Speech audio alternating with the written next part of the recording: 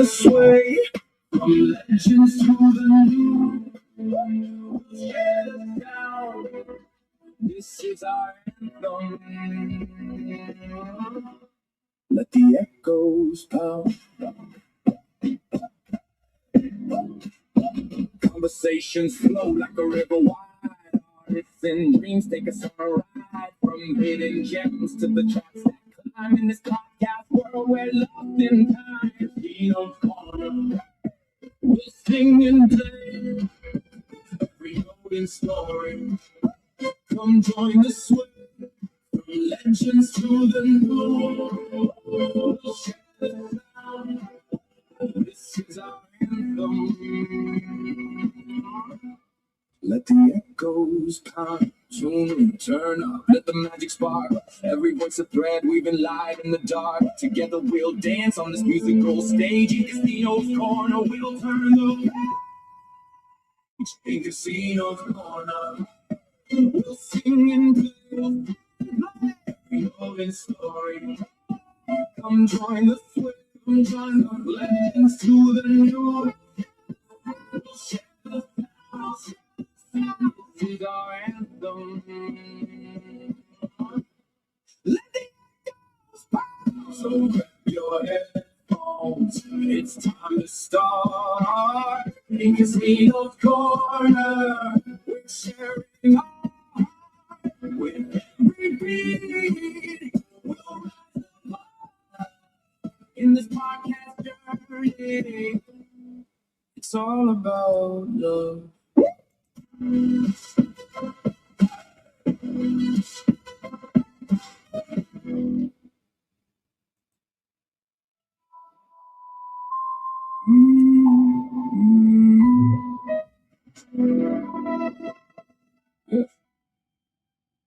Step into the light, welcome to the show.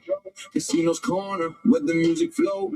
From vinyl spins to the digital beats, we're diving deep where the rhythm meets. Hey, Casino corner, we'll sing and play every rolling story. Come join the sway, from legends to the new. We'll share the sound. This is our anthem. Let the echoes pound. Conversations flow like a river wide. Artists and dreams take us on a ride. From hidden gems to the tracks that climb in this podcast world, we're lost in time. Casino's corner, we'll sing and play every golden story. Come join the sway, from legends to the new. We'll share the sound. This is our anthem. Let the echoes pound. Tune in, turn up, let the magic spark.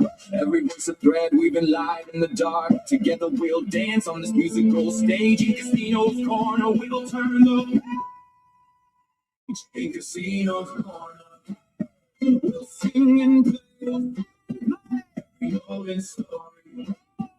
Come join the sway, come join the legends to the new. We'll share the sound. This is our anthem. Let the echoes pound. So grab your headphones. It's time to start. In Casino's corner, we're sharing our heart. With every beat, we'll rise above. In this podcast journey, it's all about love.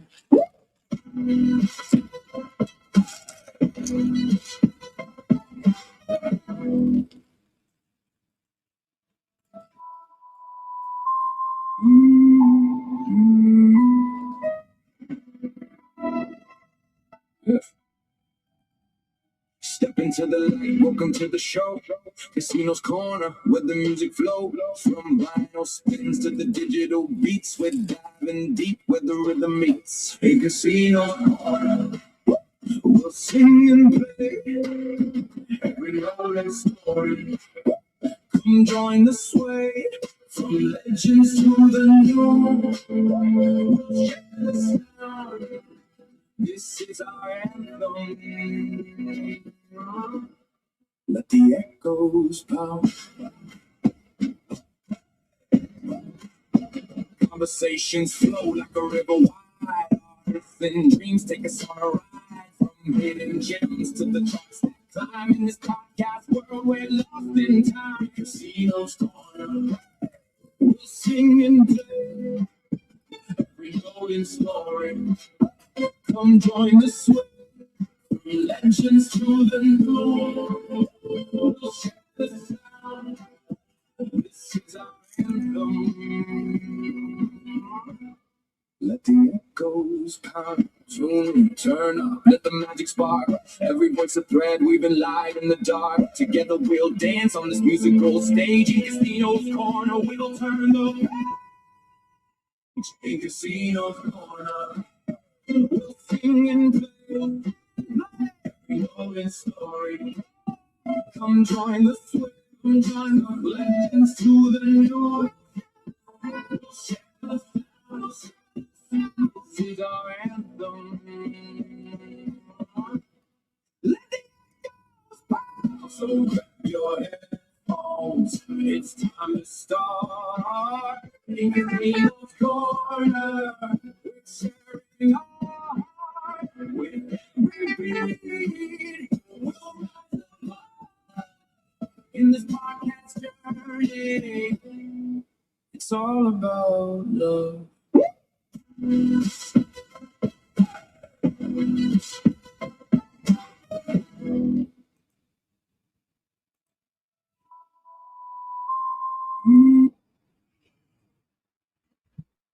Yo. What's the deal? What's the deal, fellas?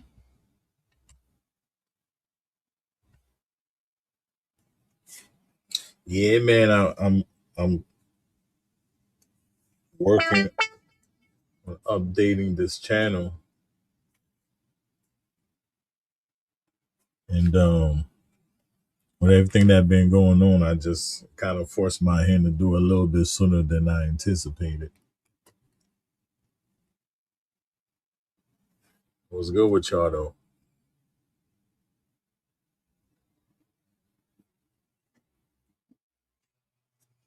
Appreciate it, man. Appreciate it. I got some more stuff coming too. I'm gonna have two pre-recorded shows that I'm working on right now. That way when I get back on the road I can, you know what I'm saying, just put it out. Yeah. Yeah, what you got going on?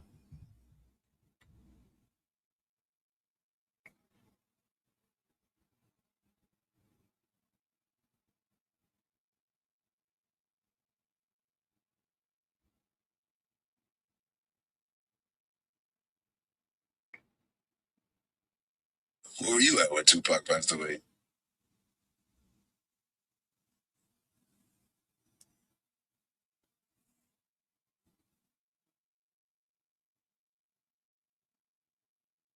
Oh, where? That's what's up.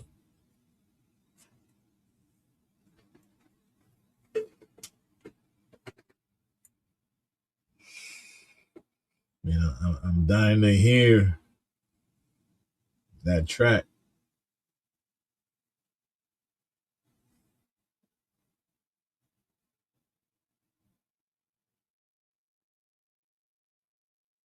That's on my agenda. I'm trying to hear that track.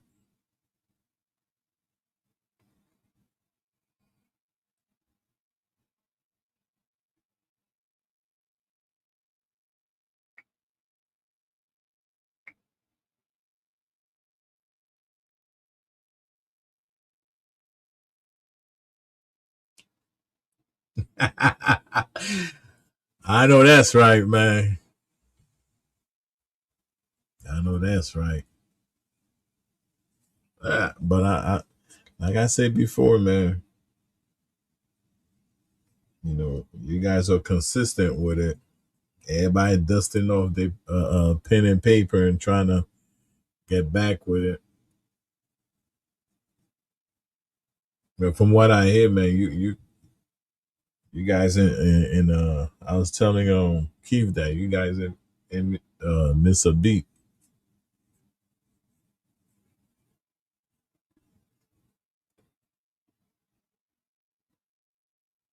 And if he don't, that just let him know, like, you know, he been out the game a little bit.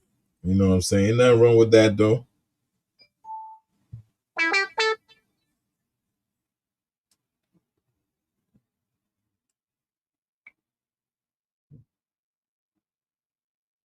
Definitely ain't nothing wrong with that. Sometimes it takes another artist on the mic make you realize you gotta go back to the drawing board. But that's only get you better though.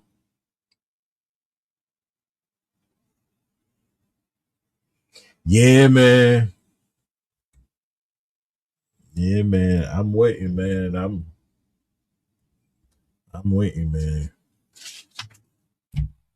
I think this is gonna be hell of a compilation, man.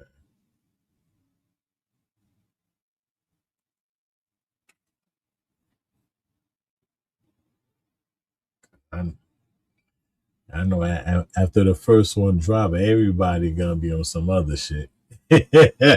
You know what I mean? Everybody gonna be like on some other shit, trying to. I guarantee you, bro. The first one drop, everybody's gonna be in a rush to do the second one,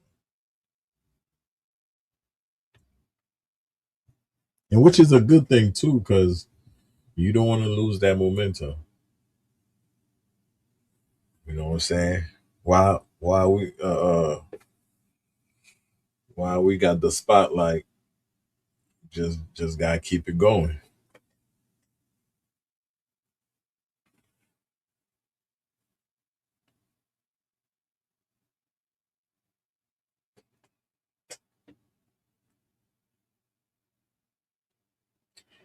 And that's what I want to happen too, man.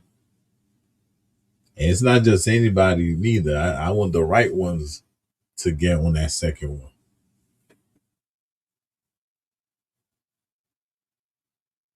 I, I think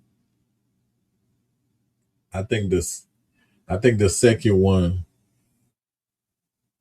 without a doubt, gonna have to outdo the first one. The first one's gonna set the bar, but I think the second one, you know what I mean, we really gotta come with it on the second one.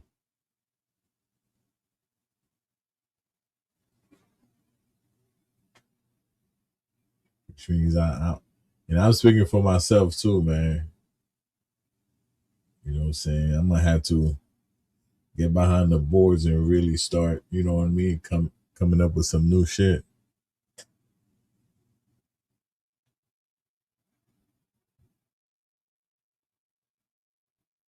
And we definitely need like a club banger too, man.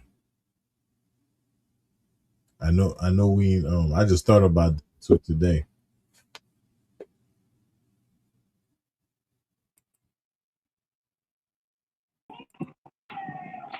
Yeah, yeah, yeah.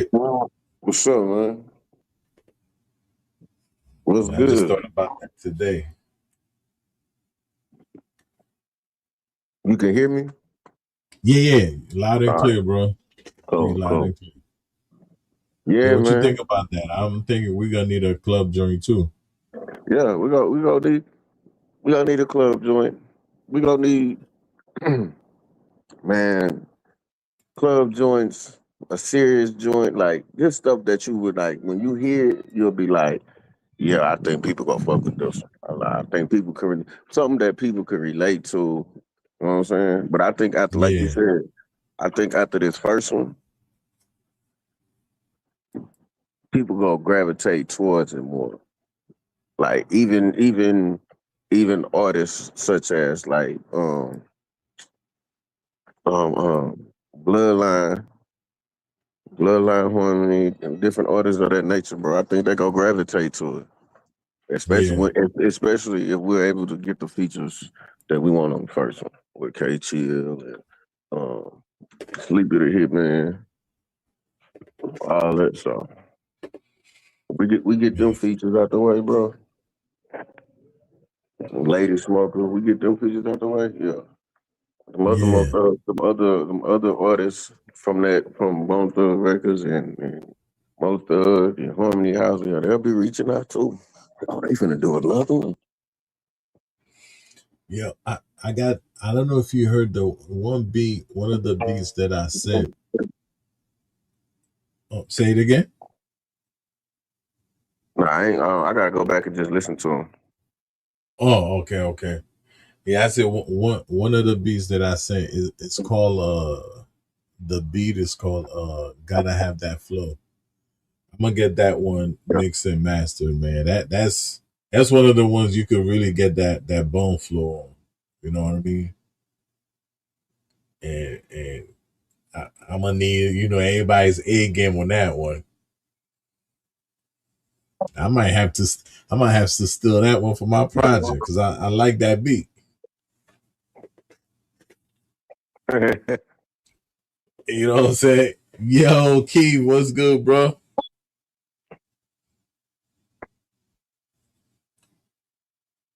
Yeah, yeah. And he gonna have to building off his own project, huh? Say it again. There's an echo. Why is it an echo? Yeah, how you get on here twice? Oh, that, All right, here we go.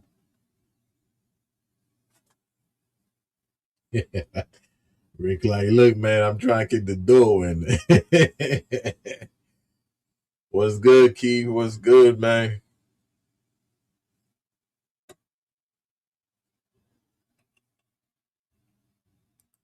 I know Keith still out there working and shit. Yeah, bro. Yeah, I'm gonna talk to my engineer and get this shit back ASAP. But I think it's a good beat. I don't know if you heard it yet. We'll go back to the email and hold on.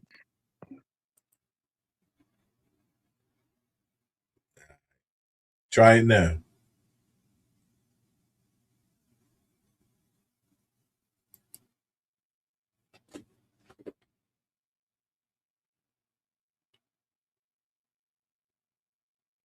Come on, StreamYard. Don't start the nonsense now.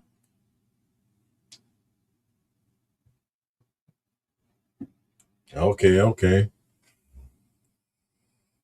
Uh, which means you gotta pull up, Keith. You gotta pull up. Let me tell you one thing though, fellas. Yeah, go ahead. Let me see if I can hear you.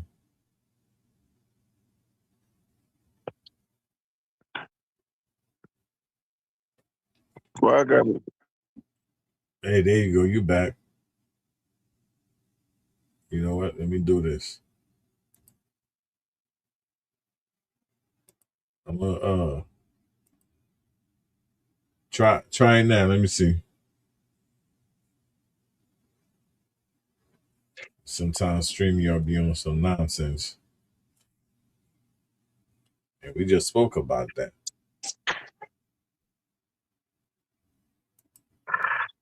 All right, I'm back. Man, take one of them out. So why I keep doing two? I don't know, man. Like I'm a Yeah, just hang up both of them and I call it. no, I got you because I just took one of them off. We're gonna see Yeah, how it plays out. there we Yeah, I go. don't know why I was doing that though. Here we go. Keith said he just got out the meeting. Oh, okay. That's that boss talk right there. Keep the keys. Yeah, man. It's Yeah, I so hope, good. man. I'm looking at the list, bro. Like, even I wasn't prepared. Huh? You say you wasn't prepared. Yeah, I say even I wasn't prepared. I was looking at the list of the artists. Bro, it's like a whole nother freaking country, bro.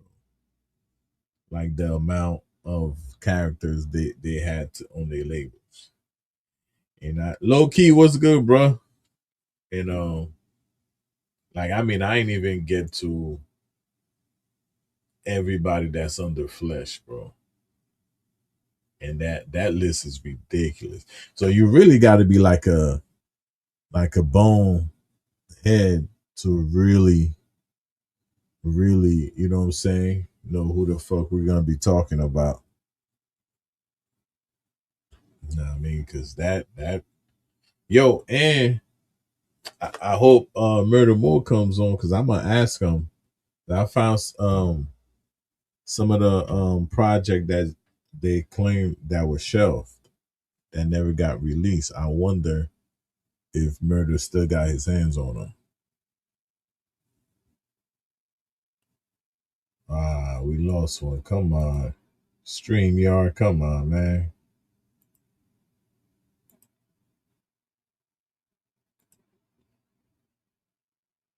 Let's see.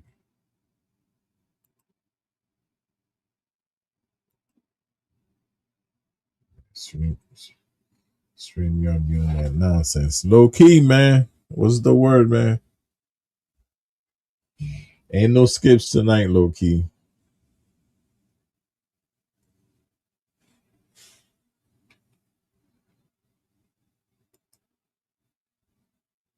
Let's see. I'm gonna paste it again.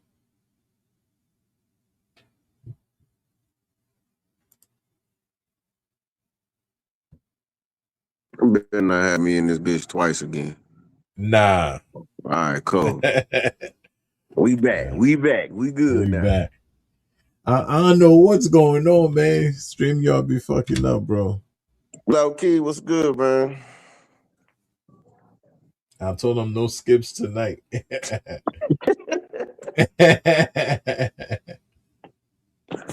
The serving keep saying check out that Serving the Fiends intro. Yeah, bro. It's And then, this. man, hey, Fletch just signed somebody else. Oh, where? Yeah, I think I sent it to Keith, but it was on Instagram. He just signed somebody else. Man, let me see.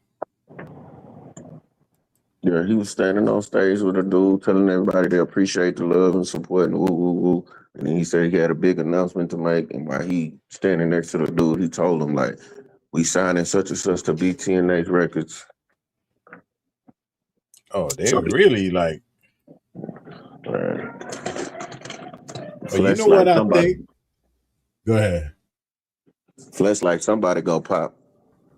Yeah, yeah, yeah. But that's what I was about to say. Them boys, they getting ready to sit back and let all these 100 niggas carry the torch. You know what I Uh, mean? While they somebody, sit some back, go man. pop. Because man, that's a lot of cats, man. I want to see how.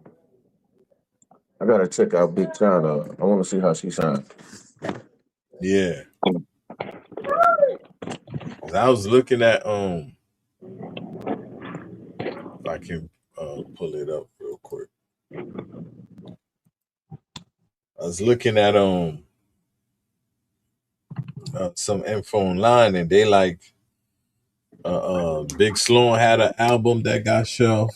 Felicia had an album that got shelved, and they got a Mo Thug Brothers Mo Thug Collective album that got shelved. So that could have been Mo Thug 5. Yeah. You know what I'm saying? Look at the rundown, man, of these people, bro. I ain't even really found nothing on like Fleshbone Incorporated, but that was like duct tape game. I was really damn really. Um, Keith said we all about to get a yeah, man. Yeah, yeah. Cecil said he was gonna pull up. I hope I hope them cats pull up again, Smoker and all them. Caesar pulling up tonight. Oh shit. Yeah, he said he was gonna pull up. So we're gonna see. Gonna see. I mean, but bro, that I don't even know. Hey, they say Seven Signs no longer functioning, man. Like he shut it down.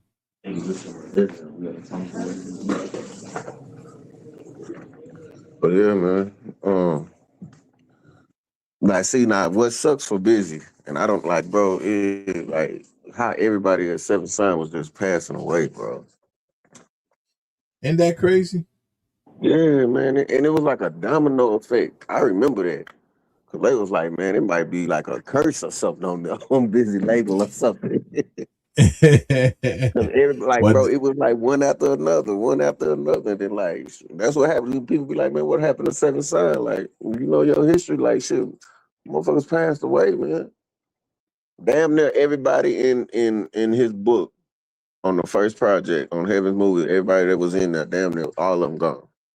Yeah, man. You know when they start losing people from the beginning of their career, they was talking about that was that ruthless curse. Mm-hmm. You know what I mean? 'Cause every time you turn around, somebody was gone. I think Seven Sign got what, uh like three people that passed. Bro, Busy just need, and I don't see why he ain't did it yet. Maybe he gonna let him Yeah, grow to be his own man, but Busy just need to get on Lil Busy. I just heard that they said that one of the members from Bloodline Harmony is locked up. So yeah, yeah, they said one. I don't know that. I guess that's why they doing it the way they doing it. Like, okay, but I man, look, one of the members locked up, and Lil Busy just doing Lil Busy. Like, nah, bro, you gotta come on with it. You gotta fall back in line, and come yeah. on with it, bro. Oh, Cecil, what's up, Cecil? Beyond the Harmony in the building. Oh Lord, what's up, Caesar? So Yeah, yeah, but man. but see, I'm, they got a big shoe to some big shoes to fill, man, because they can't be on some nonsense. Yeah, but that we in and here, that, man. that's what I Drop the think. link, pull up. My That's what bad, I bro. Go think. ahead. That's why I think Lil Busy at. See, Lil Busy done got his taste of success and got him some money in his pocket and stuff. So like that's why like even now, like even when them with them boys like we're busy going out there and doing shows and stuff, Lil Busy used to go out there with him.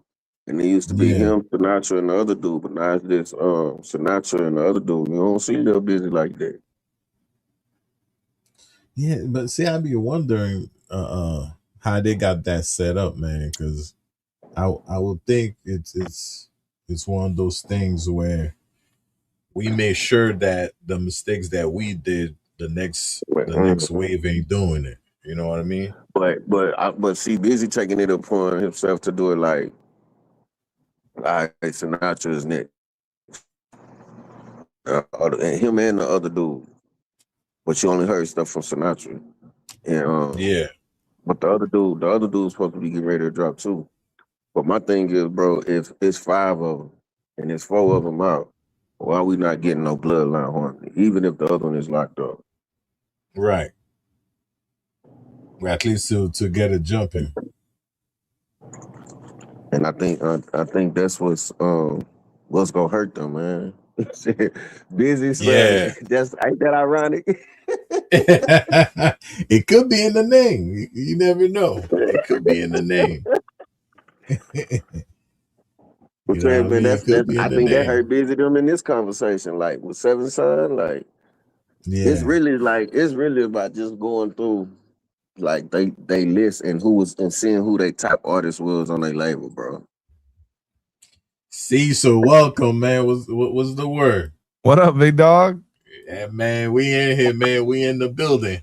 Yeah, man. Hey, I wanted to swing in, bro. I said I was gonna try to swing in, and it shoved me the little alert, and I was like, oh, I literally just got got out of a meeting with the is this mic on crew, and it pushed me the little alert, and I was like, let me pull up in this motherfucker right quick.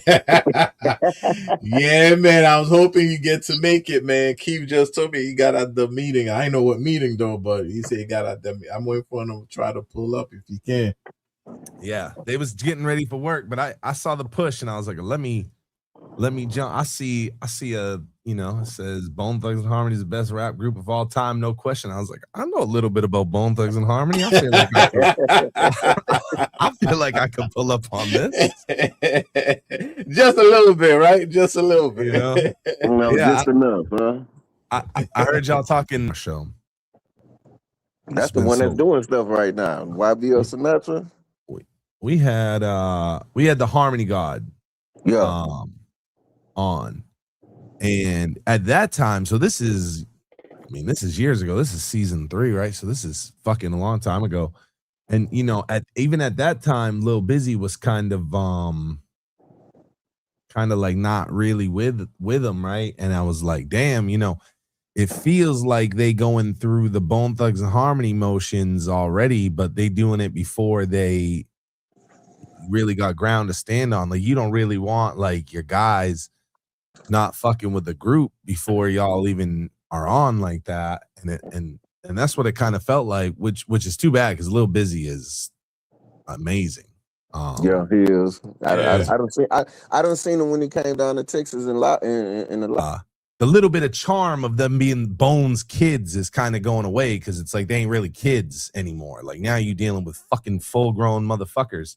And so it's like, the time was really around Stig and shit. And I don't know. It just feels like there's a lot of blown opportunity here. Who knows what will happen? It's a music business, right? So anything could happen. Everybody's always one song away. But also, what I liked about Stig was it had Bone influence, but it didn't feel like they was trying to be Bone. Like it felt like they was young motherfuckers trying to make young motherfucker music, but hey, we got some Bone roots. And it feels like as time has progressed, they've got away from that a little bit, and more in the music just kind of sounds like Bone Thug music. Which is cool. It's good, but it's like, hey, people want to hear Bone, hear Bone shit. So I don't know. I don't know if they missed their opportunity or not. I know that when 3/5 of your fucking group is doing other shit, or 2/5 of your group is doing other shit and everything, it makes it hard. Yeah. So, that's what I was saying. Like, but like I was telling Casino, like, man, once Lil Busy had that single out, it was like after that, it was like, okay. We were like, what because with the So Throw stuff, they had redid Flesh Player Haters, and I thought that was I liked the song. I was like, okay, they finna do their thing. And like you said, after that, they just went silent. And when they came out rebranded as Bloodline Harmony, I was like, okay, let's go. I thought they was gonna be on their shit this time around. Yeah, I fucked with the name, even though I liked that they was trying to be original. Like I fucked with the Bloodline Harmony name. I'm like, that's a good spin without it just, they didn't do the corny, like, I hate to do the like Sons of the Six or Seeds of the Six. That was kind of corny to me. Like, I'm like, yo, you just gonna typecast yourself as somebody's son for your whole career? Like, that ain't that ain't the good look, It's like, what about when you like 40? You like, oh, we Seeds of the Six. It's like, motherfucker, you in retirement. So I like that they did that. But they ain't got no project. They got no Bloodline album. It's like they've been us as Bone fans. We've been checking. If you think about it, we've been at least pretty savvy about them for at least 10 years. Yeah. 10 years. They ain't got no project. 10 years. That makes me wonder. I just think Lil Busy hit that Busy Bone wall. Like, I got my taste of solo success, and I'm good. and he did, bro. That little mixtape or whatever that he did, had them couple of songs on it. He sampled the one with his dad. He had the Let's Smoke shit. Yep. He had that. He Yep. had the Let's Smoke shit. Yep. Those were bangers. Yep. You know, and I don't know this to be true. I've never really talked to the guy. I've talked to him a couple times. He's always been very respectful and cordial to me, but I've heard, so again, take that for what it's worth. I'm not stating this as fact. I've just heard, you know, he at times he had a really bad fucking attitude. And the problem with a bad attitude before you've established anything is people are just like, I just won't fuck with this motherfucker. Then, yeah, you know, which is crazy because it seems like his brother seems almost like the complete opposite of that. You know, again, I could be wrong, right? I'm such an outsider, just kind of like making assumptions. But yeah, you know, I hope they do something. I know that they really, I'm not gonna say they need Lil Busy, but it's just like, you know, Bone fans don't want a Bone album without Busy Bone in it, and I think they'd be doing themselves kind of a disservice to try to do a Bloodline album without Lil Busy. Like he makes such a intricate part of their sound. Yeah. You know, so but I do hope they do something. It would be dope. But like, dang, they done killed like 10 years already. Right. You know what I'm saying? If they was 20 back then, we dealing with 30-year-olds now, you know? Exactly. And YBL done dropped the solo album too. So that's why I'm like, okay, everybody doing their own thing. I actually had some kind of anticipation for Harmony Guy, because he be posting when he be in the studio, and I be seeing and I be hearing little snippets of his music. I was like, okay, well, I want to see, but he ain't dropped nothing yet. Only Sinatra, besides Lil Busy, the one that done dropped. Yeah, he's done a lot of music. When he was on our show, he was saying that he was doing all kinds of shit, trying to make a Power Rangers movie remake, you know, doing all this shit. And I thought it was cool, but also like when I see someone young like that and they getting involved, and you know, so many people are like, oh, I remember getting advice like when I was like, you know, younger and I was in music, and I was like, yo, you got an album and this and that. And I remember someone just saying, bro, don't worry about any of that. Just make your album good. And it feels like these guys are so like caught up with, I gotta make a movie and get a sneaker line, and I gotta do this and check out our clothing line, and we got this and we doing this fucking TV. And it's like, bro, just make a good album before you worry about any of that shit. Right. Because you're gonna need the album to carry that for you. Yeah. They did that. The only like album that I know of is that, you know, that Stig album that I think they called it Bloodline Harmony. It was by Stig. The little EP. Yeah.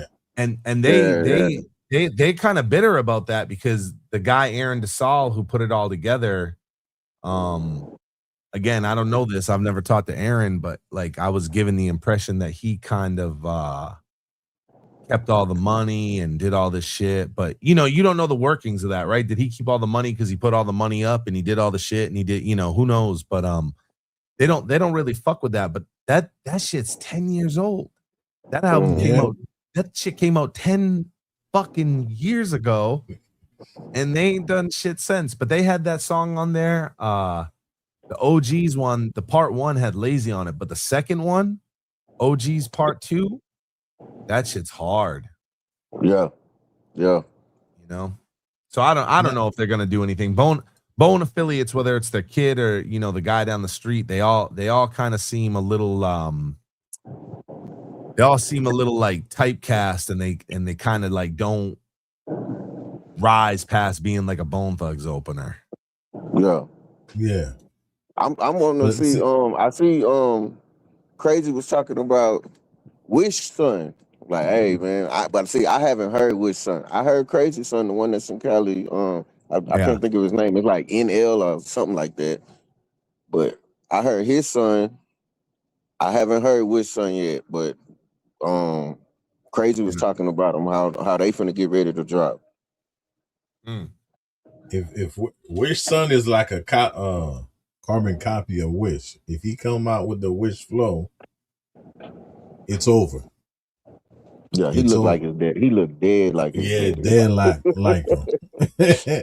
You know what I'm saying? But see, I also on the song, on the Lazy song, Heat Check. And I was talking to my son about it. I'm like, yo, Jeremy to me got that crazy bone flow, and there's certain songs that crazy got a certain cadence to it. And I'm like, Jeremy, I would think he sound more like Lazy, but to me, I'm like, he sound a little bit more like Crazy, if anything. So I'm wondering, like, if all their kids is gonna, I was hoping all the kids get together and do an album together, carry the torch. You know what I mean? But I'm wondering also if they thinking about, let's do solo project, and then sometime, let's say 15 years down the line, we do a group project. Because everybody, it's a Bone project. Some people don't fuck with Bone solo project. They just want a Bone Thugs and Harmony project. Yeah. So I'm like, are they going like in reverse? Let's do solo acts and then come together and do a group project. Okay, so I But know Crazy Brown son. Him and Lazy Brown son, not Jeremy, but the one that's on Dash. They both yeah, got that West Coast sound. yeah, Like both of them got the West Coast sound. I don't, like I said, I haven't heard the other ones. yeah. I'm low key said, would y'all want to hear a Bloodline Harmony and Bone Thug EP? That's what low key said. I mean, They just got to show that they some They of them got it. showed it. They gotta show that they can do that with their dad. Like they can be on that level with Bone. I don't think that Bone really fucks with Bloodline Harmony like that. Like that's a Busy Bone thing. Yeah. Yeah. I mean, I'm not saying they don't fuck with them. Like I know Lazy shows them a lot of love. You know what I'm saying? But I just don't think that they're going out of their way to try to put them on the way they put on like the guys on their labels and shit. I mean, if they did it, I wouldn't be if they was like, hey, if they announced next week, like we gonna do a Bone Thugs Bloodline EP, like I would fuck with it. It's cool, but we can't even get a fucking Bone EP. Never mind. Never mind trying to get 10 motherfuckers in a room together, like with two busies on that. Shit. That's why I say, man, every day it never fails. Busy always gonna leave something encrypted on Instagram saying something crazy. Like he always gonna leave you something to talk about, bro. Some kind of encrypted ass message. That's what he do. You thought decoding the fucking the eternal map and shit was hard. Decoding Busy Bones fucking shit every day is the hardest. Man, boy. did y'all see the message about him talking about the brand, talking about how he not go buzz for the brand and woo woo woo is this for the brand, everything is for the brand. I'm like, bro, like, what are we doing? That shit don't even make sense. He's holding out for this money that. Like that's all it ever is, right? Like I know what we worth. Brother, you guys are in your 50s. You running out of time. And I get it. And I said this on the show once. I said, hey, it might be more worth it to Busy because you see Busy only does a handful of shows a year. Not even Bone shows, like Busy Bone shows, period. He only does a handful of shows and he does a bunch of them in Texas. And I said, it might be more worth it to Busy to pull, 6-8 bands for doing a show as Busy Bone than it is for them to split up a bag of, 20-25 bands and have to go through the bullshit and the this and the that. And, he might just be at that place. Like everyone's like, oh, we want them to tour together and shit. But I'm like, bro, they're grown-ups, they got kids, they live in all points of the country.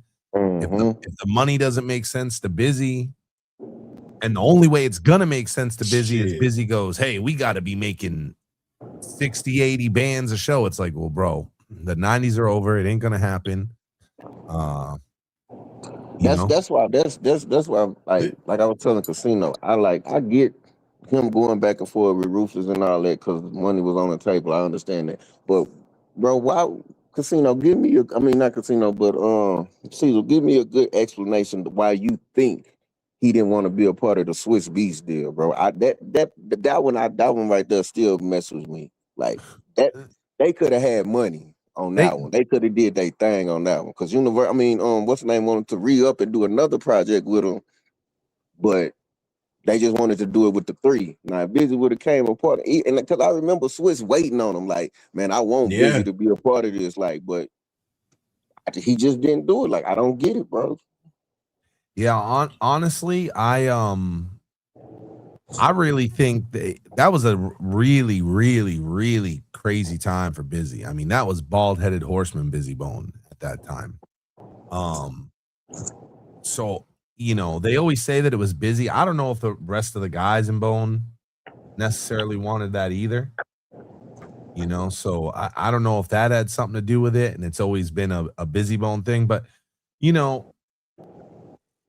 who I don't really know. I've always felt like there was more to that story, I guess is what I'm saying. Like I've always felt like it wasn't necessarily like, oh, just Busy don't want to be a part of it. I've kind of felt like there was like they was a kind of against it because again, we used to cryptic fucking big-headed Busy Bone that we got right now, pause. But like Busy back then was the praise God. Like that was the Busy Bone we was dealing with back then. Like, so I don't know if they was willing to gamble with the bag. Now, if they could have got him on, I always think of like I Tried with like Busy Bone on it. Like, goddamn. Yep. Yeah. So good. All those Strength and Loyalty songs would have been so good if he was competing at top tier. But again, we're so used to like this rap god version of Busy that we forget. Like there was a point where he was kind of finding his way. Yeah, he wasn't all with the fucking shits at one point, and it was during bald-headed horseman Busy. Yeah, that's true.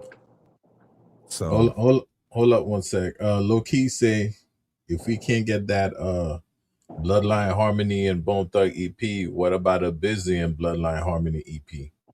And he said Busy can pull those stunts because whether we feel he is the best member or not, most people consider him the Michael Jackson of the group.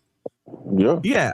I think that's more likely. In fact, there was a time right around the time that Crazy did that song with Busy and AC Killer and stuff. And they had a really good video for that. Man, they shot Warriors. it in Houston. I'm glad Caesar brought that up. That's what pissed me off about Busy. When they did that video, Busy had came out and he was talking about, he's like, oh yeah, y'all finally go get what y'all want, me and Mr. Leatherface. Like, man, it wasn't even on this project, bro. Like, I'm like, come on, yeah. Like, and it was right before his project. Like, the album get ready to come out, man. Look who I got down here. They shot the video in Houston and everything. Yeah, I remember that. I'm glad Caesar brought that up. That shit pissed me off. So he was kind of like really pushing the Bloodline Harmony narrative really big around that time. And I thought at that time we might see a busy Bloodline thing happen. I don't even think besides the I'm Busy album, I can't even think of like Busy Bone on a bunch of fucking songs with him. And I remember I always felt bad back in the day. You'd have to dig it up on YouTube, but there's this video of Busy Bone around Bloodline Harmony when they're young. I think this is even before the Stig project. And it just didn't feel like these were kids around like their dad and like, their uncle and shit. Like they was kind of like fanning like this motherfucker's never really around. And I always kind of felt like Busy was kind of like disconnected and I think he's trying to kind of make up for probably bad decisions back then because they really like this they just seemed like they was around like they was struck to meet Busy Bone and I'm like this is this motherfucker's dad, why are they acting like this? So I don't know, he's been doing a good job saying hey man, I'm put on for my kids Bloodline Harmony, it's the future. But I'm like, what the fuck have we done though? Like we've just said that for like the last 5 years. you know, I'm building this thing for my kids. All I've seen him do is be his hype man at shows. Mm-hmm. Now, Yeah. have you seen his other son, Caesar, the one that's I guess he's His doing like the yeah, youngest one. yeah, he does like religious rap. He really, really kind of Yeah, looks like Young Busy and shit. yeah, he looked dead like young ass bitch. Yeah, imagine trying to say like, oh, that ain't my kid. Like, yeah. I'm talking about, hey, his little interview, he had his afro out there. Man, that boy looked just like Busy Bone. Yeah, yeah. You know, I fuck with that. I mean, you know, when I say I fuck with that, not necessarily like it, like his music or whatever. You know, but like I want to hear it. I haven't heard it, but I do want to hear it. It's pretty good. You know what I'm saying? Like I'm not into a bunch of religious rap. Oh, I'm gonna post in the.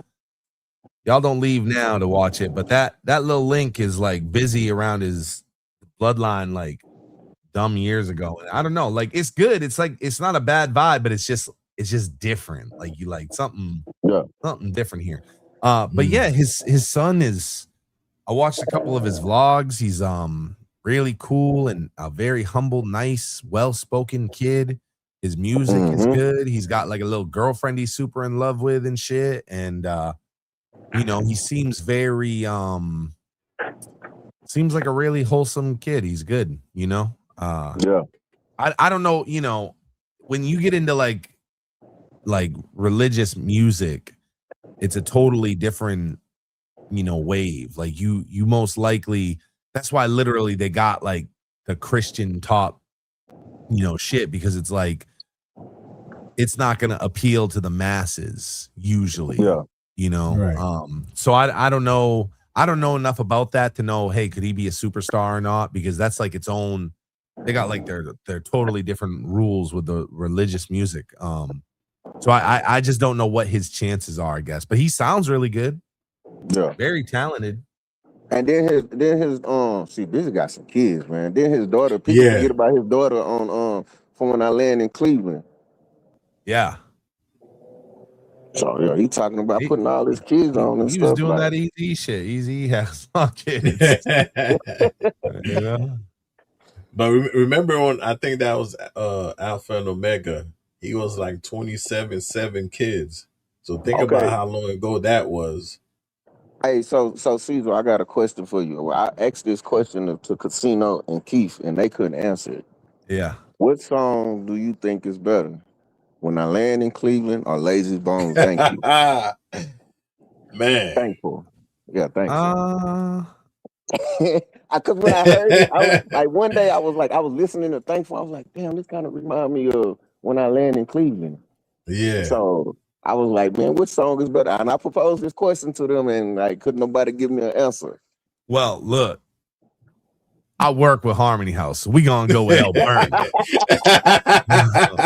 We going with the boss, okay? We going with the boss already. He's gonna be like, good answer. You know, we going with the boss. Shut up, Burner. He's on Snow the Products Twitch tonight. Yeah, hey, I seen that, man. And I'm a fan of Snow, so I was like, man, I might have to check that out. Yeah, Lay's doing a lot of cool shit, man. He did that TMZ little tour. Yeah, that shit was dope. In the chat. He looked like he had fun, bro. Yeah, listen, he is like living his best life right now. But like outside of that, let me tell you, and all jokes aside, right? Like, hey, I'm gonna pick the boss. Like, he truly is like such a genuine. He don't treat nobody like, oh, I'm a fucking superstar. You know what I'm saying? Like he's just so fucking cool to be around. He treats everybody like they're important. You know, everybody, when we was in Cali, everybody would be on the Harmony, even though he like knows me and works with me. He treated everybody in my crew good. He's just such a nice, genuine dude. Invited us all to his house. I didn't even actually get to make it because of other shit, but invited us all to the crib. And you know, so when I seen the video of him on this TMZ bus, because that was like a little, you know, select bunch of people, and he's fucking rapping to him, and he's just hanging out. Like, that's really who he is, bro. He's so cool. Okay, so Keith said, hold on, bro. Keith said, Thankful is the better of the two. Well, we know he a Lazy Bones fan, and you can't tell nothing. You can't tell Keith nothing about Lazy Bones. So. Right. Hey, J Platt said, "What up, fellas?" That's my man. So, All right, Caesar, welcome. That's my I've been, man. I've been hearing about this Lazy Bone rant. I haven't heard it, but people been talking about this Lazy Bone rant. But when they told me about it and told me that it was on the live and that he was looked like he was on his level, I didn't pay attention to it because I done seen him rant before.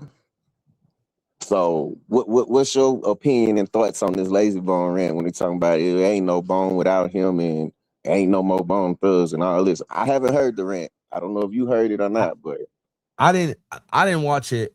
I wasn't up for it. I know that in a short amount of time I've made a great relationship with Lay. I have messages where I'm like, bro, I don't want to speak out of pocket, so I apologize if I do. And he's always like, bro, you ain't speaking out of pocket. Like I said, he's so humble. But when I heard about it, I was just like, hey, Lay, don't let this shit get to you. Don't let people turn this into clicks. Yeah. Whatever's going on internally, which isn't my place to speak on. I know more than I wish I did, but whatever's going on internally, like don't let the internet turn it into clicks. yeah. So And that's it's what like, I, to be honest, that's what I told Keith them. I was like, bro, I don't even want to hear it. Like, I just think it's gonna go away.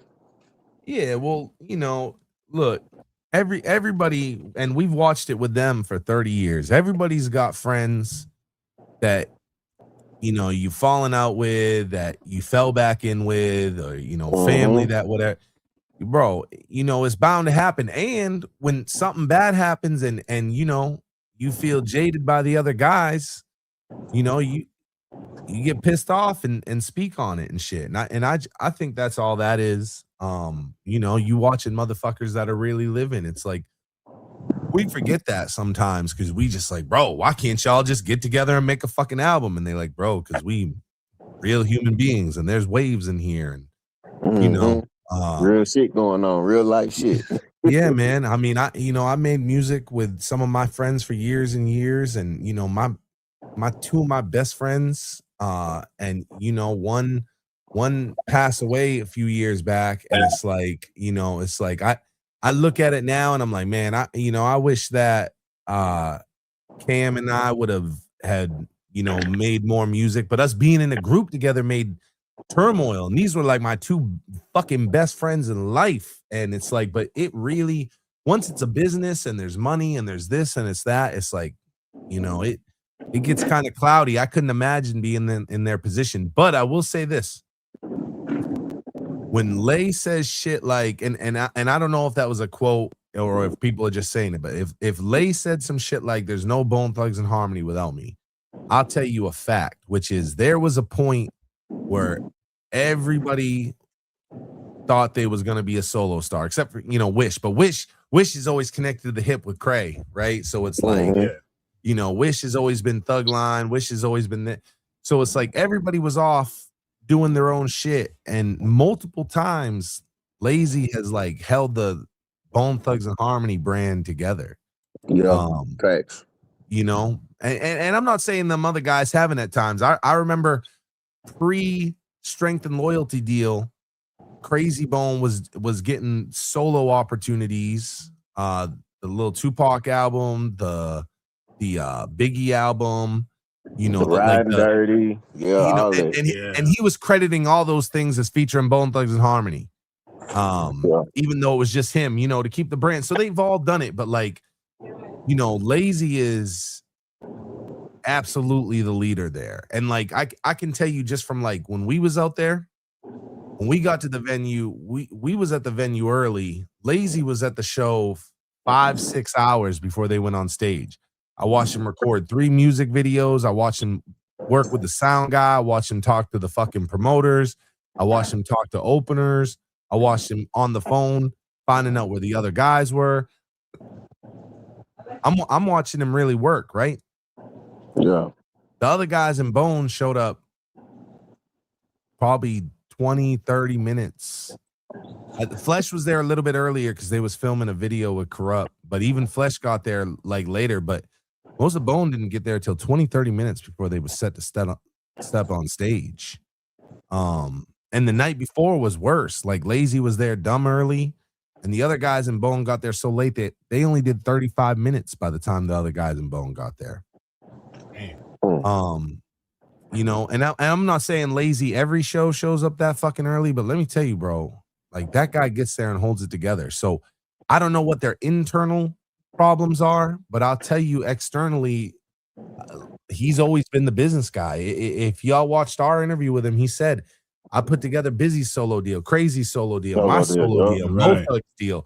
Like I was the one doing that shit. Like Lay is the fucking business guy. Mm-hmm. I mean, it makes sense because it started with him and Craig, so it makes sense. Yeah, but you know, I could see if that rent, whatever that rent was, there is no Bone without Lazy because he's putting everything together for the team. So I could see somebody saying, not him, but whatever that was, I could see somebody saying, ain't no Bone without Lazy.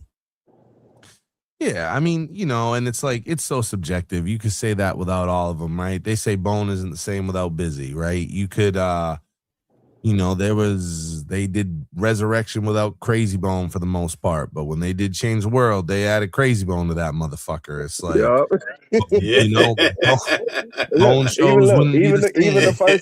Even the first single, Resurrection, Paper, yo, you gonna make sure Craig on that motherfucker. Yeah, you know, Bone shows wouldn't be the same without Wish. You know, that's kind of like the stage general. It's like, you know, so an argument could be made for it all, but like, hopefully, you know, this is the sad part is like this is just such a pivotal time for them to really have their shit together. It's like, how much more time do we have, right? So it's like we really need y'all together right now, making it happen. You know, we waiting for an album, and I've heard some of it. Lay says they got 40 songs. I've heard like 8 of them that are meant for the new album, and you know, everything that I heard was, I don't know if they're all meant for the album. They was just recording songs, but you know, it was, you know, some of it was like super fire. Some of it was like, this is still dope. Like, you know, like nothing was like, this is awful. Yeah. It's dope. It's dope. Look, hold on, y'all. Hold on, Keith. Hold on, Keith. One second.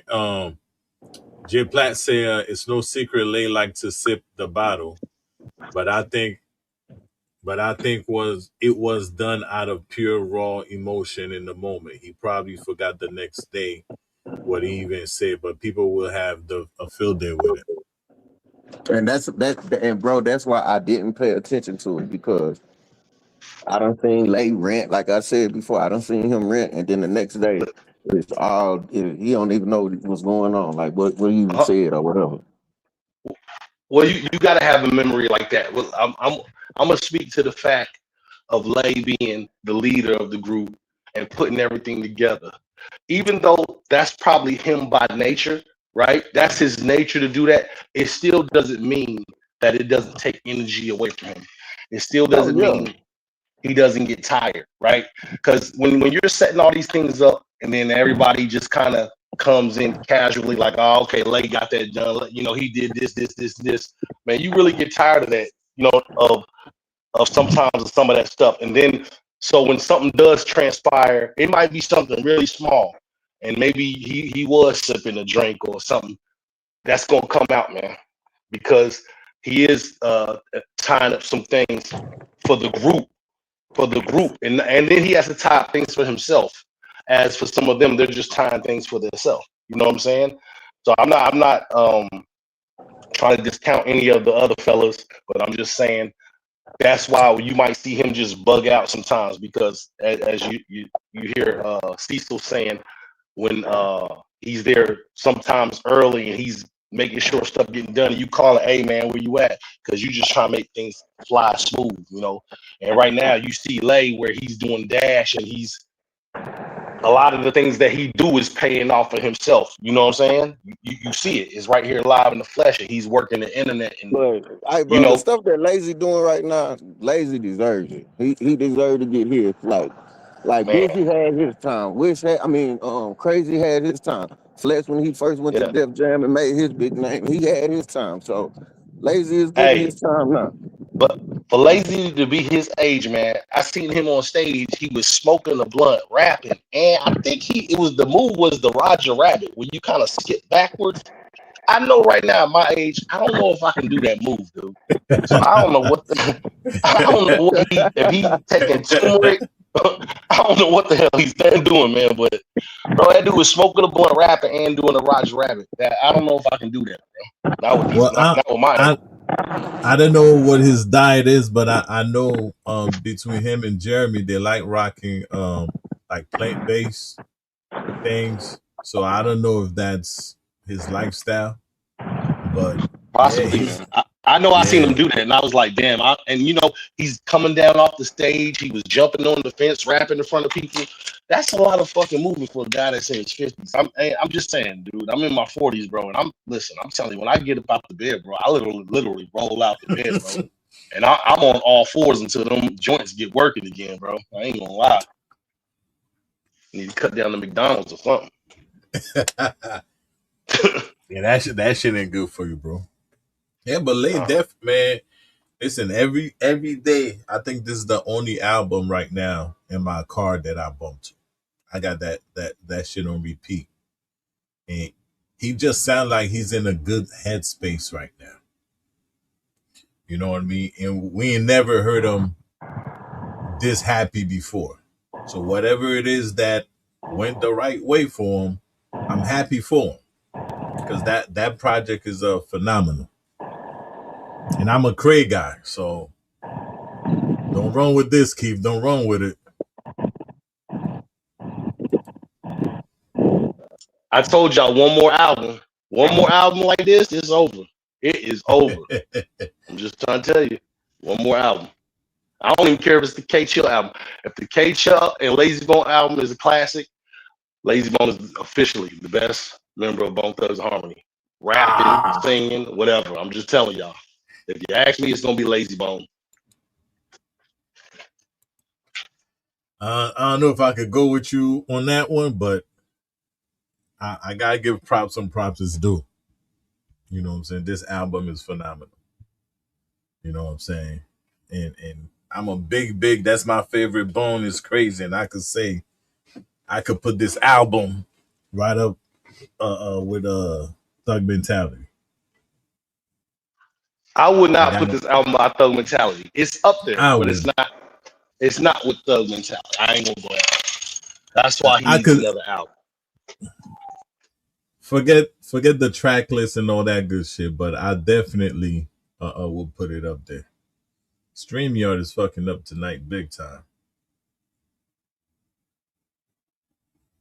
Lost everybody.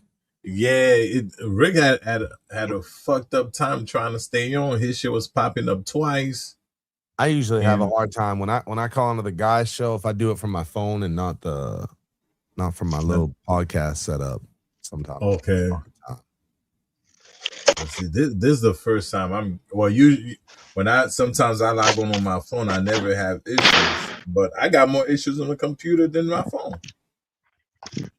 Have y'all did y'all hear the coolest remix that Blaze did for Dash? Yeah, Oh yeah, it's on the album. yeah, Yeah, that it's shit's really good. smooth. Yeah. That shit's smooth. Yeah, shit's real good. I'm hoping anyway. I'm hoping that they're working on an album. Lay wanted him to remix Dash, which would have been dope, but I think Blaze wants to do, brand new songs with him. So we'll see what happens. Oh, that'd be Hey, dope. hey Cecil, just a question about Blaze because I didn't know this. Prior to Blaze working with Bone, was Blaze already like a producer in the game? Okay, so this is what happened. There was this time frame where Busy was selling a bunch of features. They promoted it as like we giving back to artists and we're doing cheap features. I think Busy just needed some money. This is pre-carbon monoxide, all that, right?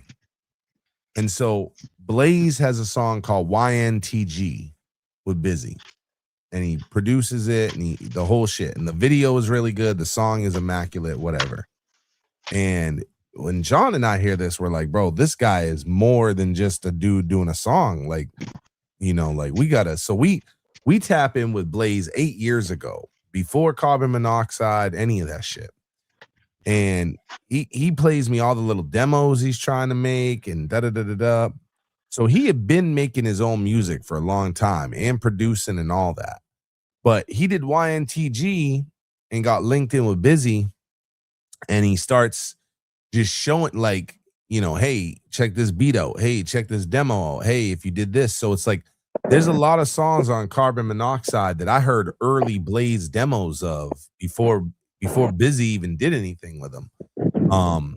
So a lot of that Carbon Monoxide album, not a lot, but there's a good amount of it that is like Blaze shit. And what's crazy is the stuff that Blaze is on, like the songs that Blaze is on, he didn't even want to be on those fucking songs. He was like, nah, you know, this you should do these parts. But Busy was very adamant about having him on it. So, but he had been doing some shit, but it just goes to show you, bro, he paid for one feature, paid for a fucking video, got Busy out. I think they might have both been living in Texas at the time. And, you know, he paid that money to get kind of that face-to-face with him. And it was enough to kind of show him, hey, this is what I can do. And again, we're so used to the Busy Bone we have now, but if you think pre-Carbon Monoxide, Busy was still kind of trying to find his footing, and this guy Blaze seemed to really have the, you know, he had the fucking motion. And Blaze no Busy, boy. He got bone sound, man. Bro, he really does. There's just a couple people like that. Raiden really got it. Blaze has really got it. You know, there's a few people that really got the shit. That's why I was kind of mad at Busy when Blaze came out and was like, well, I ain't gonna be a part of the next project. Busy don't want me. Woo, woo, woo. Like, come on, B. Yeah. But you know how it is, man.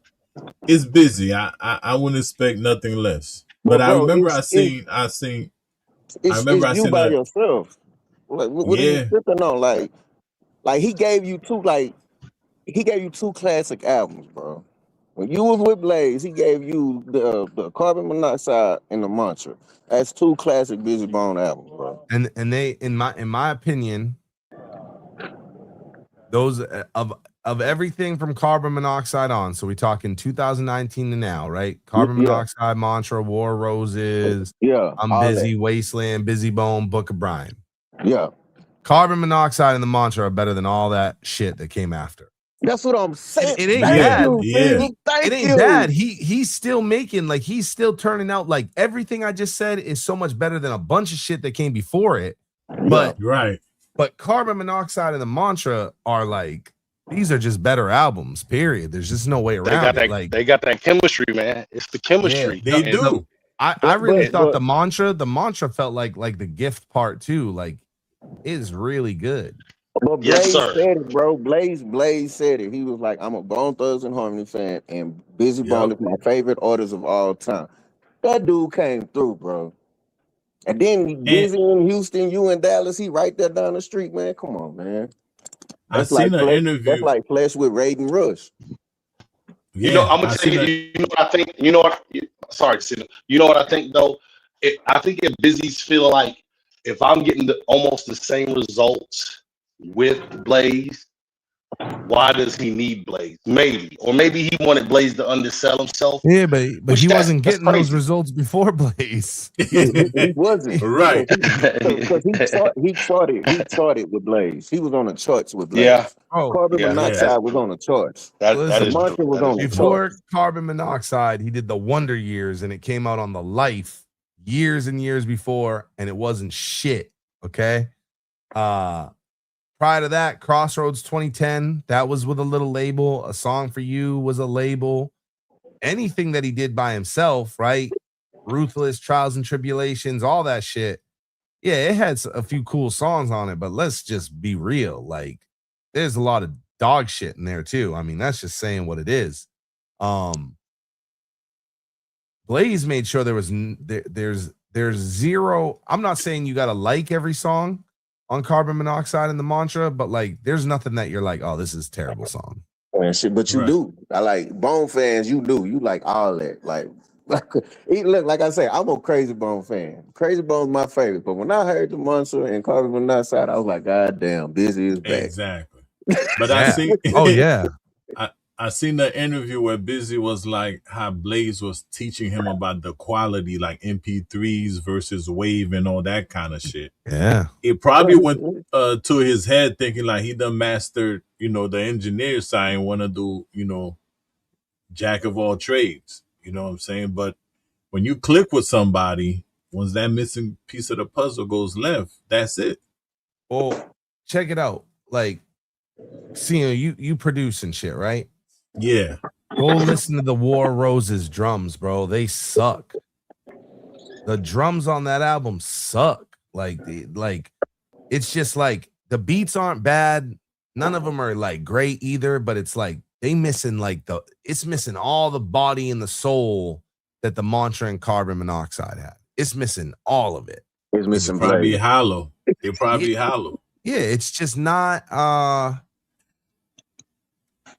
I don't think it was like AI or anything because AI wasn't really popping at that point. But like there was something there. Like he was either I don't know how much of it was like he finds a dude like you and says, hey, make this, do this, whatever, which I'm not against that either. I've always said, there's executive producers that got an ear for it that can't play it, but know how it should sound. And if they can find the motherfucker that can play it, the motherfucker that plays it may not be able to put it together. So he may know exactly what it needs to sound like. In fact, when I was with Kenny McLeod, we was out in Cali and we went to Kenny McLeod's. Kenny's who did, all the original Creeping on a Come Up recordings. He told me that Busy was the one that was telling him how to make all the beats. He was like, because, we was West Coast producers, me, Unique, all these guys. He's like, we didn't make no Bone Thugs fucking beats. He's like, think about it. We come from G-Funk, That's what the West Coast sounded like. So he's like, Busy was literally the one in my ear, and he would make a fucking noise, brum, brum, brum, and he's like, and I would play it out, and then he'd be like, now do this. And he's like, Busy was in my ear telling me all the shit. And Kenny's like, that's how we put all the beats together. He's like, I didn't really come up with that shit. He's like, Busy, everything from Thuggish Ruggish Bone. He said, Busy came up with all that except for the guitar lick. And he said the guitar lick came from a song that him and his band, Kenny's band, did. And when Busy came up with the whole shit, he's like, it would go raw here. And he's like, bam, bam, bam, bam. And that came from his band shit. But he's like, everything else, Busy Bone was in my ear just making noises, and I was just playing it out on the keyboard. So it's like Busy, he absolutely has an ear for production, but just having the ear for it doesn't mean that the delivery's there, Right. So it's like he might have known what the drum pattern should be, but you would know, being a producer, that it's like you could know the pattern if you don't pick the right fucking drum sound. Even if the pattern is hot, if the sound isn't there, it's a flop. Right. Yeah. Right. Real quick, Low Key said the coolest remix is the sound I want to hear from Bone. And Jay Platt says, even the gift sounded far superior with Darren Vegas and Booyah Tribe. Not feeling all the beats Busy been using. They all sound the same. Yeah, and I see he got a lot of pushback on that last album about that. Like people will be like, yeah, his flow sound good, but like it was most likely the beats they wasn't feeling and all that stuff. Busy point blank period. Busy needs to go back to Blaze, man. That's it. Point blank. Point blank. That chemistry was it. And I was hoping he stuck with him. I don't know shit, right? I don't see that happening at this point. I think that's too far, especially and again, I don't know this. And I know I say that shit sometimes and people are like, yeah, right, you just saying you don't. I really don't know, but like something tells me that now that Blaze made some moves with Lazy, like that Busy door is probably completely shut. And I could be wrong about that, you know what I'm saying? But it feels like you know, it feels like that situation's probably completely closed out at this point. Like he don't need like from what I seen, you might be right. And like from what I seen when he said in the interview, he was just like, yeah, that's gonna forever be my favorite rapper. Woo woo. Like whenever he called me or whatever I need. But like you say, now he done made waves with the rest of the group and made waves with Lazy. Like he on. We might get another classic one from But bro, Lazy. look, all I say is like to me, I get the like the production that Bone has had in the past, like people like Swiss and Akon and stuff like that. Besides them, bro, you really don't need nobody besides you need Blaze and Raid and Rush, bro. That's Bone sound. Like they don't need all Yeah. them crazy producers. Like everybody be like, hey, well, they need to go get such and such. Bone never needed that to for their career, and I don't think they go need it now. They just need somebody with their upgraded sound, and I think that's what Blaze and Raid and Rush brings. J Platt say, Cecil, you got an insider info on Greenback, or are they still with Bone, or did they cut ties? I don't really have insider information outside of like I just know that at least as of the Walk of Fame, like there was still Greenback connection there. There was Greenback, there was people from Greenback there. I was hoping Connor would be there. But I do know that there were Greenback people there. So that's all I really know. I do know as of at least the Walk of Fame, like there was still, you know, some sort of Greenback connection. So, but I have no idea what's up with the album, this and that, outside of, you know, Leia's probably told me for real, probably like 10 fucking times Leia's told me like, hey, we got like 40 songs recorded. But I thought that was like set in stone to release on Greenbacks, no? That's my understanding as well. But I don't know if I just don't know. I don't know any of the details of the thing. Like I know when Exhibit went there, Exhibit went with the album, right? So they basically Exhibit said, "Hey, I got an album. Here it is. Y'all put the money behind it. Let's make it what it is, right?" And they essentially, I don't know if they bought out an Exhibit album or if they like split it or whatever. But Exhibit came with an album. So I don't know if it's a situation where Greenback is putting up a bunch of money for Bone to record songs, or if it's still a scenario where Bone is recording songs and then they're supposed to go to Greenback and say, hey, here's the 15 best ones. This is the album. So I just don't know what the ownership situation is. I don't know if it's a thing like like when they were at Ruthless, everything they was doing, Ruthless owned. I don't know if it's that type of situation. I don't think it would be nowadays. I mean, I don't know, but I think they all pushing that independent shit. So I don't think they go back to the old days and and do it. Yeah, I just don't know. I do believe, I was about to say I do know, but it's not facts either. I do believe that the situation with Busy is I still think that he's being paid as like a featured guest on the songs that he's on. So I think that his deal is I don't even know if Busy is part of the quote unquote Greenback deal as much as I think that Greenback is probably paying his per song fee for him to be on them is my guess. Could be wrong. But see, that makes sense because I figure once he's way back when he was like he'd been separated from the group or whatever, but he's still on the project.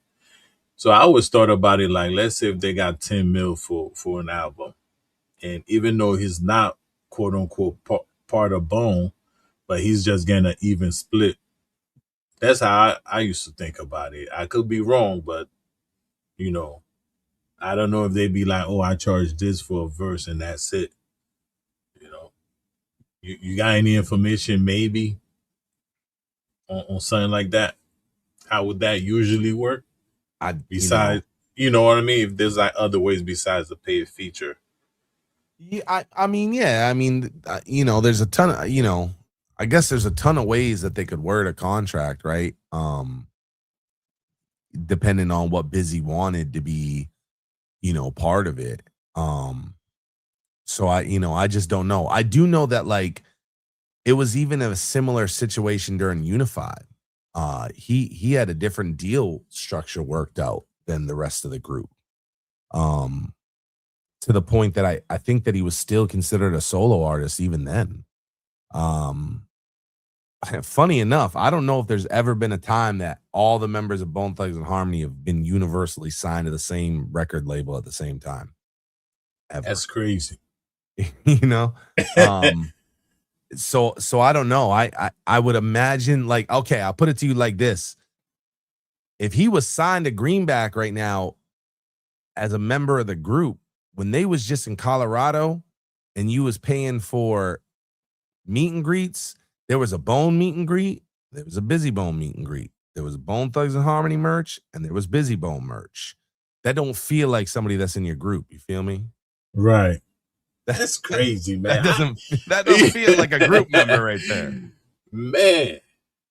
Because I remember one of the interviews he did since like way back early 2000s, and when it was a solo interview. He was saying, I haven't been part of the group since such and such, you know what I mean, years. Yeah. Yeah. But moving forward, I always thought like, all right, we got this, you know, Unify album and all this thing that came after that interview. Like, you know what I'm saying? It was like, okay, we worked out whatever the shit was between us. We good. It's a full group, and let's just sign the paperwork and go. But this guy's something different, man. Yeah, I mean, I always question like what is the price he's waiting for, right? Because he's always just like, yo, I'm holding out for the money. Well, what is that figure? What is the figure that gets us Busy Bone in the group, right? I'm holding out for the money, for the brand. And I'm like, bro, the brand is moving right the fuck along. What are you talking about? Like, right. They out here doing shows as Bone Thugs and Harmony, to the point that it's like, you don't even expect them there, right? And if you somebody that goes to the shows a lot, you don't expect them there, and you are perfectly used to the way the songs sound with him not being in them. Right. You know? This is the thing. The thing Busy needs to be careful. And I mean, he's always going to be part of Bone Thugs and Harmony. He's always going to be loved. But there's a different dynamics, and things are shifting with this whole internet and algorithm thing. You know, because the dynamic kind of changed a little bit. Personally, in my opinion, maybe I'm just biased because K Chill came on the show, but there's a little different dynamics. And like Cecil was just saying, you're kind of used to Busy Bone not being around, right? You can get an album done with just the 4, you know, and possibly 5, you know, if they include other people, you know. So I don't know. I said that for a long time, though. Like, look, the flip side of that is, I said for a long, long time, okay, and I raise this a lot to people and say, hey, Flesh and Bone has been out of jail longer than he was in jail, okay? And in that time, there's only been one Bone Thugs and Harmony album, like one true one, right? And Flesh has been out longer than he was in. And I'm always like, hey, man, what the fuck stopped the other 4 from doing an album? Just do it. Like, yeah, people want Busy, but I guarantee you, if we would have got 3-4 Bone albums and Busy wasn't on it, like, you may not have liked it, but you would have accepted it and said, that's a fucking Bone album. It is what you... Yeah. Does anybody here say that Strength and Loyalty isn't a Bone album? Nobody says Strength and Loyalty isn't a Bone album. Right. It's a fucking Bone album. You create a new normal. That's it. Yeah. It's a new normal at shows. Why isn't it on records? And people start to realize. Say it again. I say Flesh. I remember when Flesh came home, Flesh was in there like, fuck this old shit, man. We need to get in there and drop some new shit. Like, Flesh been wanting to do a new album. So, like Casino said, why not drop one with the 4? Yeah. No, that's what I'm saying. They create a new normal. They create a new normal.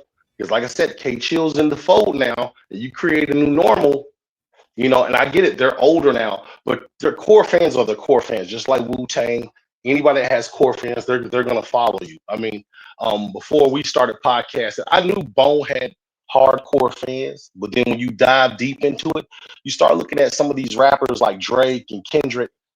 I don't know if you're gonna have these type of fans when you get this age. I don't know if you're gonna have that. I don't believe they No, will. this is a different kind of fandom. That's why it's like, for us as Bone fans, we said Bone has hits. But if you play a bunch of these things that we say are hits to an average fan, they go, no, motherfucker. They have 3 songs. It's First of the Month, it's The Crossroads, and it's I Tried.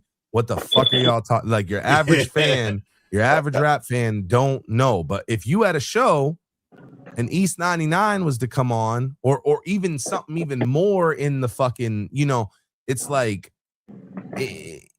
by the way, before anybody gets mad, like, I get it, Notorious Thugs, there's a bunch of songs that people know, but I think y'all know what I'm saying, which is yeah, like, I'm about to say Thuggish Rugged Bone. yeah, but I think you see what I'm saying is, like, your average fan doesn't count a bunch of the songs that we count as like, these are Bone hits, right? That's why it's like, to a Bone fan at Versus, there was a bunch of songs on there that were like, these are hits, these are bangers, but your average fan was like, yeah, Bone ain't got no songs. So it's like,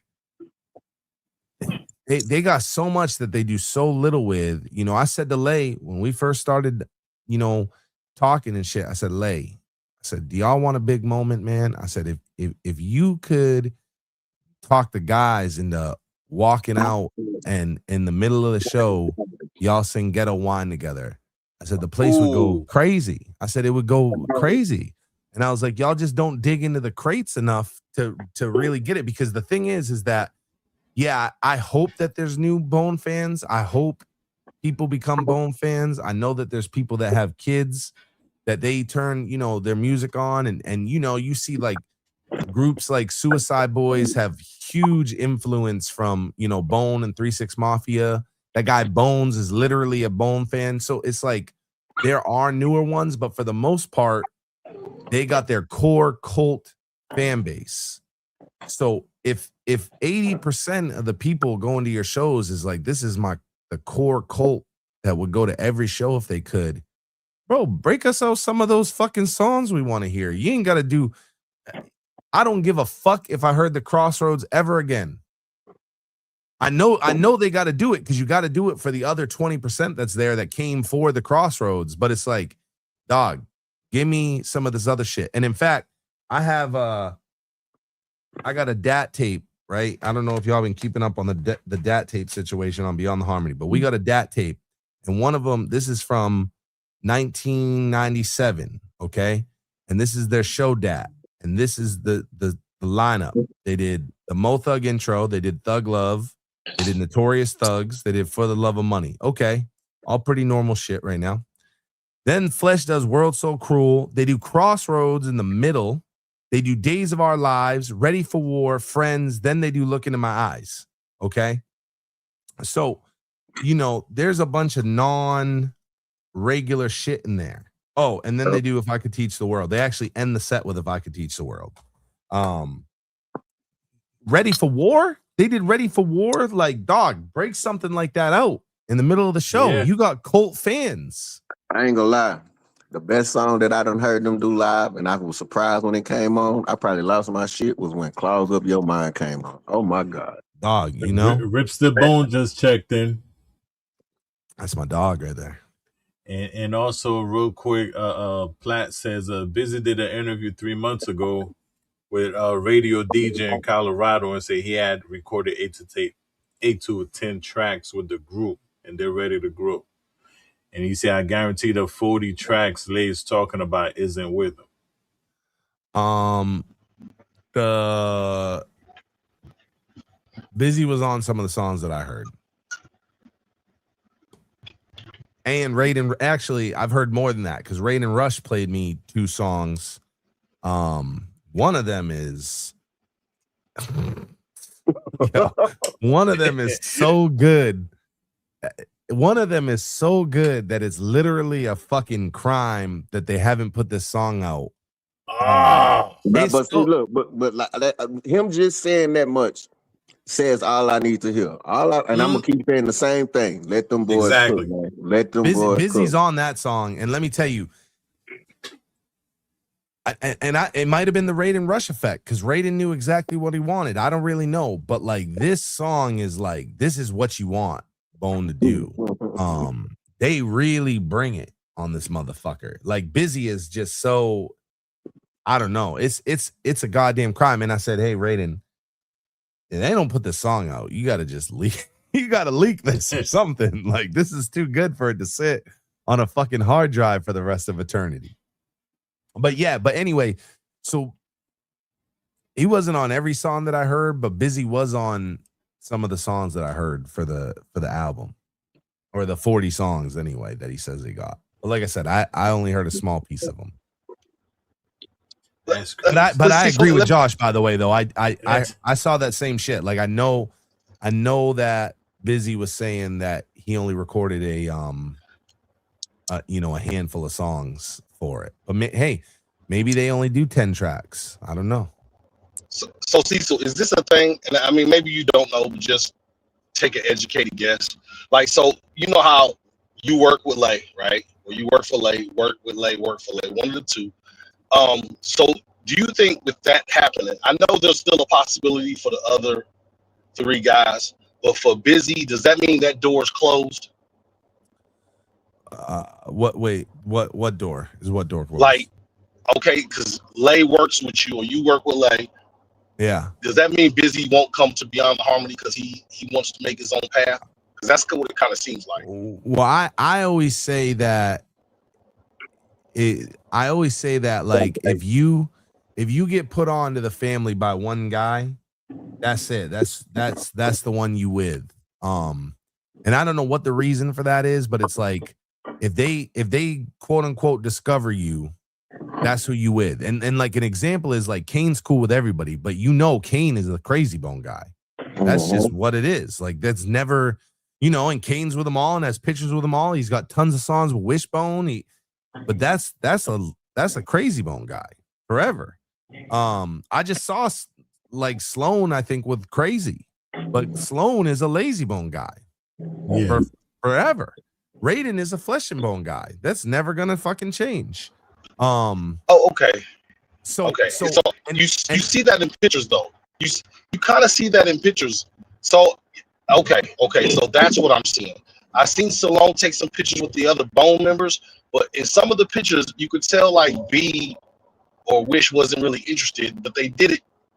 They took the picture, but it wasn't. You can kind of see it on their face expression, as if he was like a fan. Well, dude, it's like I said earlier. I don't know if you was in here, Keith, but like we was talking about Bloodline, and I said, I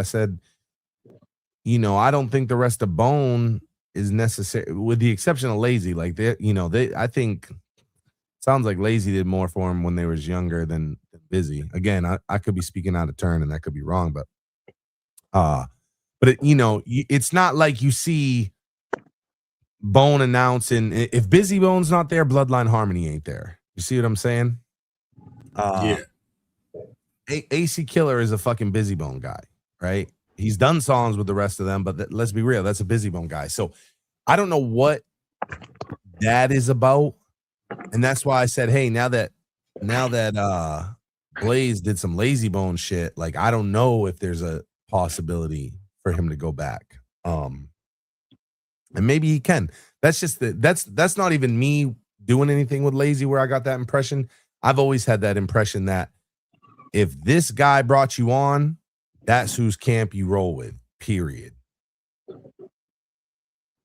Okay. Yeah. Okay, so because I kind of know that with Smokey too. When Smokey talks to the other guy, it's almost like Smokey's a guest. That's what it seems like. That's just me reading the video and the tea leaves. It's like, he's invited, but it's like, hey, what's up, Big Wish? And Wish kind of got that like, either don't bother me or I'll catch me when I'm in a better mood. So. But they always said that about Wish, bro. Like, yeah. You watch interviews, like the last Bone member that you want to expect something from is Wish, because Wish don't like nobody. I think too. I think you know, so many affiliates come in and out and shit that I think, you know, a motherfucker like Wish is just like, yeah, let's see you be here in 5 years before I spend too much motherfucking time on you. Let's see if you even around, you know. I think that's why Kane, it's like I always give Kane respect. Kane's not necessarily like my favorite rapper or anything. I mean, he's dope. Don't get me wrong. I'm not hating. But Kane has the most longevity, I think, of any affiliate ever that's still like active. Like, yeah, Ken Dog's kind of been around forever, but it's like, let's be real. Like, Ken Dog had a giant I don't rap span. He just kind of got back, with it. Like, but that's their boy though. That's their boy for sure. That's their boy. But can you name an affiliate, a Bone affiliate that has been around as long and been as consistent as Kane? Nope. I said that shit the other day, Caesar. I said that. And when you go to Bone shows, I was just saying this. When you go to a Bone show, Kane has a fan base, bro. Yeah, his own. Yeah, motherfuckers with Kane tattoos and shit. Fan base, bro. Like them. I've seen people out there holding his CDs, had his shirt on. And I'm like, man, Kane has took advantage of what Crazy had let him do. And he don't. And what I like about Kane is Kane didn't try to make a logo that looked like a Bone Thugs logo. Kane didn't. Kane don't try to sound like Bone. Kane don't make his album covers look like Bone covers. Kane's trying to do his own shit just as a Bone affiliate. Facts. That's it. Facts. And I'm not hating on that other shit either. I love, by the way, like Smokey the Bandit's logo, same font as the Flesh and Bone logo. Love it, bro. But I just like that Kane is like trying to totally stand on his own. And I think because of that, dude, he's just been around for so fucking long. I mean, he's been around a long time, bro. Yep. Hold on, Rip. Platt said Ray didn't really know the formula for Bone. Facts. He does. Like we said, they only need a handful of people. Kane done worked his way into a project with Crazy Bone because he announced it probably like 2 months ago, saying that him and Crazy working on a project together. So yeah, Kane have been around for a minute. Hey, you got to figure this, right? Kane got 2-3 songs with fucking Wishbone, bro. Yep. It's like that says a lot right there. That tells you a lot right there how much the motherfuckers must fuck with him. But again, though, Kane, Crazy Bone guy, Wish is basically the life. Like when they used to, like, I even think back to Resurrection and all the license plate shits. Didn't even Wish's license plate said Thug Line. Thug Line. Yeah. Like he's always he said Mo Thug. It was Mo Thug on the motorcycle. Wish? Nah, not Wish. That's what Lazy said. That's Lazy. No, Lazy said Mo Thug. Wishbone said Mo Thug 2 on a motorcycle. Nah, I think you're wrong. Go back because I'm gonna look it up right now. Because I was gonna say they already had Thug Line already. Let's bet a DoorDash meal. A DoorDash meal. My fat ass trying to eat. Wish was like the president of the label. Yeah. What's up, man? Still say he's looking it up right now. Yeah, I'm looking it up right now. I got a question for Caesar. I want a Detroit deep dish, bro, from Little Caesars. Oh my god! I still eat that shit. So Caesar, do you think Over is gonna be on the project because they had put out like they were shooting a video and everything for it, and it just all of a sudden stopped? Yeah, I don't think that one got that. It was kind of wild because it was exciting that they did the fucking Road Night shit, and then they announced another song right after it. The Over, then they showed snippets of the video, how they were shooting the video, and then all of a sudden it just stopped. Yeah, maybe it'll go be on the album. I don't know if it just didn't get the love from the fans. I don't know, but it was right around that time. It was crazy. It was like we got aw shit, and then it kind of like died off, and it was like, what the fuck are we doing? Then all of a sudden, out of left field, you get Road Nights, and you got a video, and you're like, okay, And then they announce over, and you're like, oh, okay, we finally moving with the momentum. And then it was just over. Bro, yeah, No fun.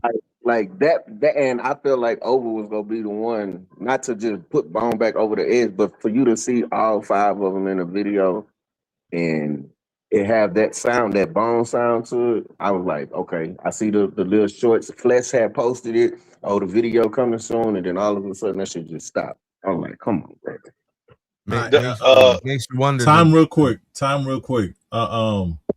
Keith, you gotta buy everybody lunch, bro. I'm gonna screenshot it to you too. And it's Wish on the motorcycle. And it's Wish on the motorcycle. You they all right, bro. I'm a see. I don't know how to share the screen, but I'm gonna screenshot it. It's that Thug Line, right? Yeah. And it's you know how like they be like abbreviating. This shit says Thug Line straight through, bro. Yeah. Okay. I just saw it too. Yep. They make it shine and everything. I knew I wasn't wrong, bro. You wasn't wrong because they already started Thug Line. Remember, they got Thug the fuck out of Mo Thug. Hey, I would have bet any amount of money on it too. I ain't gonna lie. Hey, I'm not saying I'm never wrong, but I'm usually right.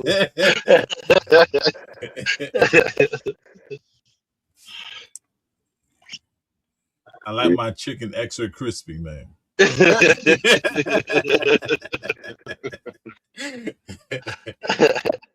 Oh man. Does anybody know that? Does Wishbone do paid features? I think he has, but I think it's one of these things where it's like he gotta like it. Yeah, I mean, I think he would, but I just don't think he gives a fuck like that. That it's like he's hungry for him or whatever. So Wish. I know that West Nile, WES Nile on Instagram. West Nile for a while was representing Crazy and Wish as their management, and now it just says Crazy. But I'm sure if somebody wanted a Wish feature, you could probably hit West Nile. He's probably the plug for that. Hey, West Nile, when they told me Crazy was $2,500 for a verse and $5,000 for a hook, boy. And when I talked to Busy, and Busy was like, "Oh, it's $10,000 for a verse," I'm like, "God damn!" Dog, I have 2 Busy Bone verses. I paid $1,000 for each of them. No, fuck these motherfuckers are talking about. Yeah, because are they exclusive verses though? Yeah, 100%. Damn. I will say this. Both of them were pre-carbon monoxide. One of them's real old. One of them though is after he was with August Keen, but before he was with Blaze. Okay. So you say he might have been a little, Yeah, I'm sure his price was less, but okay, and nobody should be giving nobody no $5 fucking grand for a feature. That's a different talk. I always give people the music talk, but I'm always just like, hey, unless you want a feature because this has been on your bucket list and you want to say, hey, I got a Bone feature or whatever. Facts. When you are doing the feature thing, you got to look at it as an investment, and you got to be able to break the investment down, and you got to really look at it like, okay, if I pay Crazy Bone $5 grand to do a hook, can I get $5,001 back? Right. And that's what that really comes down to. I remember way back when Akon was like so on fire, and it was just like, and it was the Nate Dogg effect with Akon, right? It was like, hey, you get this motherfucker on the court, you got a hit song, and it was like, every once in a while, though, it's like you would get Nate Dogg, you would get Akon, you would get T-Pain, and guess what? The song didn't do shit. And that must have been a heartbreaker to give, a motherfucker like Akon, $100,000, $200,000, and the shit flopped. But at least with that, you was making an investment at a time where they was peak. It would be crazy to give one of those guys that money now. Yeah. But at the time they were peaking, and it would have made sense for Bone at the time that they were at their peak, because it's a good investment, because it's like they hot right now. But giving people that kind of investment right now, not even just Bone, like so many guys from the 90s want this big ticket. And I'm like, dude, can you get your money back? Yeah. That's a good question. That is a good question. And if the chorus is hot, they're gonna take it for themselves anyway. Like if it's that hot, they not selling that. Well, bro, even if it's that hot, Bone fans are fucking awful, and they're gonna cut you out of your own fucking song.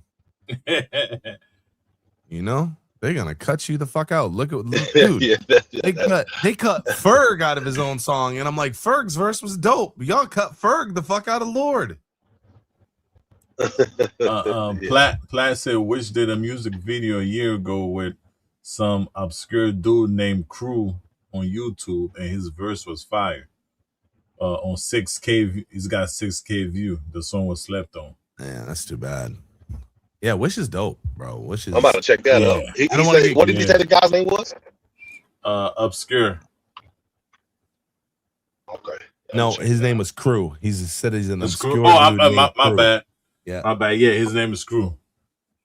Yeah, they did. Bone fans do that because that dude, what's that dude? Beam, the Mexican dude from Cali. They cut him out that song. They got a little video for it and everything. I think I've seen this. Now that Josh said that, I think I've seen this. Bunch of no-name motherfuckers on it, and then Wishbone.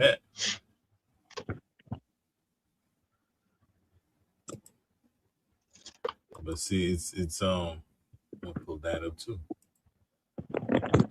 But see, I wonder how these guys figure, like how they charge, like what they come up with and be like, oh, this is my price tag. What they base that on? Man, I'm getting me a Lazy Bone feature. That's all I know before I die. Damn, man.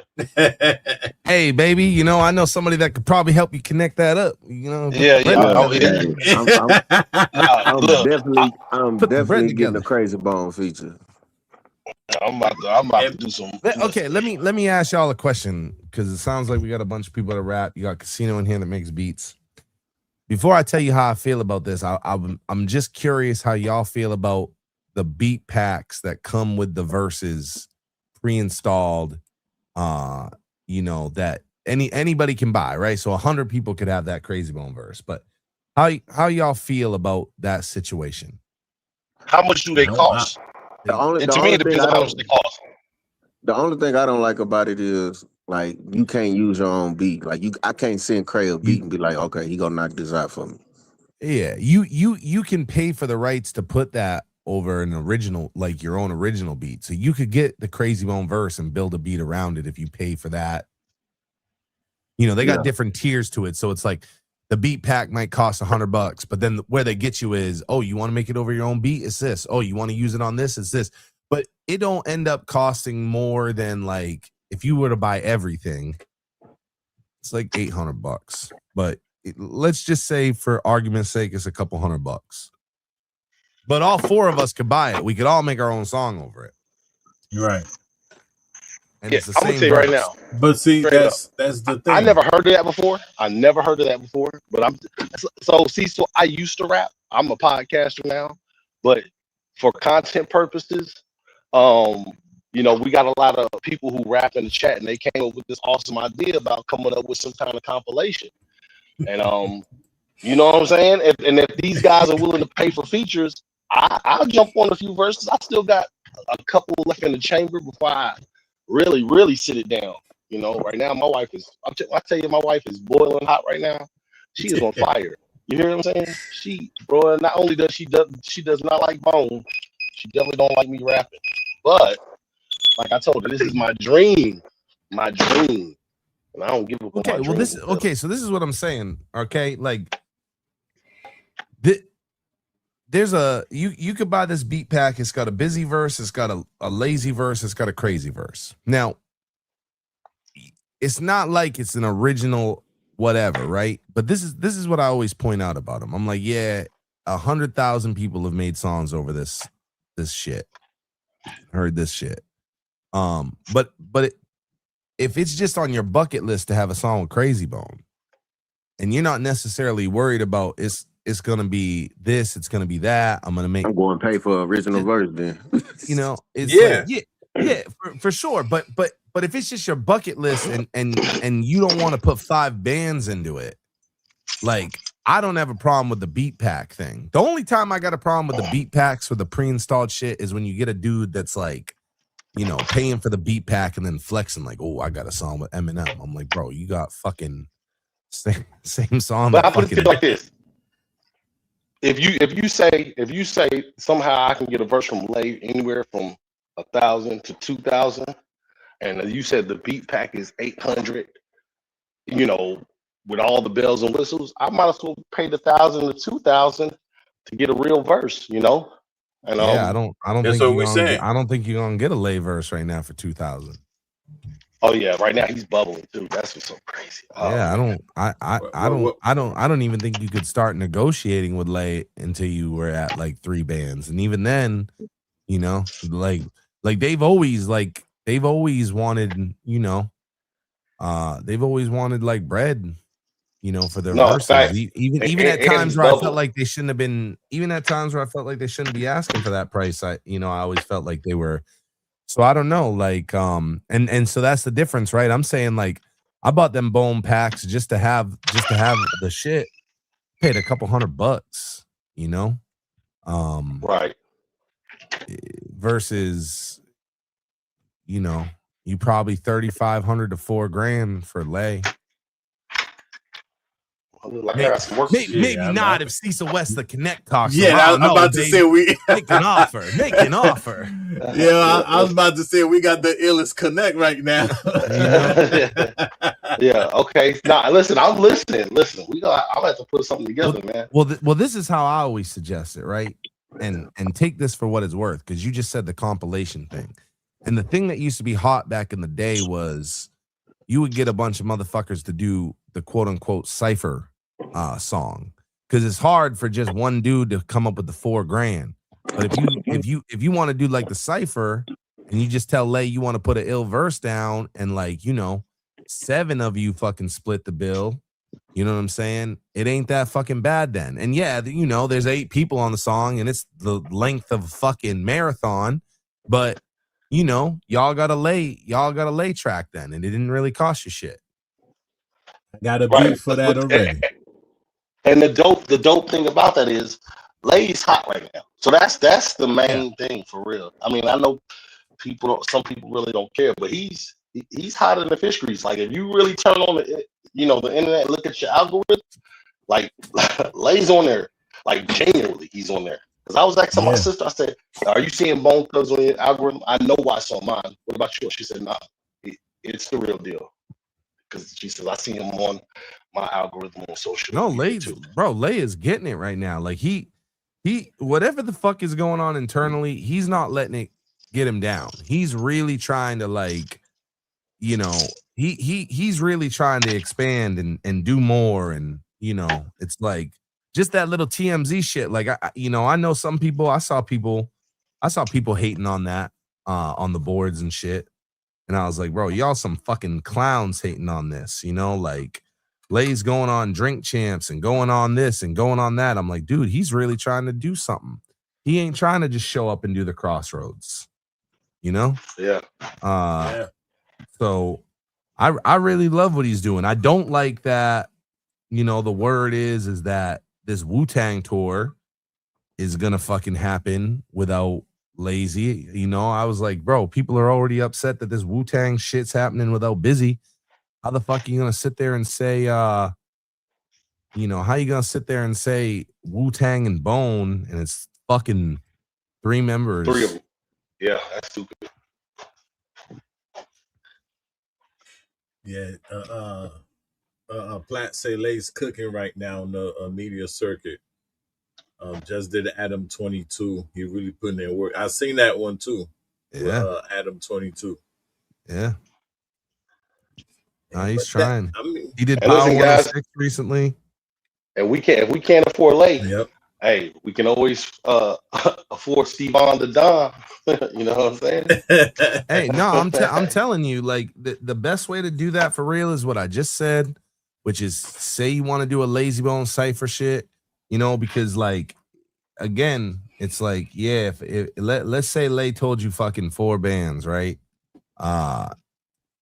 Between you know 8 people, it's $500. Yeah, that's a long ass song. But also though, you know, chop it down for yourself later. Make the official release the full cipher, but then you know, chop it down to just you and Lay, whatever. But then it's a couple bucks a piece, and y'all got your Lay song.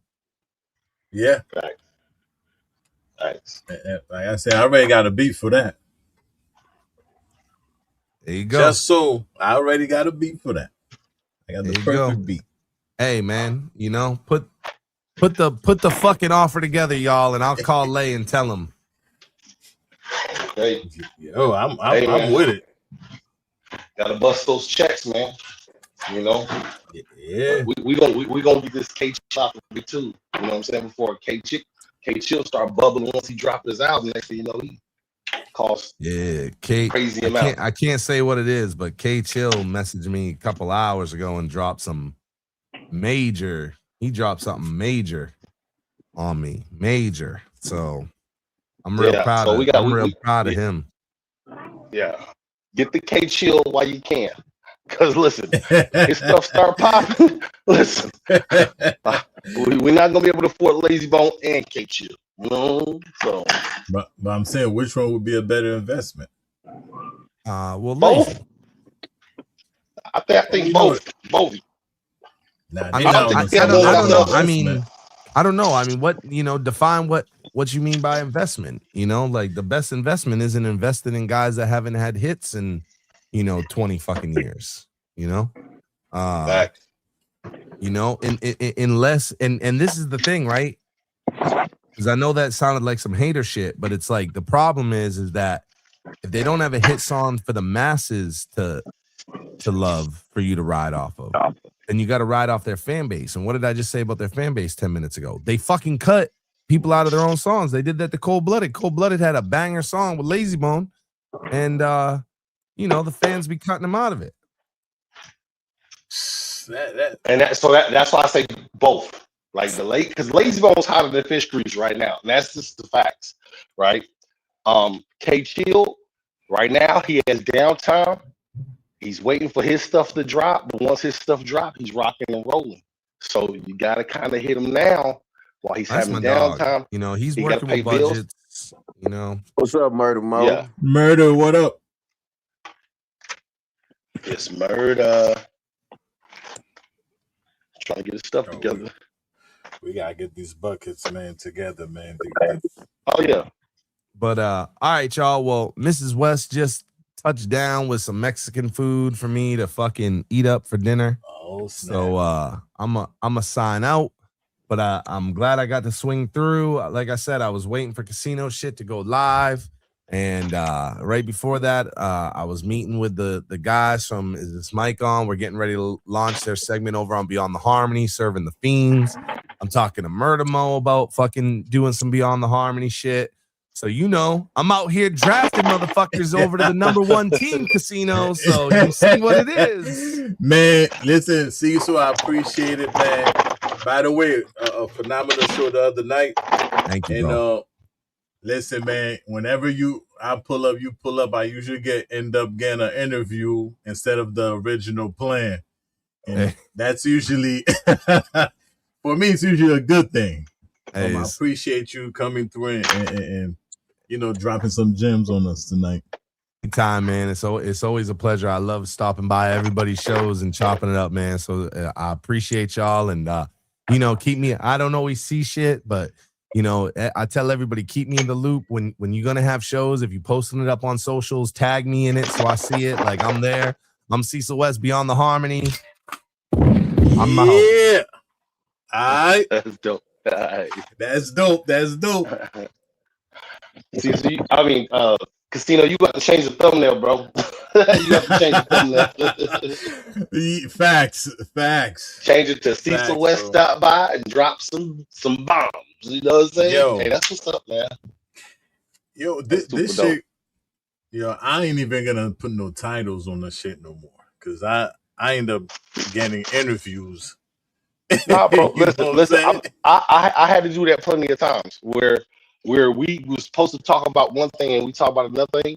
I just right after the show, I hit Chat GPT, say, "Yo, make me a new thumbnail," because it did not go as planned. I remember one time I was like, "We gonna talk about Wu Tang." That's what me, Jay, and Grim. He's like, "We about to talk about Wu Tang." It was like right after we started talking about Bone, and I think it was Rick pulled up was like, "Nah, fuck Wu Tang. We talking about Bone." I was like, "What?" Oh yeah.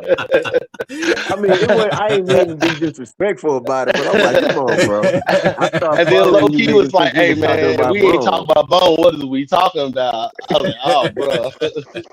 I had to change the Oh thumbnail and man. everything. No, but you know what though? I love it because um there's so much that we don't know. And when somebody stop by that do know, you know what I'm Matter of saying? fact, This is Yeah, just it was a nice conversation. Like even when man, we we gotta was get that cheese up, bro. All serious, we gotta get that cheese up, bro. I'm trying to tell Lazy bro. so hot right now. He got so many projects about to come out, y'all.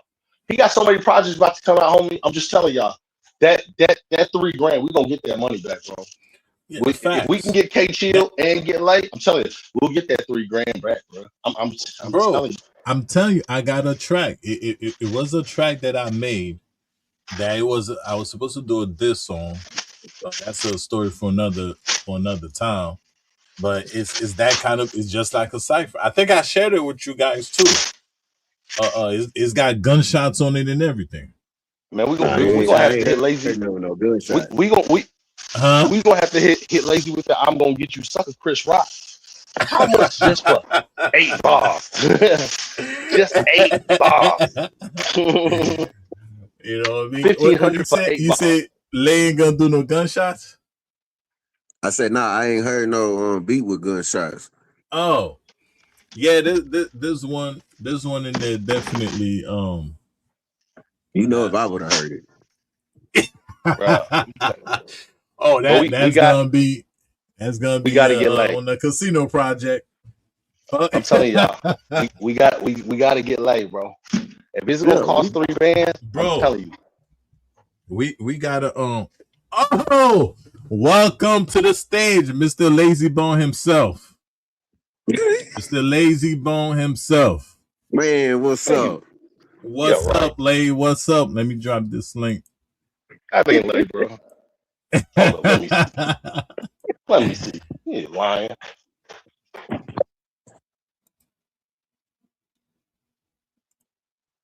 And then say, Okay, yeah, okay.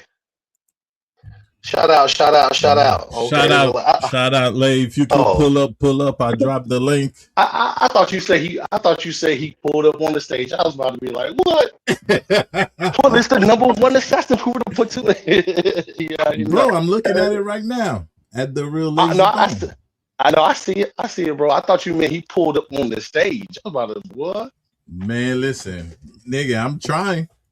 you Trying. know, you know, you already know I would have passed out. You know what I mean? Shout out, shout out. Man, Lay, man, much love, man. we would have been Much like, love. hey, we would have been like, Appreciate it, Lay. Keith, you there? His emoji would have did one too. Hey, you hear me Yeah, now? yeah. I Hey, wasn't you hear looking me at my now? phone, man. I thought you said he pulled up on the stage. I was like, what? Shout out to Man, Lay, though, I'm man. trying. Shout out, shout out. Lay, phenomenal project. We all love it. It's on repeat. You know what I'm saying? Pull up if you can. We just getting started. That's crazy. Come Let's on, make it man. happen, man. We need a Casino's Corner. We do nothing but legendary shit.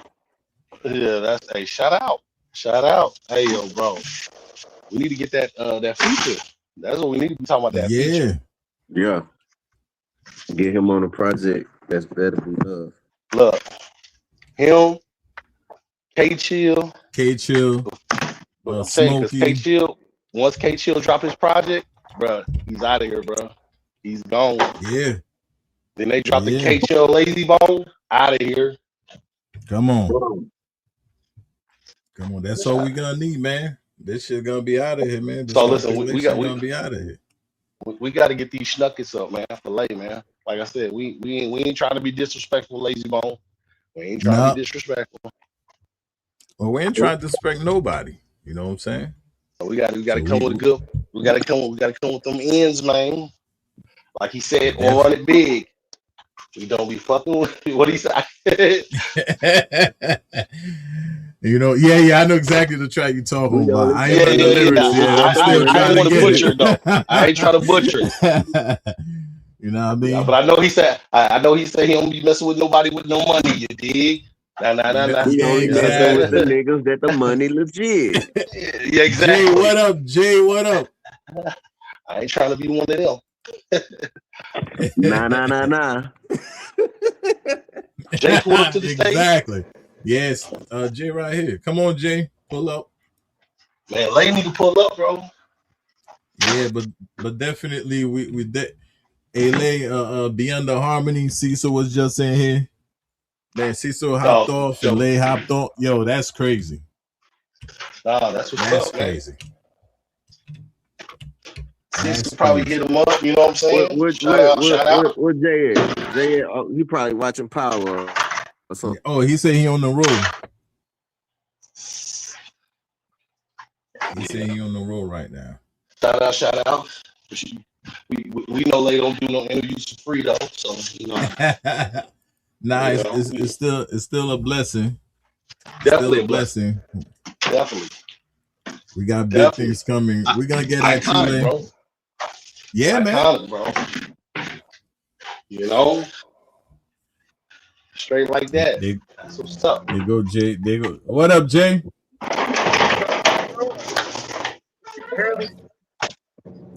Hardly. Man, Jay, you see the moves Casino pulling, man. He gonna have everybody on his show. Come on now, bro. How you doing Legendary it? shit, man. He done had Lazy Bone pull up, shit. Cecil, Smoke. Like, hey, man.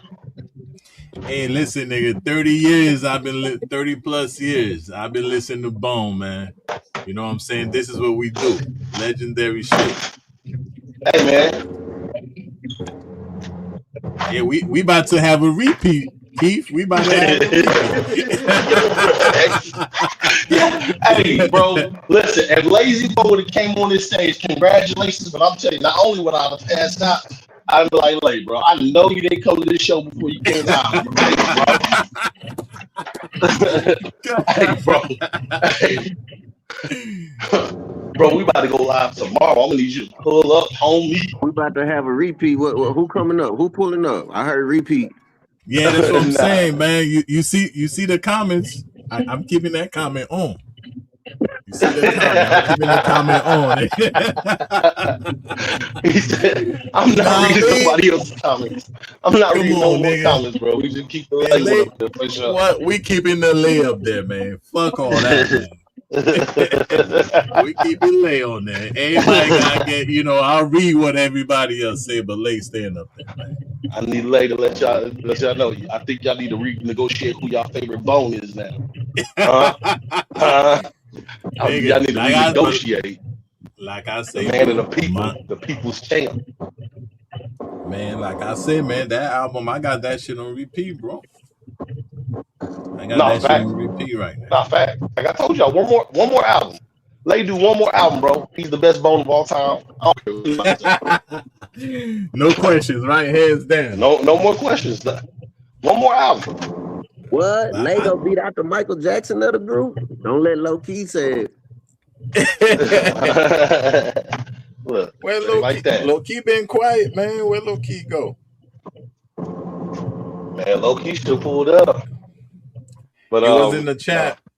No, shout out to Cecil, bro. Shout out to Cecil, bro. Facts. Shameless plug. Facts.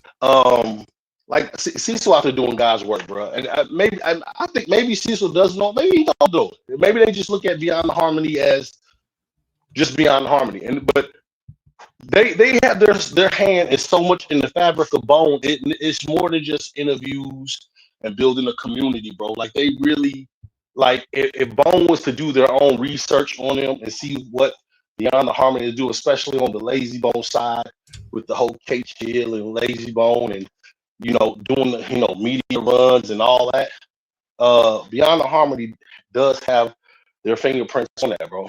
And that's just like what it is. You know what I'm saying? You can downplay it as much as you want, but those are the facts, bro. Right. So, Loki said he's still here. He got a lot going on right now, but he's still in the building. Yes, sir. But we're going back to the late comment right here. We're going back. he said he's going to the left. Yeah, I mean, nah. But bruh. Hey, shameless plug. Listen, check us out. I don't know when it's gonna come out, but we're gonna do this interview on Serving the Fiends on Beyond the Harmony. Is this mic on crew? If you look on Facebook, Cecil had dropped the intro. I had also sent the intro to you guys. The intro to the Serving the Fiends, man.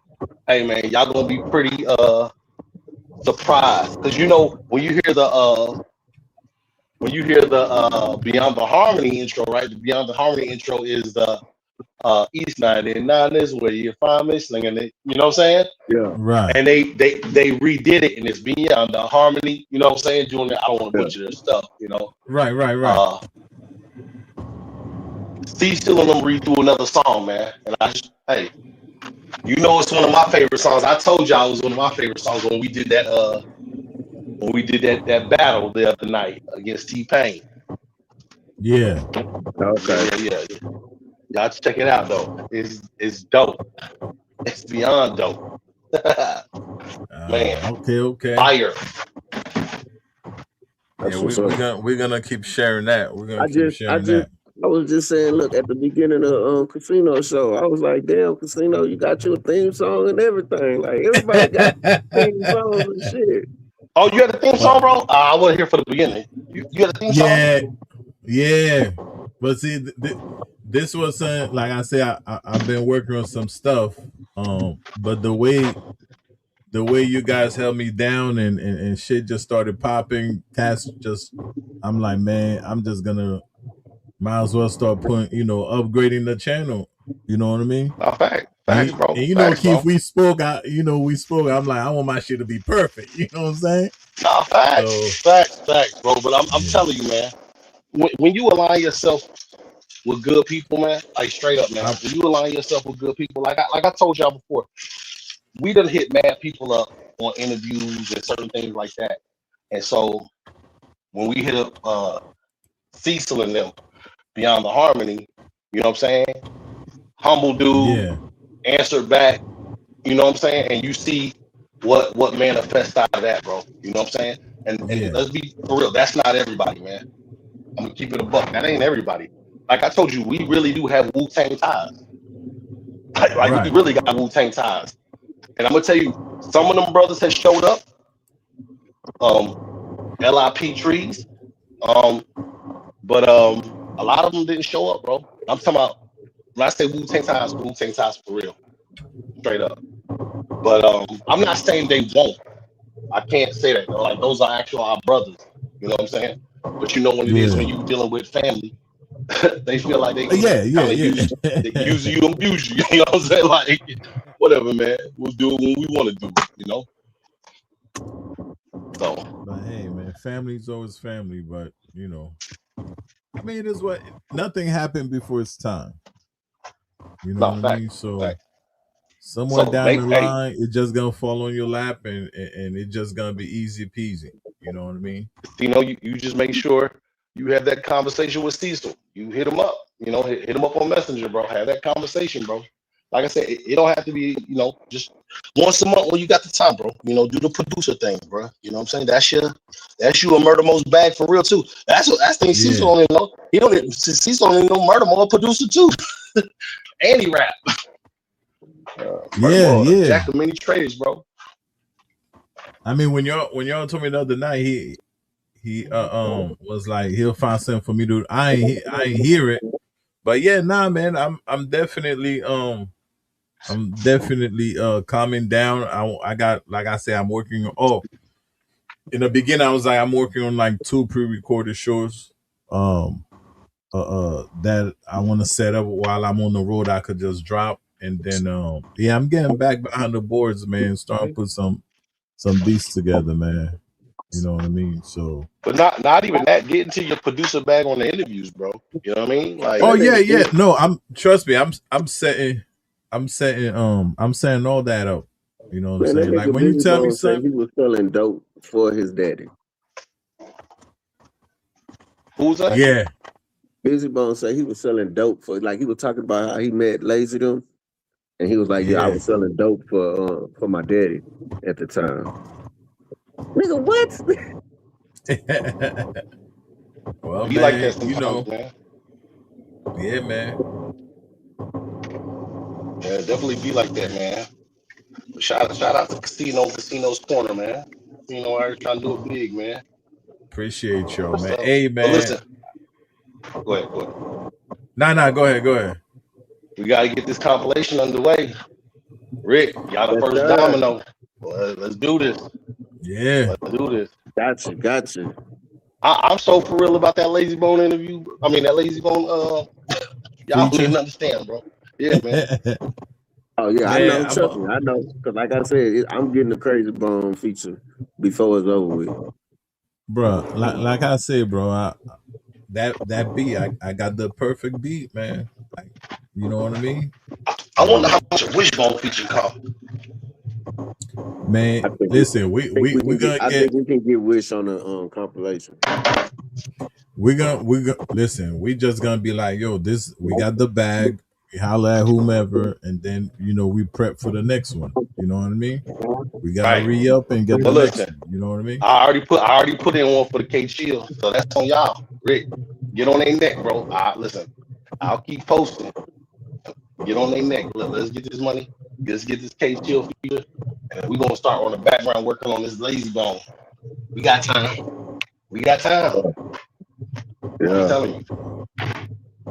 We gonna the Nah, whole cycle with Lazy Bone. man, listen, man. We pulled this off, nigga. We pulled this off. Can't nobody tell me shit. You hear me? We pulled Nah, this off, bro. you Ain't ain't lying. nobody tell me shit, bro. You ain't lying. I'm gonna tell you right now. Y'all gonna hear my And mouth for the rest of y'all life, bro. I got to yo, rap on track with Lazy Bone. shit. And once that bandwagon starts rolling, Man. bro, I ain't look. Bandwagon ain't got no rearview mirrors on it, bro. You know what I'm saying? fact. You know what I'm saying? Shit, man. Yeah, Yeah. we gonna make this shit happen for real, man. We gonna get that leg, K Chill. We just gonna go down the whole team, bro. Yo, this. Pause. Not Nah, going man, down the ain't whole no team. pause moment, nigga. You know exactly what I'm. No, we just going down the Yeah, whole team. No, we not. No, bro. we You not. know, nigga. No, we not. I listen, man. If you didn't know what the fuck I Riz, was talking about, you know what I'm Riz, where you saying, at, Riz? Where you bro. at, Riz? That was a crazy Oh, pause. That was a crazy bro. I ain't say my statement. My fault. We pausing everything moving forward, bro. I ain't say my statement at the beginning. You know what I mean? Nigga, English my second language, nigga. You know what? Forgive me. You know what I'm saying? He's stupid. Oh You know what I'm man, saying? You know what I He said mean? English. Shit. English Nah, is second bro, language. we gotta make this shit happen, bro. We gotta make this shit happen. Yo, and like I said, man, we about to do this romance style. You know what I mean? We gonna make this shit right. Classified G's gonna set it off. You know what I'm saying? And we just gonna, you know what I'm saying, follow up with the same energy. I can't wait to hear that. I ain't gonna lie, man. Bruh. I can't lie, man. I'm gonna tell you like this. I'm not gonna be surprised when we give K Chill that track. When it come back, it gonna have K Chill and Eric on it. Because when I heard that chorus, I said, "Oh man, oh man." Man, how Keith, wait a minute. How Keith got to hear? I meant to say that the other night. How Keith got to hear and I ain't hear it. That You was hey a know what I long no, mean? time ago. yeah, I let him hear it a while back. Cause like, you know what I'm saying, bro, I be working. Like Casino, when I tell y'all I really like do this music shit, like bro, I be working. Like I'm the type of person that if you call my phone at 2, 3 in the morning, 9 times out of 10, I'm up working on some music. right? Yeah, man. But look, So Casino, this is how I know he was a. See, I keep saying I'm a chorus man. So like if my boy say he need a hook, I say, all right, give me about 15 minutes. I could probably yeah, come up with at least 2 hooks in about 20 minutes, sometimes 30. But I come up with 2. And they not gonna be crappy either. You know what I'm saying? Because we ain't doing crappy. But hooks is just what I do because that has always been the main part of the song that I love. And I always looked at, I don't really care what you rapping about. I really just care about the Right, song. You see what I'm saying? right, About right, and the hook is always the main thing that made you it was telling you what this was about or what they were trying to do. So like when you hear Bone do crossroads to teach the world, or what was the other one that I like on Resurrection? I can't remember it right now. I have a brain fart. Change the world. You knew what they were going for. You knew they were going for the Grammy. You just knew it. You know what I'm saying? Once you seen them get that one Grammy, they went Grammy chasing. And I do believe Change the World could have got him one, man. I oh do believe yeah, that. To me, that was the best one, personally. You know, yeah, with the video and everything. If they would have released that hey, video and yo, everything, fire. listen, man. And everybody's verse was tight The, on it. Everybody had a yeah, tight verse on that. When that changed the world, man. Everybody. yeah, man. Listen, and let's keep it real. When Bone drop like those kind of songs and the videos that they drop, ain't and still Resurrection is only what 26 years old yeah, Yeah. right now. So imagine 26 years ago they was doing those kind of videos. You know what that's I'm relevant saying? Those. today. Thank you. Exactly. You know what I'm saying? So Bro, this, that's but like I said in 2007 when I turned it on MTV and I just caught the countdown in the middle, and Bone was number 1, and I didn't even know I Tried was out. I was like, what the fuck? But when I heard the yeah, song, I was like, this is Bone though. This is like when they can make songs like this. bro, like, and you know, certain songs are gonna hit the core fans. You know what I'm saying? If you just like a new Bone fan, you're not gonna know the history, so you really can't relate. The song's gonna be fire, but you can't relate because you don't know the history. You know what I'm saying? So that's That's why I true. always tell people like you gotta go back to know how they got to that point. You know what I'm saying? So I think like if I could teach the word, definitely should have fucking got a Grammy. You know what I'm saying? So, but See, we know what it I'm is. gonna hold up, man. This is a whole nother subject. Because if I Yeah, had to but choose the singles on Art of War, it'd have been totally different singles on Art of War, man. I'm gonna tell you that right now, and I'm gonna tell you, get your thug on is definitely one of them. I'm gonna tell you well, that you right know, now. it's different when you're on They this had to, but they were side, talking about group singles though. It got to be group singles. right? Because it's a group album. You know, Yeah, but now, well, to Keith's point, if we're gonna do Get Your Thug On, we gotta do all everybody single as a single. You see what I'm no, saying? the only reason why I say get your thug Mind on, of a because that Soldier. was that was a real good song. That was a real good song, though. That was a real like that could have been a single for real. Yeah, I No, definitely I listen, I'm with you on it. You know what I'm saying? I think all day solo songs could have been singles, but if we're gonna do one, we gotta do all of them as singles I ain't for gonna Art of lie. War. I think 3 of them, 3 out of the 4 could have been singles. Nah, I would have, but I would have followed suit because they would have made sense But because but you but can't didn't Busy change the trajectory of the album. didn't Busy come out right after All the War? Yeah, yeah. Okay, so I would have been like, okay, and now I would have been like, yeah, Keith, I think Wish can drop a solo song because Busy about to get ready to drop his solo album. You know what I'm saying? Like Busy coming right after this, so what's the difference? And nah, plus, but we but we you talk already done about dropped the original. You already done dropped the first single. You already done dropped "Look Into My Eyes." You already done dropped "If I Could Change the World," "If I Could Teach the World." So no. I'm saying to Keith's point, Get Your Thug On as a single. So I'm saying we gotta drop the late solo song, the Craze solo song, you know what I'm saying, the busy solo song. I'm talking about Art of War. You know Yeah, what I'm saying? If we're yeah. gonna But drop, that's you but know what that's I'm why I saying? say I only think three of them would have been. I don't think Busy Bones was good enough to be out like that. But I think you could have dropped and because he was coming right after Auto War, it would have been okay with to just drop the other three because he already knew everybody already knew that his album was coming after Auto War. that's why it would have Man, made perfect sense though. let me I get You just my. see don't. what I'm I just saying? yeah. It would make sense. I just don't think Visit song on Auto War Yo, would have Man, been Casino. a good song to I drop. came back to my phone. Casino really got the lazy bone fist up there still. That's what's up. goddamn right. That's what's up. Nigga, we got royalty in the fucking house, nigga. We had Cecil Beyond the Harmony checked in. You know what I'm Nah, saying? fact, Lazy Bone checked in. fact. Nigga, monumentary shit, man. That's how we do. He said monument. Nah, fact. I ain't gonna lie. I ain't gonna lie. When Beyond the Harmony pulled up, bro, I was like, is that lazy bone? Huh? And Jada Yeah, like, yeah, he that's lazy told me. bone.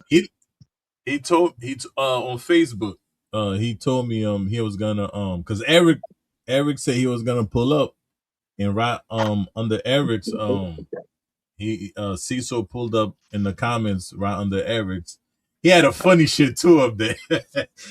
When you get the chance, check it out. Cecil crazy, yo. He had a funny shit uh uh to show like he was pulling up. That shit was hilarious. That shit I didn't The, expect it. the I seen that shit the and fact I that those brothers are well connected with lazy bones. I mean, for real, that's crazy, bro. You know what I'm saying? That in itself is crazy, and they just built a real friendship, not really even a partnership, a friendship. You know what I'm saying? Like that's dope. You know what I'm saying?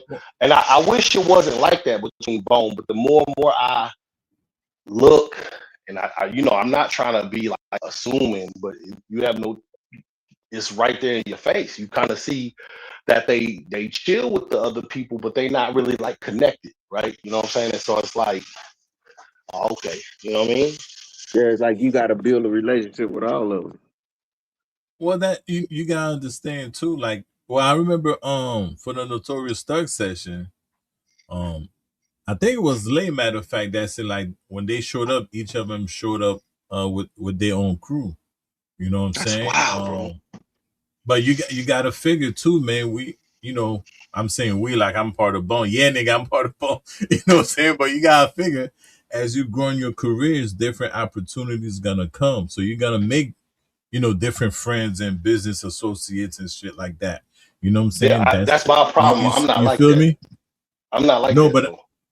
you see what I'm saying, right? So it's if we not like if I branched off into the car dealership, if you're not into that, you got no reason to click up with that crew. You know what I'm saying? Yeah. So I can understand it, but if we having a Bone Thugs and Harmony concert and everybody's got their crew with them, I would think at that point everybody on stage eventually, yo, what up, nigga? I sent you the last time. Da, da, da, da, da. You know what I mean? But I mean, it Right. is what it is. But hey, listen, man, we're still breathing, so there's always time. You know what I'm saying? For new shit to jump off. No, facts. Facts. But I just think that's dope in general, man. Just like, uh Cecil or anybody can be like, yo, we gonna be over here and lay or smoke or, whether it's Eric Wilson, K Chill, they'll pull up just on the strength of, you know what I mean? Like that's fire. Yeah, You know? yeah, that's yeah, that Yes, you know man. what Let's work. though? Yeah, that's what it comes down to. Let's work. Telling y'all right now, man. We in that mode, like you say. See, everybody get casino. Everybody getting back in that mode, man. Yeah, Man, listen, yeah, we gotta put this man. bread together. We gotta put this bread together, man.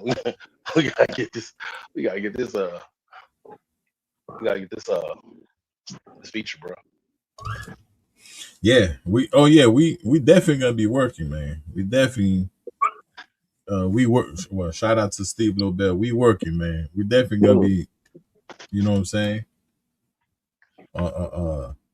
And Keith, Casino, y'all got y'all wish, man. When y'all Yo. reviewed when y'all reviewed the first project from Classified G's, when y'all heard it, y'all said y'all wanted more. I can tell y'all this much. It's gonna be 10 to 12 tracks on this new project. That's what's up. That's gonna be dope. That's gonna be dope, man. And so we like to hear, man. That's and plus, listen, man. By the you won't even know it, bro. You already like gonna drop some gems on all my reboots, man. You just don't know it yet. Like, you know what I'm saying? You just don't know it yet. You know what I'm saying? You're already like on half the album already. Listen, I'm gonna say this, man, because see, Cecil, he ain't got the wheels turning now, bro, on his feature, bro. I'm gonna get this Yeah. done. Oh yeah. He done told the price. Hey, That's all I needed was the price. Now the wheels turning. That nigga Keith locked in, huh? I'm thinking about Oh yeah. how many You know he how many definitely wax like jobs it I got now. lined up. So hold on, I got this wax job, this wax. I can get that 3. I get that. Oh, there goes Cecil. I'm about Cecil. I'm about to send him a message on Messenger. Then he go in the chat.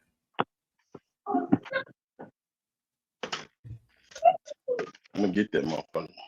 And look, we're gonna do a posse song, but oh, it ain't gonna be like that. It ain't gonna be that 3-6 kind of posse song. It's gonna be something for the radio.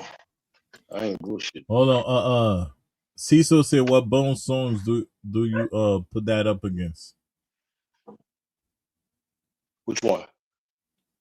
Yeah, I'm going to Protect Your Neck, Method Man, Cream, Triumph. Oh, a Jump Off Grit, Gravel Pit. Man, we must have said something and Cecil heard it. Oh, we probably said Get Your Thug On. And he said what we put that up against. Bone songs put a bunch of Bone songs. Oh, Listen, he said hold on. He said if Bone and Wu had a verses. Oh man. That's to me that would be a hard one. I'm not oh gonna lie. yeah, we gotta give that some thought, Caesar. He said what Nah, Bone I songs go mean, against like, those songs. Okay, like, okay. Against Protect Your Neck, Method Man, Cream, Try and Protect Your Neck, Gravel Pit. He said which Bone songs will go against those songs. Oh, that's a good one too. For the Love of Money can go up against Cream.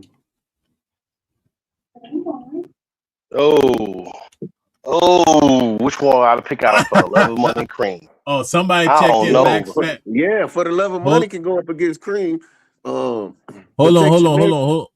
on. Somebody just checked in. Mac Family 74 says Bone gonna kill him.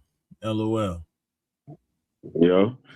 But bro, I like don't know about kill. I don't know about kill him. I don't know. I can't say that, man. Because like I said, I like Wu Tang family, so I'm a little biased too. look, the thing is with me, the difference between Wu Tang and Bone is like Wu Tang is so many different styles. Like Yeah.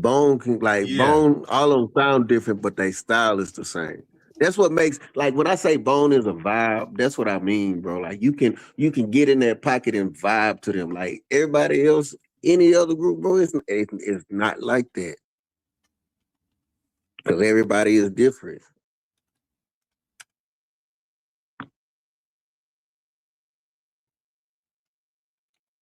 But That's true. That's true. I see what you mean. But think about all the songs where they flip their style though. yeah. Mac Family said I that know Handle the Vibe can More go up against Murder. one of them songs. Say it again. I say I know Handle the Vibe can go up against any one of them songs. Oh yeah, Clog Up Your Mind, Handle the Vibe, Body Rock. I was just about to say Body Rock. Especially Body Rock. Man, listen. Low key all said, of them got down on Body Right. Low key said, Keith, Bone gonna kill him. There you go, Low. Yeah, low checked it just to let him know.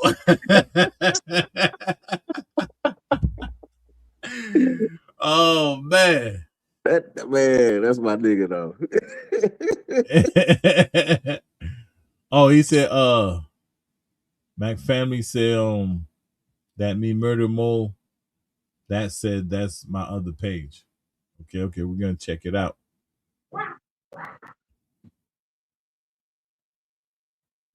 Man, listen here. We lost Keith. We lost Keith. I think low key made him duck out, huh? Yeah, man. He didn't want to hear none of that. Yeah, but that's a good lineup though. That Cecil like I drop. said, I put Body Right against Protect Your Neck, For the Love of Money against Cream. Triumph, I'll probably put East 99 against that. Yeah, I could see that. So I could see that. and then But Cream. yeah, I'm putting For the Love of Money up against that. Yeah. But also for Method Man, we could put Thuggish Ruggish Bone against that. Yeah. And Gravel Pit. I'm trying to think like. Yeah, now see that one I don't remember that one. Yeah, I don't remember off the top. I'm gonna look it up though, because that's a I'm about to make I'm about to make a playlist with those two lineup. That's the next show, huh? That's the next show. Yeah. I'm about to do that. Top 10 Bone songs, top 10 Wu songs. Beyond the Harmony say I like Body Right versus Protect Your Neck. Yup. Body Right versus Protect Your Neck. For the Love of Money versus Cream. Yeah, I'm gonna do that. I'm gonna do that show. Keith not here. He ain't beat me to it. You know what I mean? But it makes sense because the tour finna come up too, though. So that makes sense. Yeah, that's true. That makes sense, bro. Do the top 10 songs. Top 10 Bone, top 10 Wu-Tang.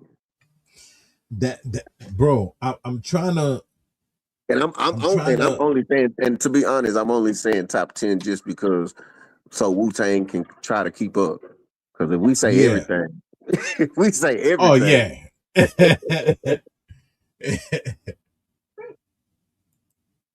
Oh shit. Cecil coming back for 10 minutes. Ask me your best questions while you can. Oh, facts. You heard the man. You heard the man. Oh, where Keith at? Keith gonna miss it. Keith gonna miss it. All right, for 10 minutes, man. You heard the man. You heard the man. That's what's up. Yeah. Y'all start brainstorming. I got a few questions. Bro, we only gonna do but bro, big shit right here. I ain't even gonna lie. He done told me what I needed to hear.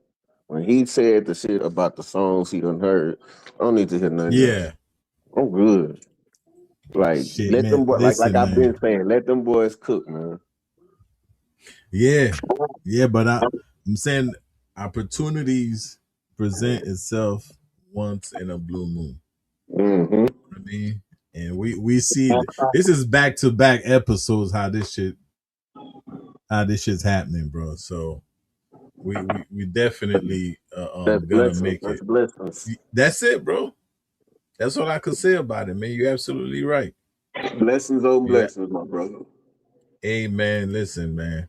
Like I told Keith, man, I be a little hard on myself when I miss their show because you know it's all about they go see welcome back. Ate a little Mexican with Mrs. West, and I said, "Hey, baby, I'm trying to go back for like 10 minutes." And she's like, "Go do your little fucking bone shit." I did it right though, right? She loves Teddy Swims. Yeah, Her man. birthday's in October. I bought her Oh. October fucking Teddy Swims tickets, and then I said, "Hey, I'm gonna go back and do some more bone shit." That's what's up. That's what's up. That's what's up. That was a good lineup, you know what I'm saying? That's right. Did it the Oh right man, way. here we go. Oh, welcome back, Keith. We got Beyond the Harmony back in Oh the shit, building. Kiwi showed up at the same time. Yeah. Oh, yeah. I got a phone call. Okay. So Keith missed it. So Cecil said back for 10 minutes. Ask him any questions. The floor Let's is go, open. baby. I smoked a Let's little weed. go. I barely ever smoke weed. I'm in the zone. Let's go. All right, let's talk about this lineup you brought Okay, I up. got a You know question. what I'm saying? Go ahead, bro. I got a question.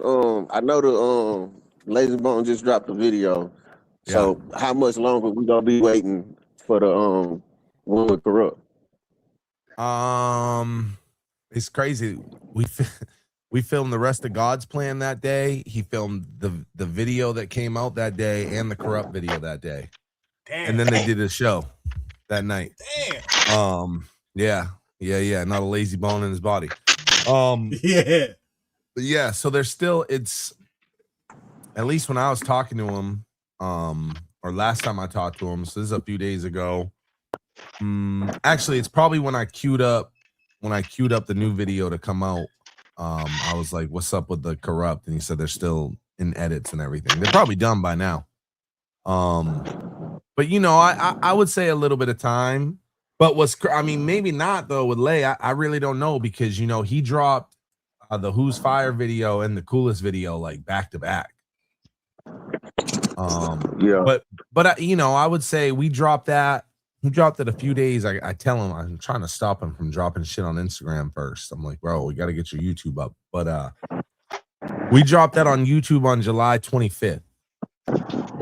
You know, so that's like a week and a half ago. So, you know, I would say there's a month or, you know, whatever before he probably puts it out once it's done. That's what's up. Oh, I see. So do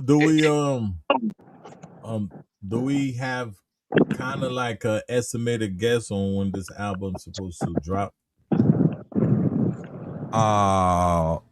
The Bone album? Yeah. I have zero idea. Especially right now with the way shit is all. I mean, you know, you guys just brought it up earlier. I wasn't gonna bring up the boss, but y'all brought it up earlier that he was on live stream, really going off, and they saying that he's not on the Wu-Tang tour. So, I would say it's probably a while. Damn. Hey, Cecil, can y'all hear me? Yeah. So when it comes to like you know, Lay's doing his thing on his YouTube, and he's gonna do the tipping with Tiny thing, and there's Beyond the Harmony, and there's all these little. Tiny was there at that same where we did all these videos and they did the show. Tiny was there filming Tipping with Tiny with a bunch of people too. She has some fucking dope guests on there. Manensky was on there. Corrupt was on there. Okay, so that's what Tipping Tiny's about. So let me ask you this: is there a way that you can bring them into like the fold of this whole Bone Thug universe thing? Because ain't that the disconnect in this, right? Where is there a disconnect? What, between like Bone and Lazy? Well, no, not Bone and Lazy, but the Bone community and like Lazy Bone's YouTube, right? So because Beyond the Harmony has over 100,000, Lazy only has like 30, right? So I already explained why that was, but I'll explain it again. So when after the Beyond the Harmony interview, and I had been talking to Lazy, K Chill is the one that put me on. Like I'd hit a bunch of people had tried, you know what I'm saying? Right before Lazy agreed, Stack agreed to be on the interview and then decided not to be. But Chill, you know, I hit Chill and I was like, can you link me with Lay? And you know, I mean, y'all have heard him talk before, like, you know, he I never say he owes me shit, right? But you know, Chill is always like, bro, we in this together, like, you know. So he immediately he puts me in a group chat, me, K, Chill, and Lay. He said, "Hey, Lay, this is Cecil West. You know, Beyond the Harmony. They really want to have you on the show." Woo, woo, woo. Now, I've said it on the show before. I'm not going to say it again, but you know, Lay didn't ask me for any money to do it. I think probably off the strength of K Chill or whatever. Now, I threw him a little bag just as a, hey man, I got an entire everything as far as this because of y'all, you know. So it's like, at least the first time I have any of them on, you know, we throwing them a little bag. But Lay didn't ask me for nothing. Lay was gonna do it out of love. But anyway, he does the show, and he's like, bro, you really know your shit. Woo woo woo. You know, and he said it to me. He said, how, you know, you got 136,000 subscribers or whatever the fuck we got. He's like, I got like 30,000 at the time.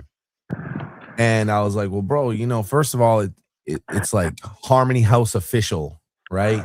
I was like, it ain't the Lazy Bone YouTube, you know, and like nobody's like out here like searching Harmony House like that. And I'm not saying that disrespectfully, like, you know, I now roll with the Harmony House crew. Right. My people, Kaipo's my dog. Like, I think Rocky Rock's the man. Like, you know, but it's like people aren't like actively searching that. So when you're posting content up, you know, you see what I'm saying. So I was like, we got to change it. So that's why all of a sudden in the last, you know, 5,000 subscribers, 6,000 subscribers he's got, probably since May 6th is when I uploaded the coolest for him.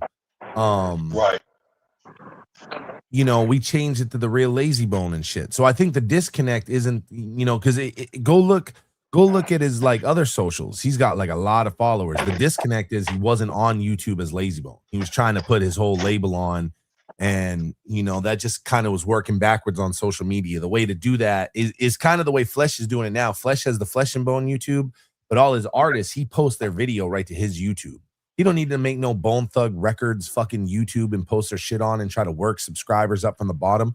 He's got the Flesh and Bone YouTube. You might as well use that. That would be like, you know, the whole reason we put in Serving the Fiends on the Beyond the Harmony platform is because it's platform so more people can fucking see it.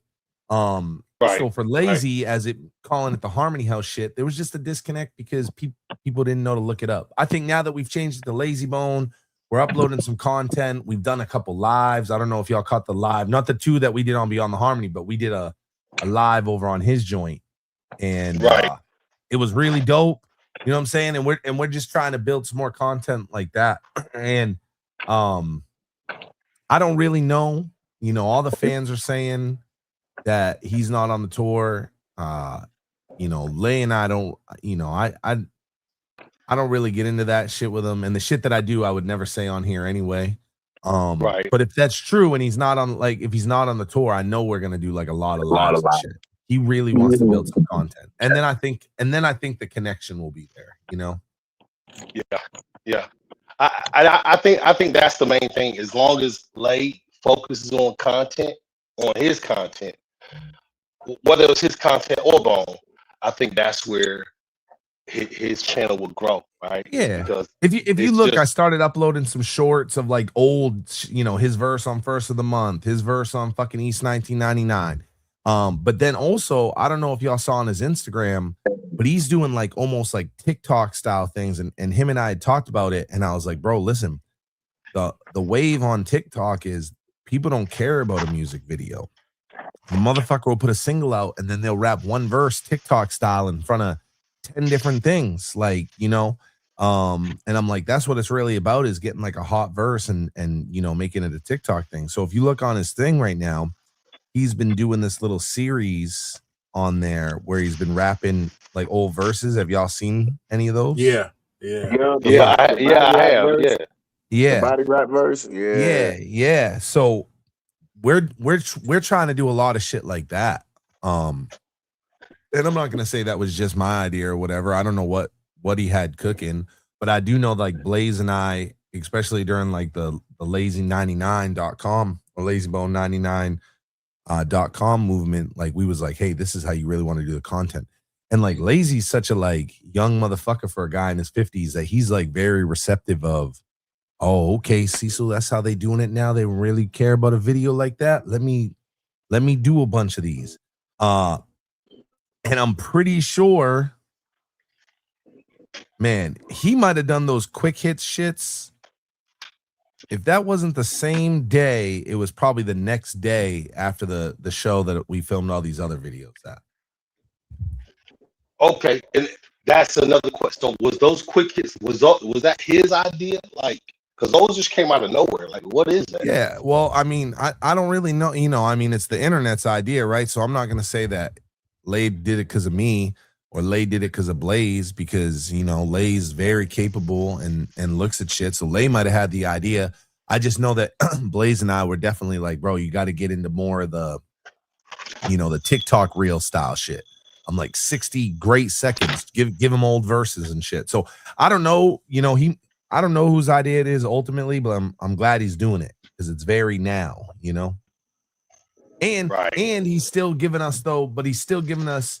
It's not like he just did that. He just filmed, you know, 3 full fucking music videos. So he's still giving like the real Bone fans the music videos, but he's trying to tap in with the regular shit by doing these like quick hits. Right. Right. You know what would be fire? I didn't know if somebody do it right. Like you know, all these guys, they have their kids, including Snoop. They have their sons who rap, but you never really seen like a reality show or some kind of internet show where they're actually showing them mentoring their kids on how to do this, right? That's how you build up a fan base. You know, kind of like a making the band kind of situation. Remember when that was like real hot? Like that was just the thing. That's always going to be the thing because everybody's trying to learn something from that superstar. What do you do? Kind of like a quarterback prepping to start in his NFL first game. It's kind of like if he was to do what Steve on the Don, like, well, this is how you do this and this is how you do that, and this should be your first thing. You know what I'm saying? I think that'd be dope. And introduce his son. You know what I mean? Yeah, no, I mean, I would love for him to do some shit like that. I think that for Lay, like, fire. And that, you know, this might sound like selfish, but it's not. Like, I think for Lay, he's just so invested in him right now that something like that probably comes like a little later, you know, when Lay feels like, you know, I mean, I don't know if Lay will ever feel like the wind down is happening. I feel like he thinks he's a Rolling Stone. He'll do this when he's 80. But I know right now, like, it's tough to say Lay should invest in anybody, including his kids right now. And I know how that sounds, but it's like right now, you know, he's really on his way. You know, I don't know if the guy gets like a #1 single across America, you know, but like we're in the podcast and streaming revolution right now. And you know, this is just so much time he needs to invest in him. But like later, if things wind down, he starts doing something else, like something that would be great. But it's like I truly, I'm like, hey, if it ain't Bone, I hope he doesn't invest any fucking time in nothing but Lazy Bone, period, right now. Facts. No, I can understand that. You know what I'm saying? To solidify nothing. Himself as an artist. I mean, fucking Mo Thugs. I mean, Harmony House. I mean, his kids that fucking rap. Let all these motherfuckers figure it out and put 150% behind Lazy Bone. If it's not Bone Thugs and Harmony, if it's Bone Thugs and Harmony, you know, fuck all that. But if it's not, he should have 150, you know, percent in the Lazy Bone right now. Because, dude, it's like we said earlier. I mean, I know out of all of them, like that's obviously my guy. I'm gonna speak him up, but it is true. He has like motion right now. You know, yeah. Right. Crazy media run right now. Crazy Power 106. He's with Snow the Product right now. I shot him a link and said I'm talking Bone on a Bone podcast, and I shot him a link to this. So, but he's on Snow's shit right now. But he's just he's doing everything, man, and it's cool to watch, bro. That's dope. And he's Tipping with Tiny's not like your regular podcast. Like she's running around like with a camera and shit. I mean, I don't know if she's gonna do something else, but she's running around with a camera and doing like almost like TMZ maybe. Well, you've seen like red carpet interviews. It almost feels like that. Like she's backstage at these Bone shows and it's like she's with Corrupt and she'll do a mini Corrupt interview. You know what I'm saying? So I don't know if that'll be like a regular podcast or if she's just gonna use that. But I do know that Lazy's working on a podcast. It's called Lounging with Lazy, or the Lazy's Lounge. I don't fucking remember now. He tells me so much. He has one with Owen Court too, saying it had to be said. Have you seen that one too? Yeah. I haven't heard him talk about that a lot lately. But Court was at the Hollywood Walk of Fame, or the Walk of Fame. Yeah. You know, I think they show Court a lot of love. Then I don't know if it will happen, but I talked to Lay about a little podcast, him and I, just doing like the Harmony House podcast. It'd be very similar to the live that him and I did, right? Like it's more, it's kind of like my idea was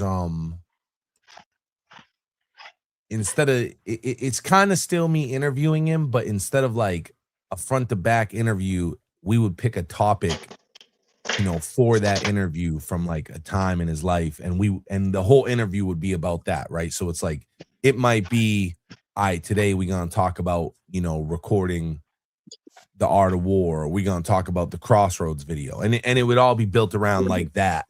So would you start a whole new channel? Would you start a whole new channel? I would do that on his channel. Okay. You know what I'm saying? I'm trying to have a Beyond the Harmony plaque and a Lazy Bone YouTube plaque. So it's gonna be crazy. we got a goal right now at Beyond the Harmony to put 2 plaques on the wall. No, that would be dope on his channel. Yeah. So, to your knowledge, after this album Lazy just did, do he got plans to do any other album, or do he got Yeah, he's already got like a whole album recorded, and he wants to do an album with Blaze. Oh, that Kate Show's done. Yeah, Dash. Like, I don't know what's going on with Bone as far as like, is this their last album? Is it this? Is that? It's not Lazy's. Lazy has a dumb amount of him and HC. I think are working on another album. Yeah, I heard that one. I heard about that one. Yep. Lay's got another album. I think Lay and Blaze, K Chill and Lazy got a album. I don't know if it's done. I guess that depends on how long they're making it. But yeah, they got an album. Lazy's gonna put a lot of music out. He's got a lot of music, like done music. On the same vibe as this one, as Dash. Yeah. I mean, I haven't heard it all. I know that like if he was to do an album with Blaze, it wouldn't be, Blaze isn't gonna sound like Dash, It's gonna sound like Blaze. That's one thing I do give Blaze credit for. I don't mean cut you off, Caesar, but that's one thing I give Blaze credit for. His sound is a bone sound. So when you hear them on solo songs, it sounds like a bone song. Yeah.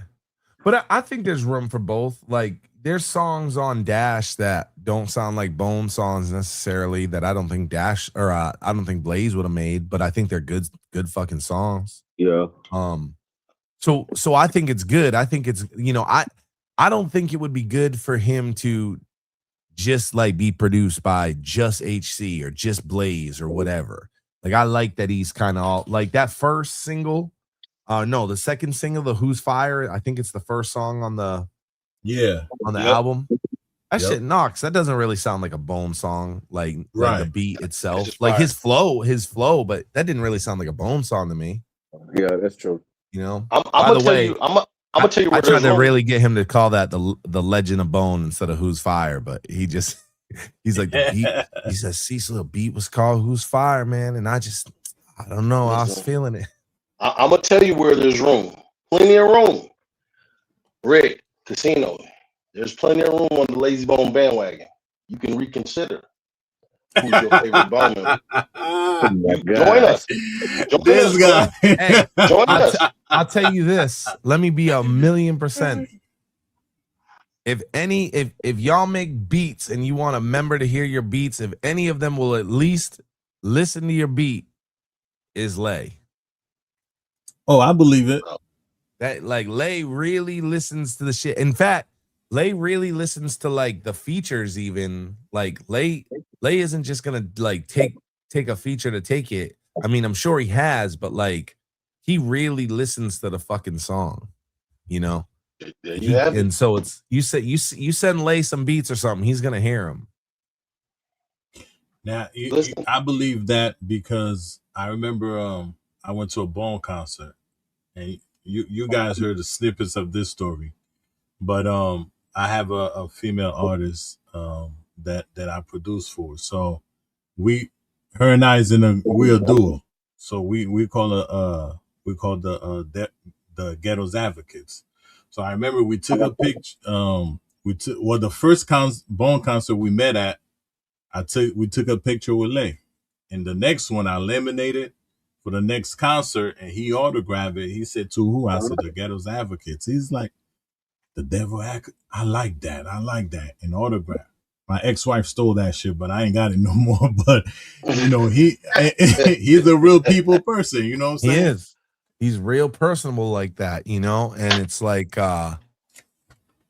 you know, if you pay attention to BTNH board and shit, I mean, there's some fans that go to every show, you know, like every fucking show. Especially, you know, they do California so much. If you live in the California area, it's really easy to see them a lot.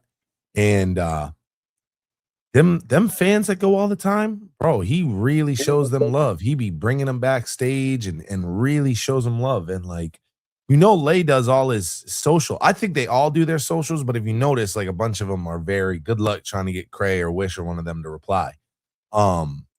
Lay really does his socials. I mean, you know, Busy does too, but like, you know, Busy and Lay will reply. I don't know about the rest of it. Didn't I tell you that, Keith? Nah, I've been received back by Lay a few times. You know what I'm saying? And it really was. I done had whole conversations with Busy. Like I told Keith, Busy we done had whole conversations. We done talked about our kids and everything. Like I'm sitting up here telling this man about my kids, and he's talking to me. And I'm like, yo, Busy really talk to you. Yeah. Nah, I didn't. Lay done dropped the message or two, but it was just really, you know, I shared a reel, and he'll say I appreciate it, or you know, throw a fist up, or something of that nature. And it's happened a few times. You know what I'm saying? So don't get me wrong. That's definitely on, you know, on the bucket list. You know what I'm saying? But don't worry about this feature. I'm trying to tell you guys, it's gonna be over. Just letting you know. I mean, no. Cocking the plan right now, bro. I'll go right to Christmas is gonna be kind of skimpy. That sounds like a casino production right there.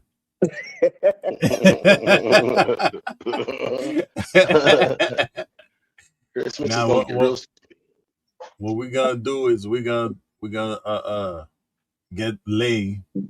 Well, you know, matter of fact, if we size it up right, we'll get Lay, Cecil, and K Chill on the same track with I don't, you know, whoever else is on that track, but it's Nah, we gotta make it radio. We gotta make it radio worthy though, man. You know what I'm saying? Of radio course, worthy, man. Of course. It's just to make tracks. Listen, we gotta make money. I told you I'm back behind the boards, man. That's what's up, man. Appreciate it, brother. Appreciate it. Nigga, look, I'm jumping on the bandwagon right now. Yeah, you know, I'm just saying, man. You hear what Cecil's saying? Listen, man. You see why he's, you know, our favorite Bone. You know, hey, I ain't hear nothing about Crazy doing that kind of stuff. You know, nah, but you know, I done had a meet. I done had a meet and greet with Cray. Cray cool. Yeah, Cray's cool. I think he's just I think he's a reclusive person. Got him more, personal. He's very reserved. Yeah, I think he's you know, I think he's a reclusive person, but you know, I will say when you see an interview and he does like open up and he's cool and relaxed and shit, like they're really good interviews. It's just a lot of times I think he's just kind of shut down, and you know, I just don't think he's very I just don't think he's a personable guy. Not like in a bad way. I think that's who he is. But if you watch an interview and it's good, or like if he's comfortable with the person, like Court, or even The Art of Dialogue interview he did was really good. And I hate that guy, by the way. The Art of Dialogue guy. Oh yeah. He sucks. It's it's an interview he just did with some people out of Cleveland. And that interview was good. I think Casino, you shared it in the chat. Yeah. Yeah. But nah, the when Crazy Bones on some shit like that, he's got great interviews. He's a cool dude, man. I just think that like I said, Lay get into the show 5-6 hours before they're on stage. That's all I gotta say.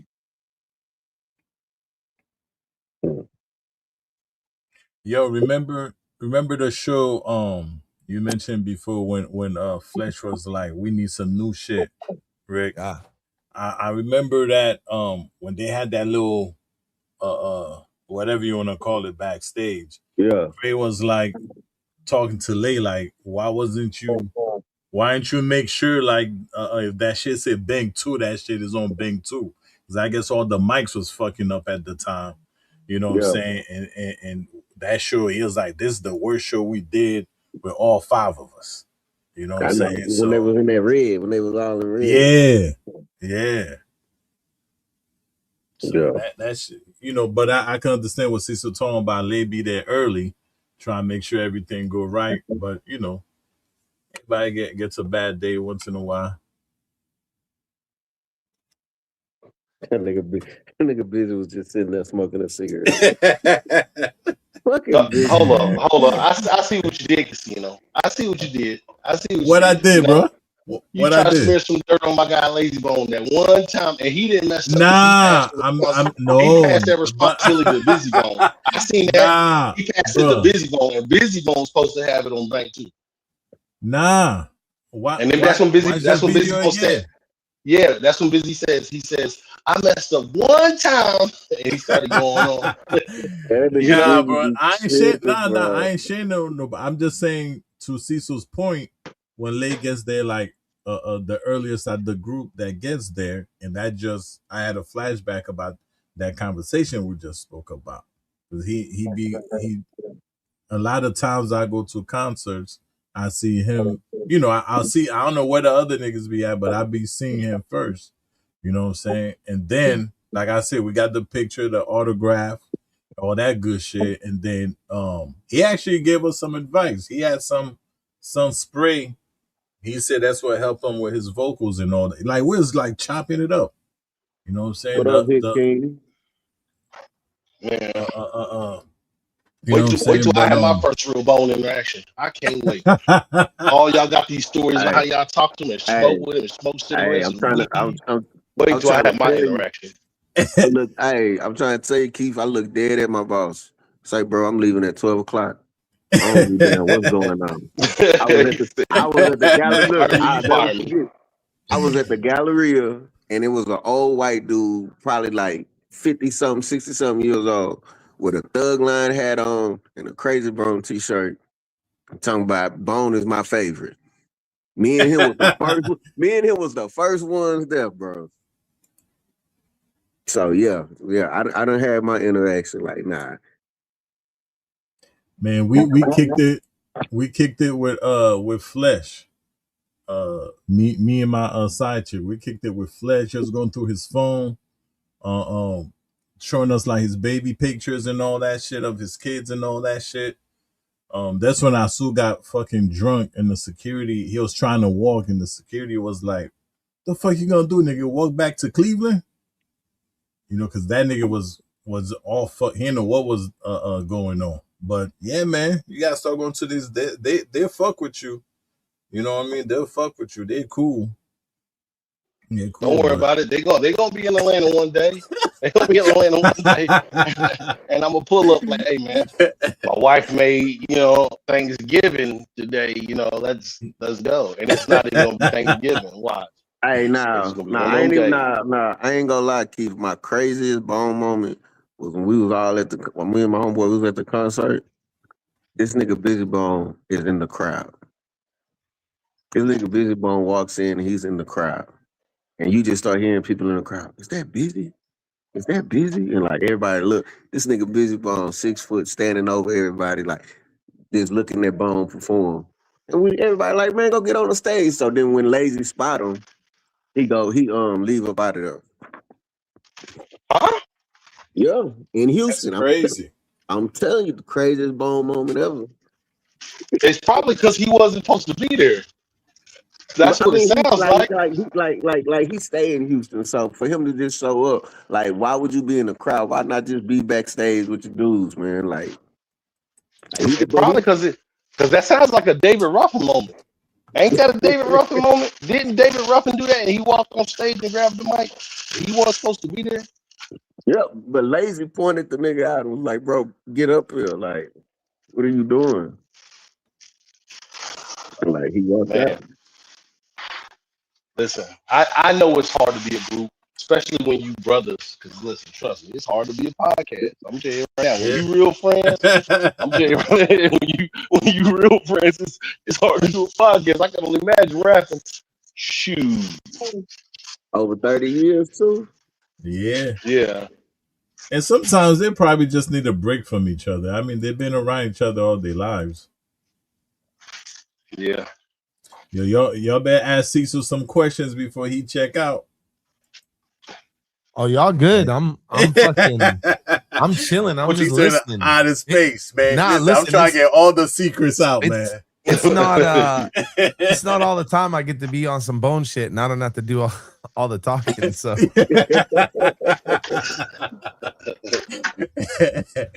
Yeah, man. it's like pressure sometimes, you know. It's like pressure. Man, listen, Nah. I told Keith I give when I first got on their podcast, and then Keith was like, man, just start, because we start chopping it up. I'm like, nah, my shit gotta be perfect before I do it. This is gonna be bone. That shit gotta be. He like, bro, just start the shit. So I just started it. Yeah. Man, I give you guys props. Well, see, so I don't know what you do behind stage when you're talking, but man, I got fucking 3 screens, bro, and I'm like, I still don't know how you guys do it flawlessly. You know what I'm saying? Yeah, so I do a thing called Streamlabs, you know, and it's like I got a lot that's going on behind the scenes. I kind of went over it with the guys tonight, and I'm kind of going over with them, you know, just kind of like how to do like a Beyond the Harmony format, you know, and theirs is pre-recorded, you know, for us. And it's like when we do it live, you know, there's a lot going on. I don't know if it lets me. Let me see if it'll. Let me ask you this, Cecil. Okay, because so there's your format where you use, you know, the programs you're using. So what's different between that and StreamYard? Could you not cut out Look, our screen? I'm sharing my screen right now. I'll show you what's different. Oh, my phone's in another room. Hold on. Where is my phone? Man, damn. Dog, getting old sucks. Dog. I always put this phone down. God, this is getting just too out of control. Speak for yourself, Keith. Speak for yourself. Yeah, Keith.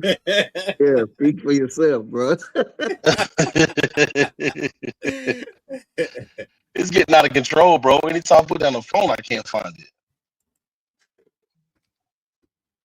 Yeah, that dude look tough though. So yeah, so this is how I stream, right? And so what I do is I set my show up, and then this is connected to my YouTube. And so everything that you see over here is a different scene. And then, so, you know, when we first started up, this, what's on the left is what I'm working with. What's on the right is what the people see. So every time I transition, you know, so in other words, I can be, this is what y'all are seeing right now on the right. If I was live on the left, I'm working on this. And then once I hit transition, it goes to the people. So by the time we get, you know, through the disclaimer, you know, I push the intro to everybody. And then we get to the main show. And then the main show is broken up in all kinds of like different things. All the shit that happens on the screen, like when we have like the chat, you know, that's all through here. The different like widgets when people donate and shit like that. Let me see if I can trigger one. So how is all that like live? Like how Yeah, is all that live? Like are yeah, you? I don't even yeah. So understand. this is routed through. This is routed through our Beyond the Harmony YouTube.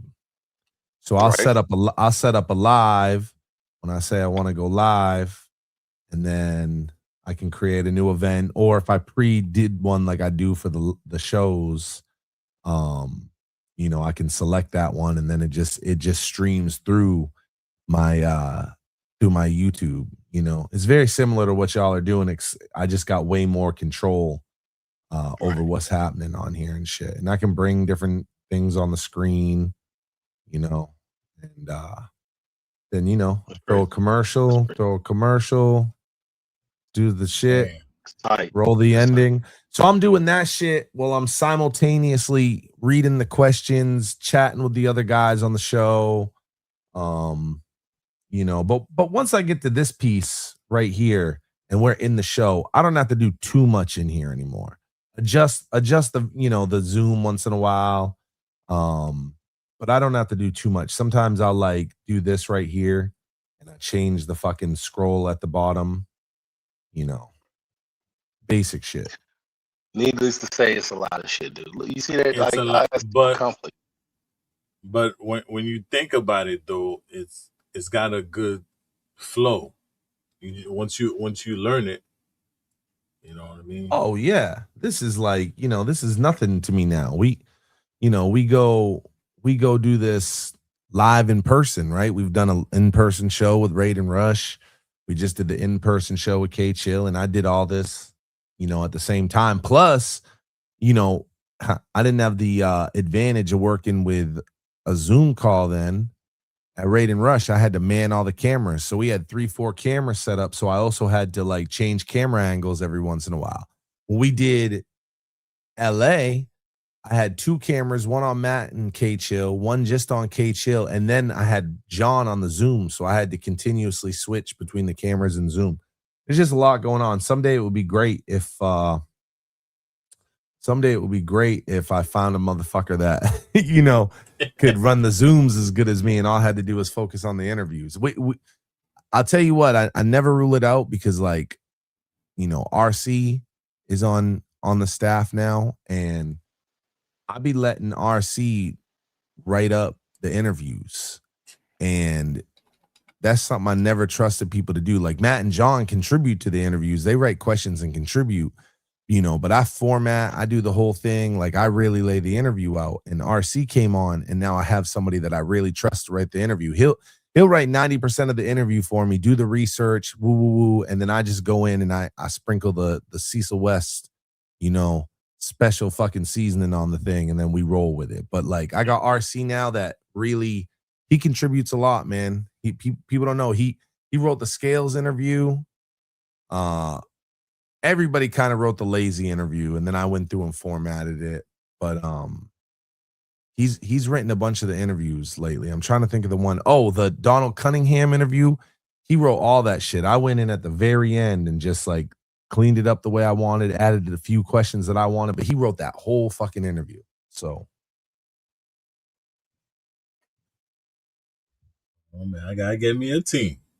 yeah, it comes with time, bro. Y'all are all, like that's the part Keith was right about, was just like get on and start doing it. You know what I'm saying? Because it's like I went and I showed, Keith today some of our early episodes, and it's like they weren't clean like this. We didn't have the fucking what's up y'all Cecil West fucking intro and outro, and we didn't have all the video shit. We didn't have shit. We would play part of a Bone song, and then the show would start, and what's up? It's Beyond the Harmony. We back. Like you couldn't imagine it starting like that now. It would never start like that now. But it happens over time. And the more y'all do it, like, you'll find these little things like, all right, let's dump a little bit of money in this, or, it's like I started on a snowball mic, and then I used a Blue Yeti for years. And now I use the Shure SMB 78, and I use a fucking Rodecaster Pro 2, mixing board, right? It's just like, but I started on a $50 snowball. You know what I'm saying? Yeah. It's like you'll find all the reasons to like, hey, maybe I should upgrade just this little thing and do this, and but it starts by just getting it the fuck out there. We had 100 fans before we ever had 100,000. True. Yeah, but nah, you guys make it look easy. You know what I'm saying? I tell Keith that shit all the time. Keith was like, bro, it ain't.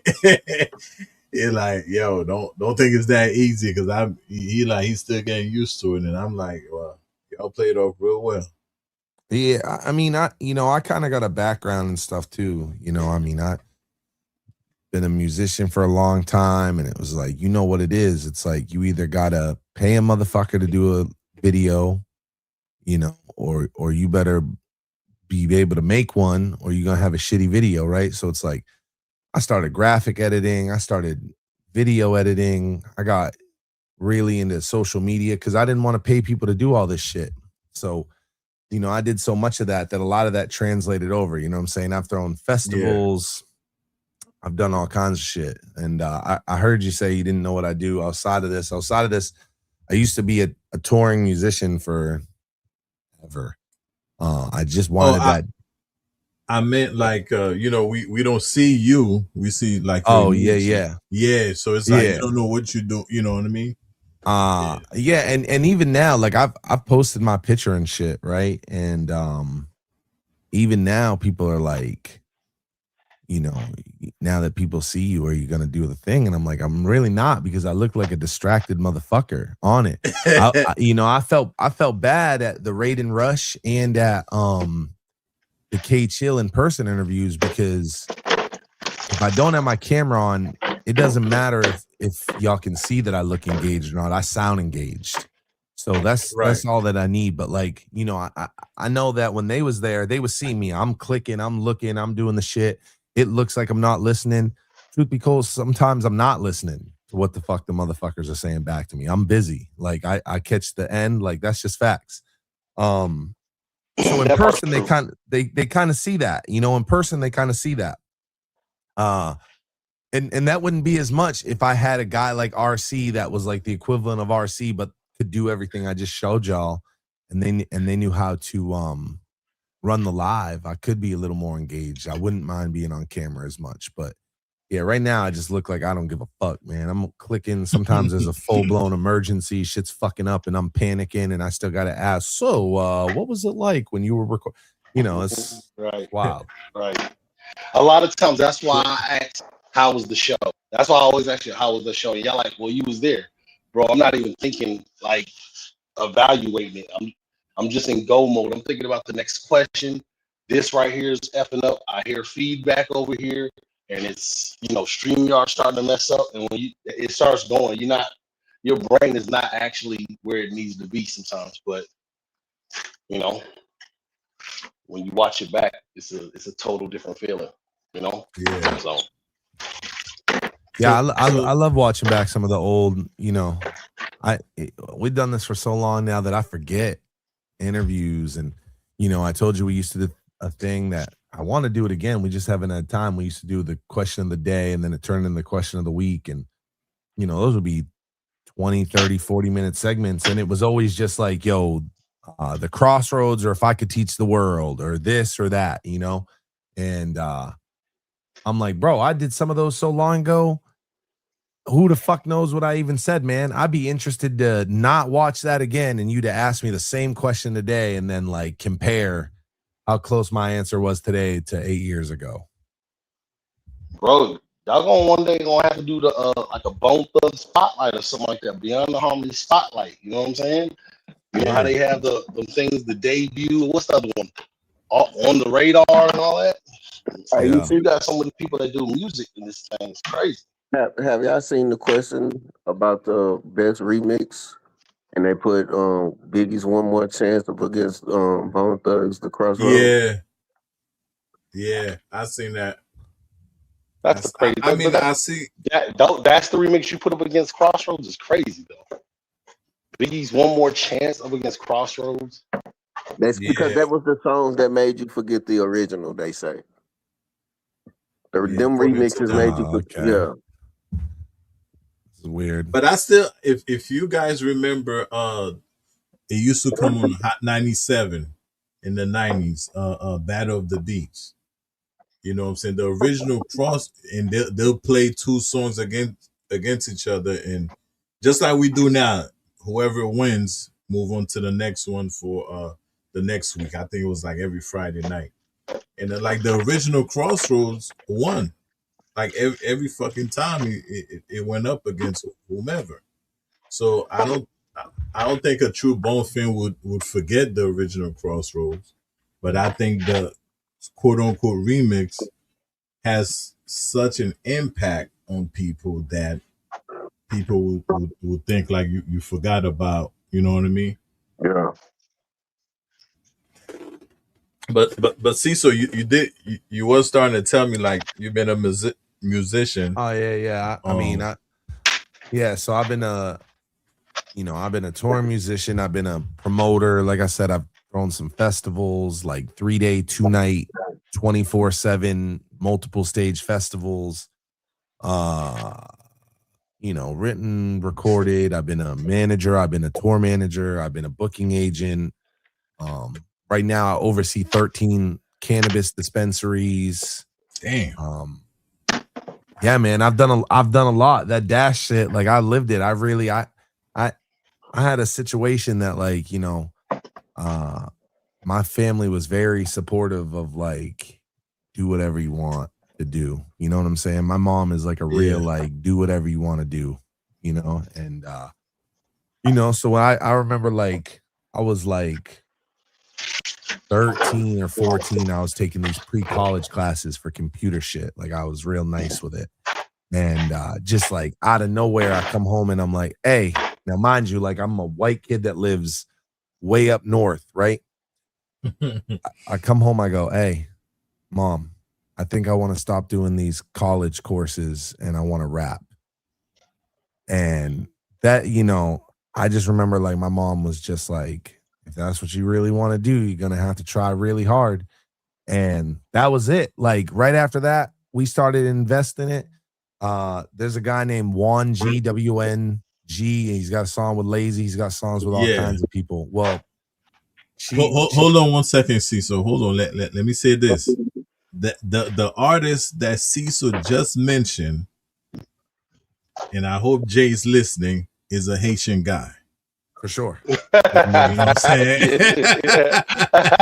Because Cecil, I'm Haitian too. So me and Jay, they tell me, man, we have a good laugh with that. But Yeah, I just he want to is. make that point to 80 Jay. boy. Yep. Yeah. So my mom she was in Vegas and they was there signing autographs. Juan, he's got like 4 brothers. His dad, they would travel everywhere. And I think I just told this story on the show not long ago, but my mom walked up and said, my son raps, woo, woo, woo. And this is back in 2001. You know what I'm saying? So like the white rapper thing wasn't, there's so many white rappers now, right? That it's like, I think there's more white rappers than anything. And it's like, but back then it wasn't the norm. So my mom fucking goes up, my son raps, all this, right? And they're like, oh, that's cool. And she really, my son really raps, da-da-da-da-da. And so the phone rings. My mom's on vacation in Vegas with my like grandmother. She said, hey, I need you to rap. I was like, what? She's like, I need you to rap right now. So I was like, all right. And I don't even think it was a verse that I'd written. Like, I think I just started doing it, but my mom called and said to do it. So I did it. So they heard it and they said, that's your son. How old is he? 17. And so Juan said, hey, if y'all can come back out next month, we'll bring him on this tour we're doing with the Outlaws and Power 106. At the time, it was Power 106, not Power 105 or whatever. And so that's it. I got all my shit from school. I went out there. I did like fucking 15 dates with them. Juan G opening for the Outlaws, and I would do that shit. And that's it. I was hooked after that. I was like, this is what I'm going to do for the rest of my life, bro. Damn, that's what's up, though.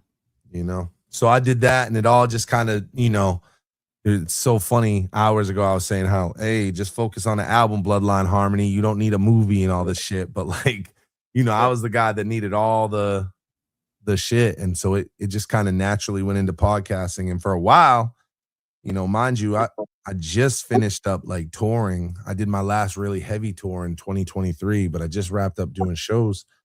But like I've been doing Beyond the Harmony for 8 years. So there was a point where it was like I was doing weed shit, and I was fucking doing Beyond the Harmony, and I was touring, and one of those years I threw a festival, So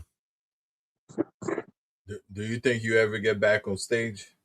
I did a big show with Mercules at the beginning of this year, and I mean, that felt pretty like I'm all right being done. But I'm such a I'm a wrestling fan, and they say, hey, never say never, because you just never know what will happen. And so, I never say never about shit. You just never know. If the right reason, you know what I'm saying, came up and I felt and I was feeling it, like, yeah, why not? But like right now, like I'm like, yeah, I passed on money shows this year because I just didn't give a fuck to do it. Oh shit. I always feel like, once that's your, once that's your life or your dream or whatever it is, like you're never really done. You know what I'm saying? Yeah, if people you say got the that a love lot. for it. Yeah, bro. I don't know. Like I spend I'm not gonna act like I spent like a Bone Thugs and Harmony amount of time on the road or anything. But I spent a lot of time on the road, and I was always cool with everything, missing birthdays and holidays and this thing. And, I remember I would see like kids, my friends would have these kids, and it's like I wouldn't see kids for years. And all of a sudden, these kids are grown motherfuckers, and it feels like time would just like pause, but it really didn't pause, And so it's like, I think I lived in that mode for so long that I'm just like super enjoying just like, kind of being a little regular in life. Yeah. Cause that shit, it's crazy, man. This, 2, 3, 4 years of just doing shows, boom, boom, boom, boom, as much as you can, fitting in as many as you can. And the time just goes by. And then all of a sudden that kid that was fucking, 8 is like 12 now, and it's like, oh shit. Like, so it's like, I don't know, but you right. Like, it's always like, it's always like right there, right? You hear a beat or something, and you just like, man, I'd fuck this beat up.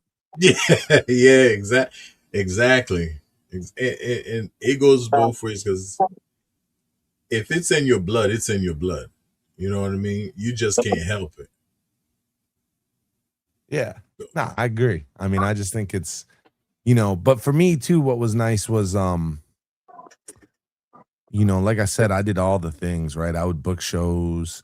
It's like I remember early on, like motherfuckers were doing pay to play, and I'm sitting back and I'm like, bro, there's got to be a way. There's no way people are like paying motherfuckers all this money to be on good shows all the time. Like, there's got to be a way, right? So it was just like my boy. It was just like the craziest information that seems so simple. He's like, hey, bro, you got to book the show yourself then. I'm just like, yo, you're a genius. Like, I'm just like, duh, motherfucker. So, we start finding these people ourselves and booking the shows and shit. And it's like, so I got involved in all the different little things and enjoyed it all. I think if I was ever I used to get paid to host shows, right? Obviously. And if I was going to do something, I would try to do something like that, probably, host some shows or whatever.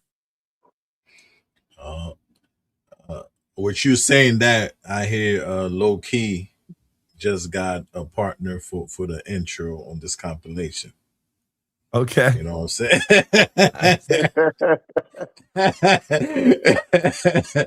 You know what I'm saying? Because we got a other brother in the chat. He's a regular on everything, just like we are. So yeah, he's been nominated to do a look. He'll tell you if it's not a good song or whatever. Okay, if good. it's a skip or not. You know what I'm saying? So we kind of not. There he go. He said he with it. There you go. He said he with it. So he gonna do the intro. So with you having the background hosting, you just got yourself, another right hand man on that, low key. There you go. There you go. That's But crazy. yeah. Hey man, look, by the time we finish, man, this compilation, you know what I'm saying, it's gonna be the new East 99. I'm telling you. Yeah, well, somebody send me a beat. I'll do a verse for y'all. Man, I know Murder Moon heard that. We all hear that. I'm gonna get started, man. Yeah, every time I was in California with one of these dudes, because they just know me as Beyond the Harmony, I'd be like, yeah, I used to rap. And I'll play them a verse. And, I think I played Keefe and them a couple of verses in one of our meetings. And yeah. Now we're working on the track. I think Jay's done with his verse. If he's gonna use that verse, I gotta finish my verse. I mean, we're gonna send you the track, But listen, you're more than welcome. Listen, you're more than welcome for more than one. My bad, Keith. My bad. No. Listen. The more the merrier. Riz pulled up. I got verses for everybody, bro. I just don't want to rap, but for y'all, it's like a different thing. Like this bone shit I'm on with people is different. So I give verses to whoever for that. Hold on, Riz pulled up talking about you got 24 hours, Casino. That's see, I'll give you a little background. See, so I started sending the fellas some beats, and I'm like, whatever day it was, I'm like, I'm gonna deliver on that day. Man, 11:59, I hit that same button, and nothing was working for whatever reason. So I was fighting with the email and everything, and by the time the clock strikes 12, everybody had the beats in their email. So now that's another, because that was a challenge for me. So that's another challenge. 24 hours. God damn. Murder. He just popped up just to bust my balls. That's it. Pause.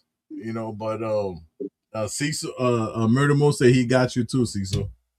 Yeah, let's do something on the beats. Yeah, Murder Mo does beats too. Yeah, I knew that. You've told me like 4 times. You just think you didn't. Yeah, that's what it is, man. I'm trying to. Cecil, you do know we older than you, right? You do know that, right? How old are you? 45. You barely older than me. You talking like you fucking 60. No, I'm just saying. This motherfucker just acted like he was like 15 years older than me or some shit. He acted like fucking shit. Like I went to school with his son or something. Oh man, come on, Keith. I'm 46, bro. Come on, man. Hey. Oh, for real? You older than us? I thought we were the oldest. I'll be 43 in December. Oh, okay. Man, that's what's up. Yeah, man. Bless he's in the 40. He's in the 40s club, man. Yeah, I'm a Capricorn if you can vibe, so. Shit. Oh, I'm an Aries. I ain't even into signs like that. Sometimes people make it more than it is. It is what it is. Yep. That just proves that he's never dated a truly crazy girl. Oh, no, I got some story.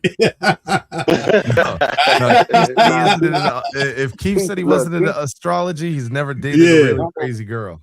Yeah. Nah, I've dated some of the worst. Oh, Murder Mo said he's 44. That bitch ain't know nothing about astrology. I mean, I hear stuff about it. I hear stuff about the stars, and some girls have told me some stuff, but I don't know if I believe. I will say, the way I am, I don't believe in it, but it does kind of go with my personality. You know what I'm saying? So, it's just, it is what it is. Like Virgo or something like that. They try to say those are thinkers, and I know I think a lot because I'm the most paranoid dude I know. You know what I'm saying?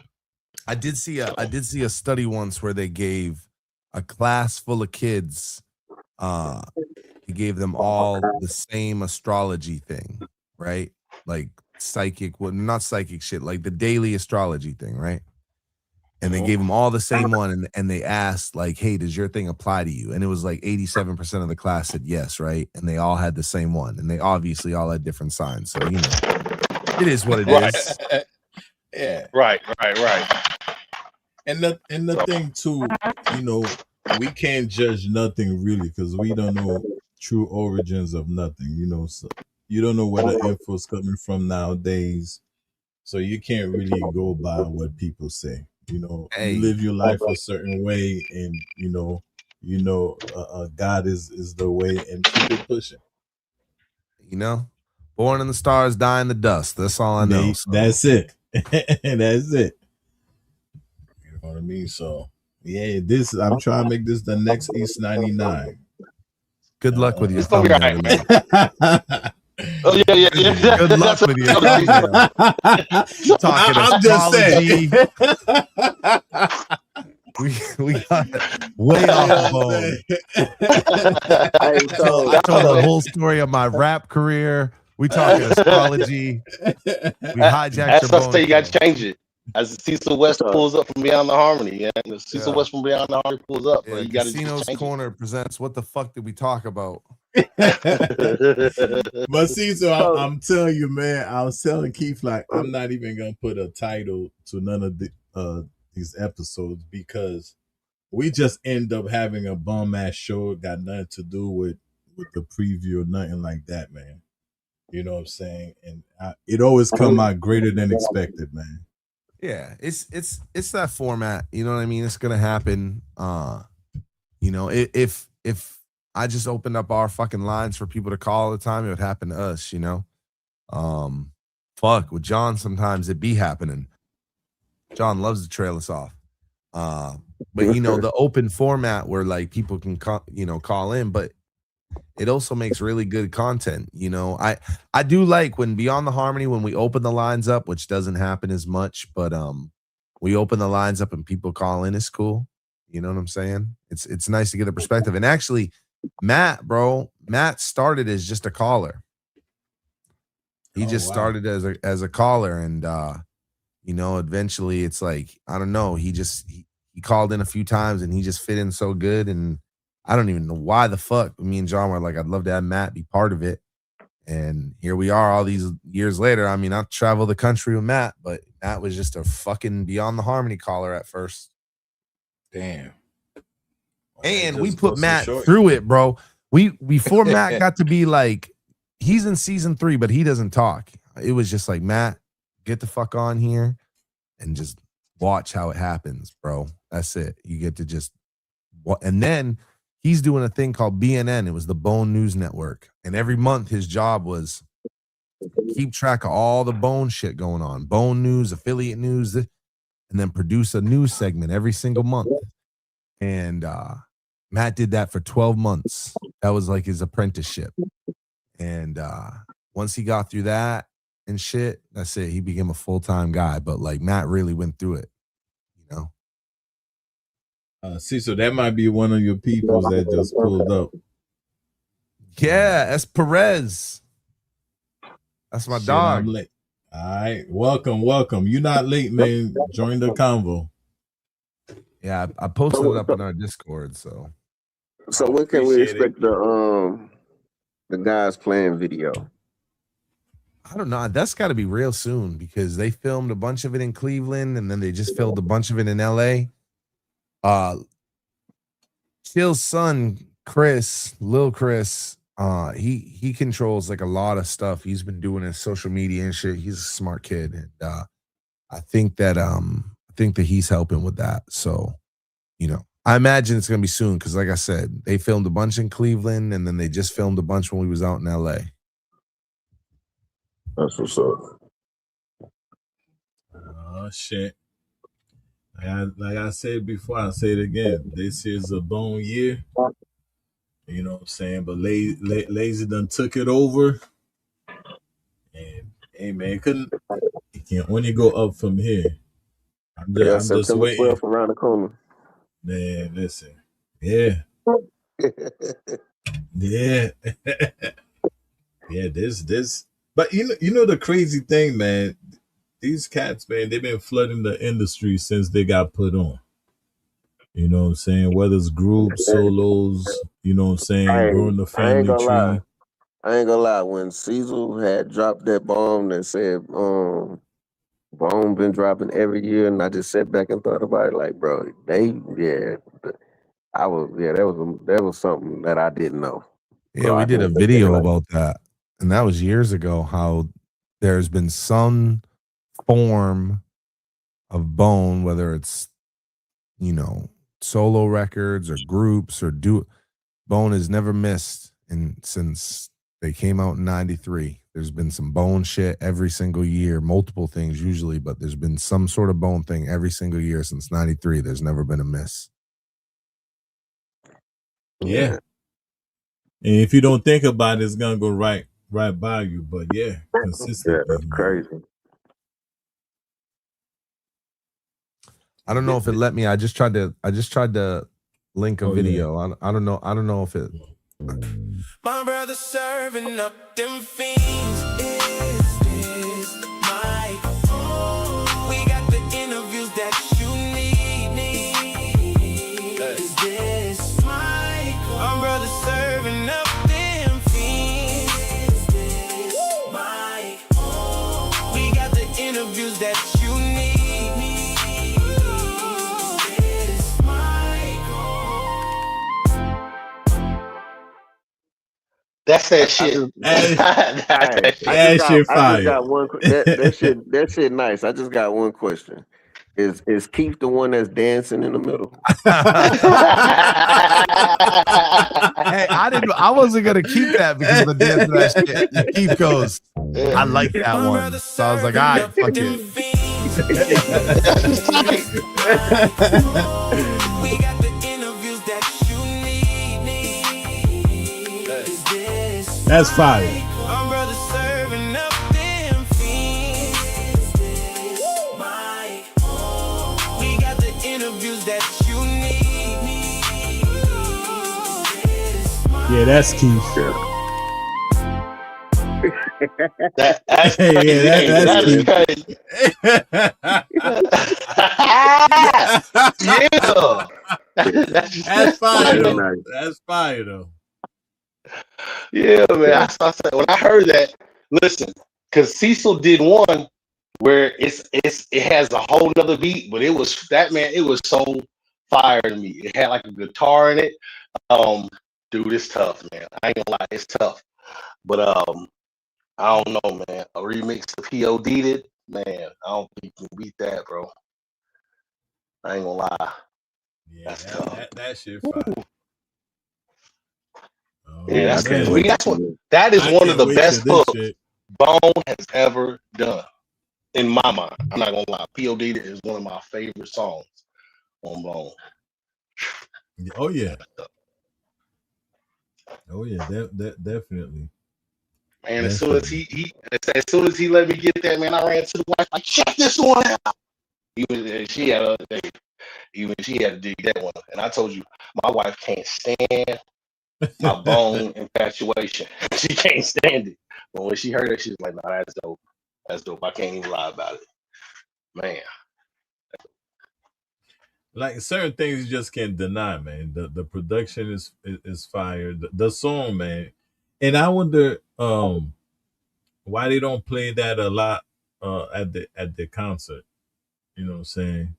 There's certain hits that Man, it's just Bone because it's has. just so easily clockwork for them to just get the fuck in there and go, all right, man, let's do Thuggish Ruggish Bone. Let's do fucking For the Love of Money, Notorious Thugs, Thug Love. We'll do fucking East 1999. You know what I'm saying? First of the month, the Crossroads, and let's get the fuck out of here, boys. I guess when you're 50, you know, say you try to get in, get out. Yeah, Wishbone sits half the fucking concert. He ain't trying to put on a marathon. Yeah, I noticed when there's getting the stores, like he's walking kind of fucked up a little bit. Hey, man, big guy. It's fucking big guy in his 50s. Beat the shit out of himself for 30-something years on the road, you know? Yeah. I'm like, damn. Yeah, man. But that's fine. That's fine. They forget, by the way, with Wish. I don't, you know.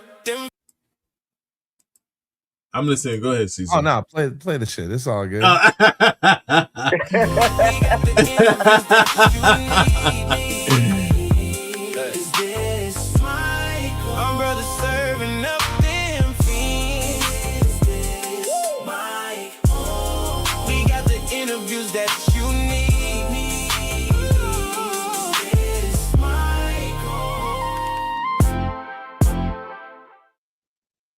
There's like a verse and shit that goes with it too that I had to cut out because it's like a, you know what I'm saying? It's an intro for the show. The shit can't be a minute and a half long. So okay. I had a little verse and shit. I see S. Perez says he liked the West Coast intro. Yeah, the West Coast intro was dope. When we do special edition shit, right? When we went to Florida, when we went to LA, when Lay was on, when we did our award show, shit like that. I try to do like a, you know, a special intro. Sometimes I change the music, sometimes I change the video, sometimes I do both. But yeah, that California, I did a special one. Changed the beat, all that shit. Oh shit. Did it attach? I tried to attach it. Yeah, it's coming up. I don't know how this shit works, but yeah. Yeah.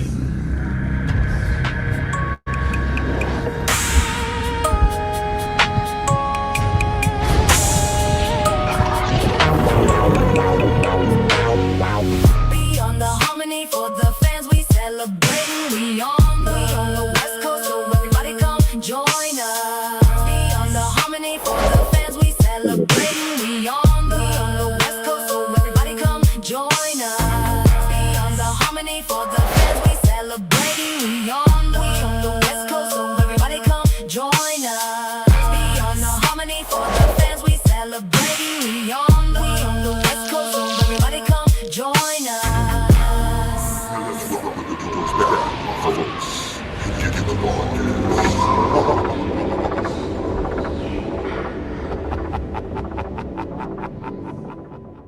Yeah, shit was hard. The little West Coast remix on the theme was hard too.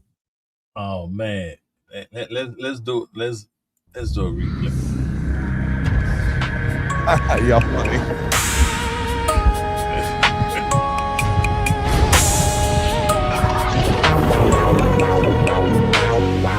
Beyond the harmony for the fans, we celebrating. We on the West Coast, so everybody come join us. Beyond the harmony for the fans, we celebrating. We on the West Coast, so everybody come join us. Beyond the harmony for the fans, we celebrating. We on the West Coast, so everybody come join us. Beyond the harmony for the fans, we celebrating. We on the West Coast, so everybody come join us.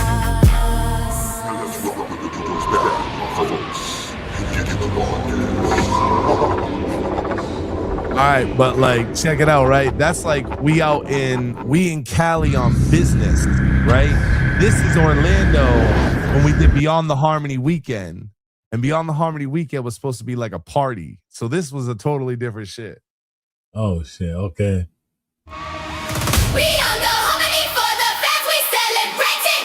So we in Orlando, so join us. We on the harmony for the fans, we celebrating. So we in Orlando, so join us. We on the harmony for the fans, we celebrating. So we in Orlando, so join us.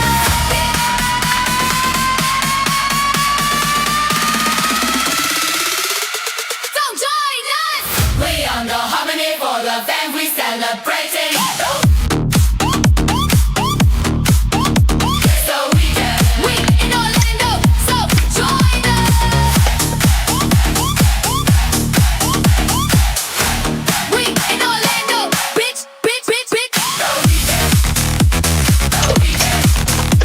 So we in Orlando, so join us. We in Orlando,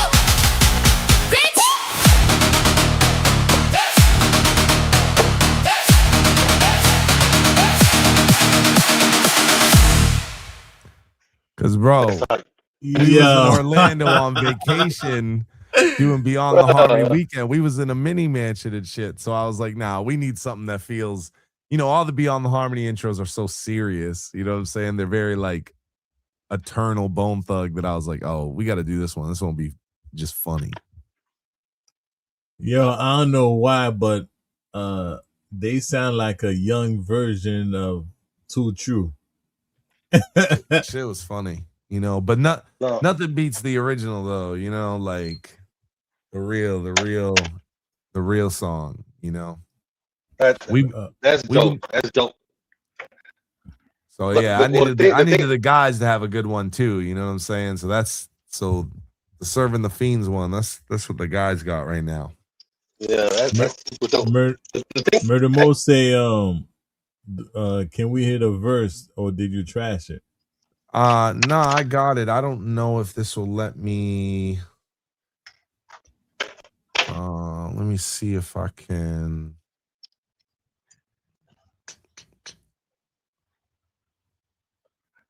The reason why this stuff is dope, because the crazy thing is, this is all coming out of Cecil's brain. You know what I'm saying? Like, that's what's dope, because it's like these are thoughts. They start off as thoughts, and then when they come out, I mean, it's AI, but I go hard. Like, I mean, you can obviously see I'm not just doing no basic, I mean, I'm not Blaze or nothing, but I'm not doing no basic shit. S. Perez says, what happened with Phoenix? Oh, Phoenix is still that's my homegirl. I just talked to her tonight. Phoenix is still like that's the theme we use the most. Is the Phoenix Rising theme. Like that's which one's hers? Is Phoenix Take Me Home? It's the right? Phoenix Rising is my homegirl, and she was like real big in the Bone cover world, like thousands of plays. And when we started the show, we was like, yo, this is who we need to do the can I get rid of some of these? As a guest, you can share up to 3 videos, share a new video. I'll remove some. All right, motherfucker. All you had to do is tell me, motherfucker. Yeah, I give everybody access. Let's see, video. But Phoenix, like she had such big Bone covers that we hit her up and we was like, yo, we need a theme song because there was no AI. And we just kind of told we want you to cover this Bone song, and these are kind of the words, and she killed it, man.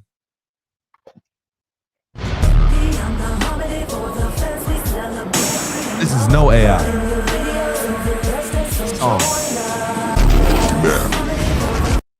You said there's no AI? Yeah, like the video's AI, but the singing, that's Phoenix. That's Phoenix Rising. She's singing she remade the Bone beat. She's doing all the singing. She did everything on the original theme. Oh shit. Okay.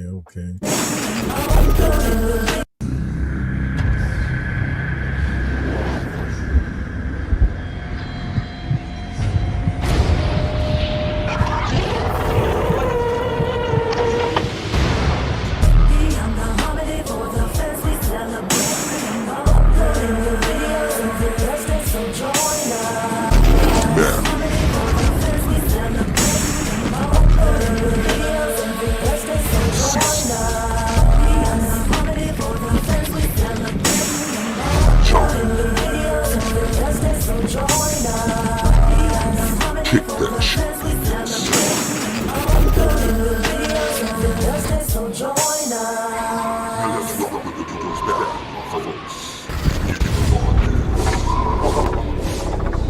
The very first video, and I still use part of it, right? Up until like right here. That's all done by Aaron Purnell. And Aaron Purnell, with AI, when AI came out, then I kind of took over from this point forward, and started doing my own shit. But I still use his first, whatever that is, 20 seconds. And Aaron is who did all the artwork for World War III, did a bunch of the Flesh and Bone artwork. He did a bunch of Bone artwork and a bunch of like Bone videos. So we got her to do the theme. And Aaron was actually the very first interview that we uploaded on Beyond the Harmony. And we got him to do the we got him to do the fucking intro. And I'm telling you, like, you know, kind of now it's whatever, but like when we look at this, it's got Eazy's fucking, you know, Lowrider. You see it in the back. It's got, you know, Leatherface, Number One Assassin. The fucking studio has the map from Eternal on it. And he rides us right by the E99 sign. Bro, 8 years ago when we first got that, that was that shit. Hey, Cecil, have you ever walked lazy through any of this stuff? Like really the details that were put in this stuff? You know, Yeah, I know I he's a mean, busy person. well, Lazy's seen the show a bunch. So, Okay. you know, because remember, I've had his friends on the show. You know, I've had a bunch of people he probably don't fuck with too, but I've had his friends on the show. Ken Dog's been on the show. Thin C's been on the show. You know, these are some of his best friends. Rocky Rock's been on the show. So, you know, he's seen the show. He knows what it is. I remember he Yeah, said to me when we first started, he's like, "Man, I need my shit to look like yours, man." He's like, "That shit looks good." no, it does. Like there's It so many does, man. details. Like I just seen economies in the back. I didn't realize you put Yeah. economies back. Like that's crazy. And then the Greyhound, you know what I'm Yeah. saying? That was Yeah. that, The that funny one I just played. That was for the I've been using that one a lot, but that one was for the lazy bone shit. If you look at the very end when it goes in and it shows the four of us, Lazy's one of the skeletons there. He's wearing like thug wear and he's got a Mo Thug chain on and an afro and shit. That shit No, that's dope. dope. There's a lot of detail in that mud. That sounds like Yeah. I didn't know it was the Greyhound and shit. Like damn, that's Yeah, pretty bro. dope. I try, I man. know when Lazy see that his guy look at the screen and then look at you, look at the screen. Because you know, people don't think, you know, as fans you pay attention to details that as fans, you know, just like we pay attention to lyrics, their artwork, their music. And people really don't realize how much as fans you notice certain things. You know what I mean? Oh So yeah. that shit dope, man. Yeah, man. It's That- been, you know, it's been a lot, but you know, so I wanted something that kind of mixed well. You know, the Serving the Fiend shit did well. We, you know, we used AI. Phoenix probably would have for me, she probably would have done the intro. Before AI was a shit, we've only done, you know, we've only done one episode. We did this thing called Top 10 of the Month, and the video is really, really good, but it's like super professionally like edited and narrated by John and I. And it's like I really, really fuck with it, but it's like I don't know, it just took a lot of work to do. But anyway, the first of the month or the top 10 of the month, let's see if I can find that. She did that too. I think it's this one.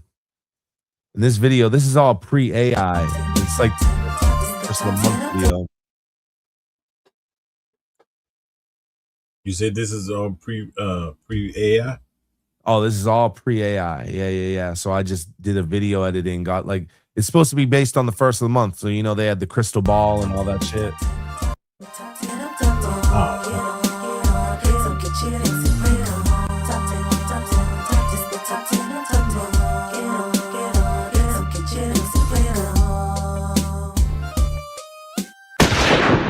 You know, it's not as impressive now that we got AI and shit. But like I said, we did this before AI.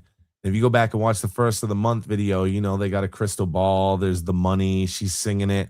I literally remade this top 10 of the month logo to look like the album single. So this text looks just like the album first of the month single and shit. So, you know, it's the little details. I care about them. And they make me happy.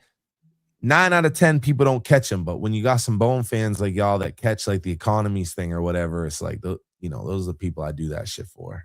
Yeah. Like I said, if you're a new fan, you're not gonna know. Nah. But you know, you gotta go back and do some homework. But that even before AI, that shit looked tough. Yeah, it wasn't bad. Yeah, and Phoenix did a great job. Again, I'm just like, hey, once you make a first of the month cover, it's about top 10 lists. You're gonna do this. She's like, all right. That's dope. And you say you still keep in touch with her? Yeah, I just talked to her today. She actually put some post about not doing Bone covers anymore, and You know, I said some shit like you're a legend. She really had a legendary run, and she's like, "Oh, I got you. I'll always do covers or themes for y'all, whatever you need." So and we did a I don't even know if Fifi knows this. So we meaning the Beyond the Harmony community, there were all these DAT tapes. Have any of y'all seen any of this shit? So these DAT tapes with all this Bone music from '97, Crazy Bone and Mo Thugs went for sale. And so as a community, we put all our money together and we bought them. Oh, and shit. So I'm ripping these DAT tapes and we're going to play all this unreleased shit, including if any of y'all are big fans of like some of the Crazy Bone shit. He played a song called Mo Thug Children on one of his live streams, and the fans are crazy for it. Well, Mo Thug Children is one of the songs on this DAT tape. So we got all this music people have never heard. So we're gonna premiere it and release it all soon. But all the people that helped invest in it, we made them a promo CD. So you can't buy this. Only if you invested when we needed people to invest, are you getting a copy of this, right? Like they're not for sale. Okay. But for it, we made all the artwork and shit, right? And I decided to make a map. So RC Thugster wrote like a thing, like the Eternal Passage, the backwards one, and you know how you got to use that to use the map and shit. So okay, yeah. He wrote a passage, and then I made a map. And you got to use the passage to move along the map and shit. And that's our own map. So anyway, I think our little windows are blocking it, but to the far left, the last street is Phoenix Street. So see, hold on. Yeah, so you can see on that left there. That.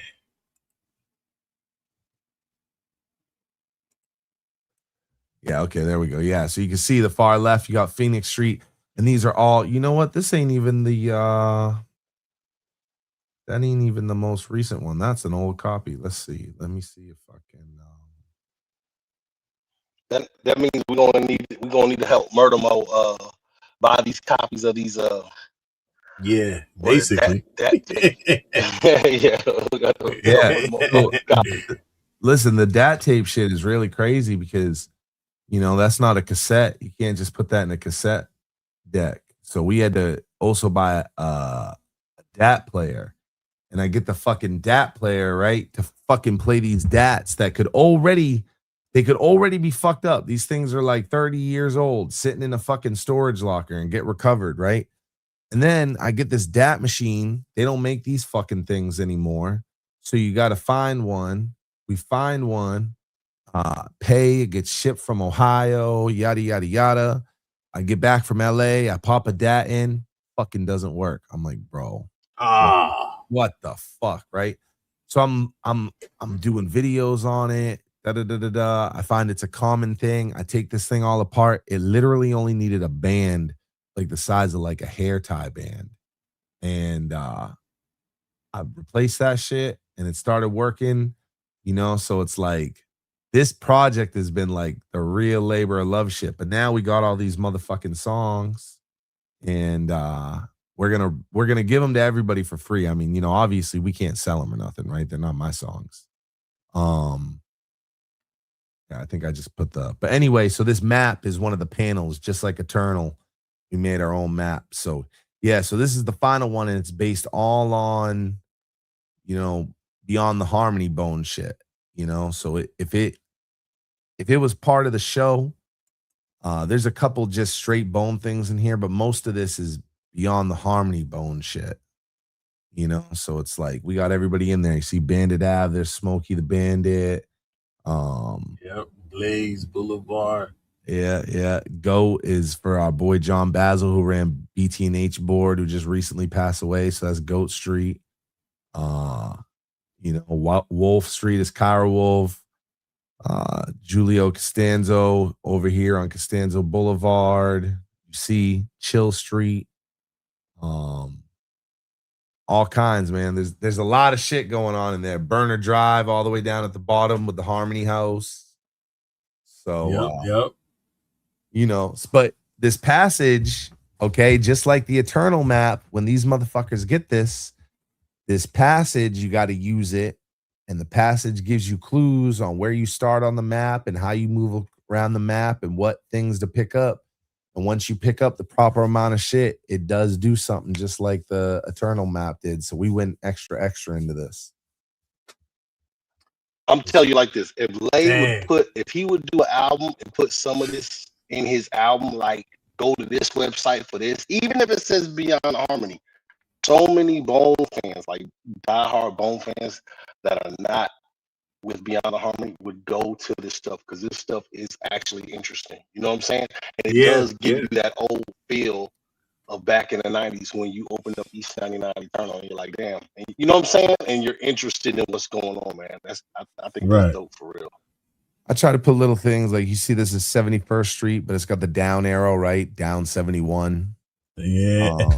You know what I'm saying? Just little shit. Enterprise Drive, you know, Economy's Lane up here with the beer and shit.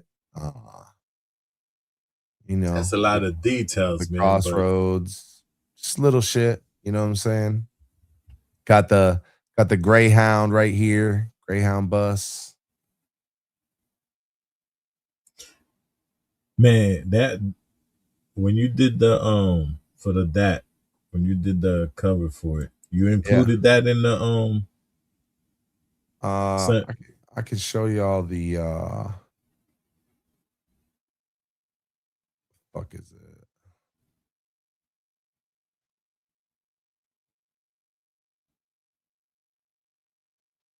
All right, let me see. Is it?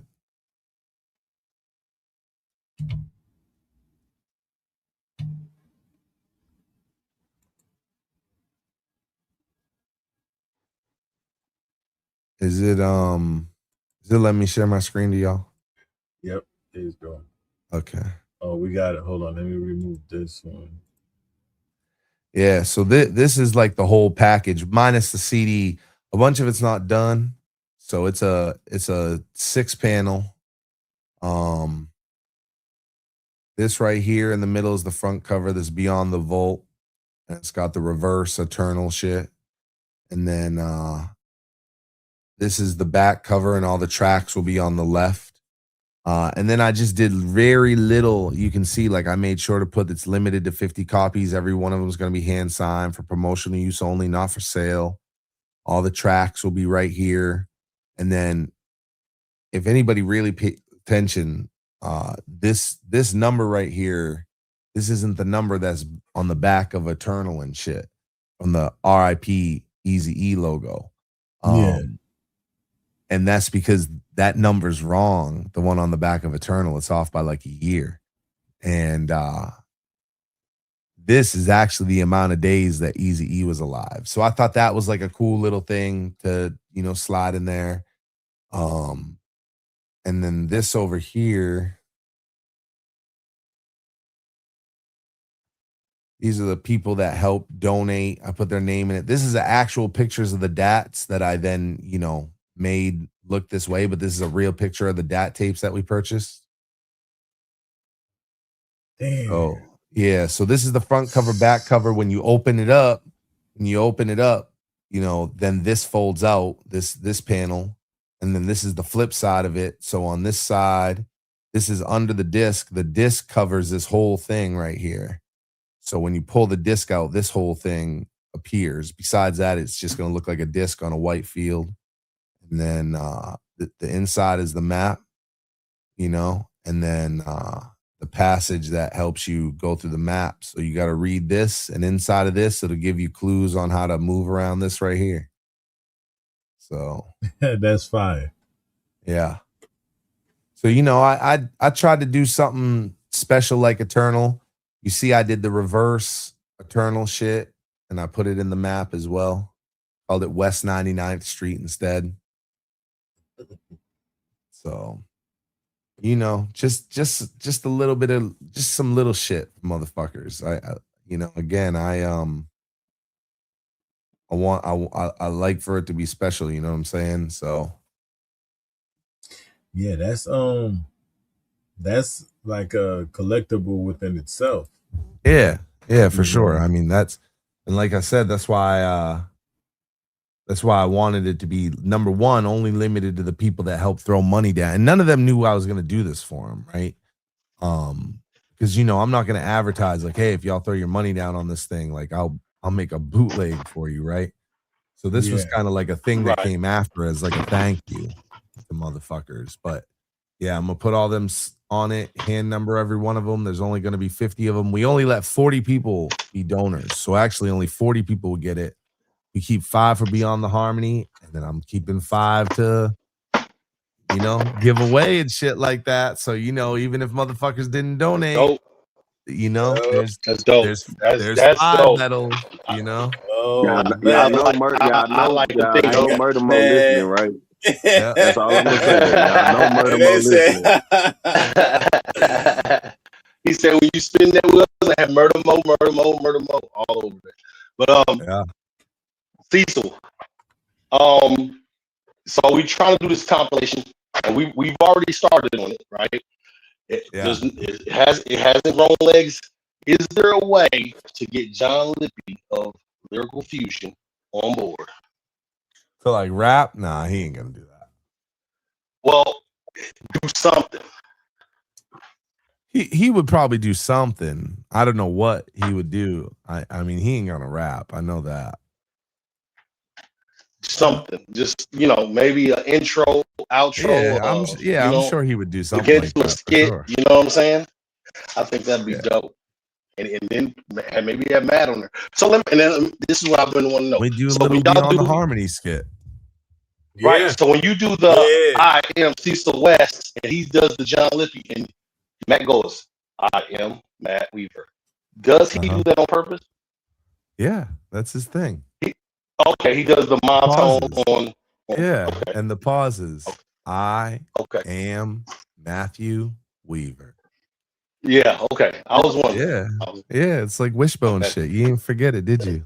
Yeah, exactly. No, fact. I was wondering, is that on purpose? Is he trolling or what is he doing?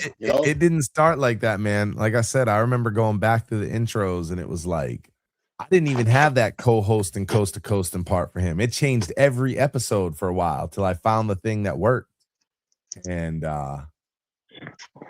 finally he got his thing. And at first he didn't say it that way. At first he's just like, I would say the co-host and coast to coast, and he would just like Matthew Weaver, right? But it's like everybody eventually finds like the them, and he probably did that once and he was like, oh yeah, baby, that's the one.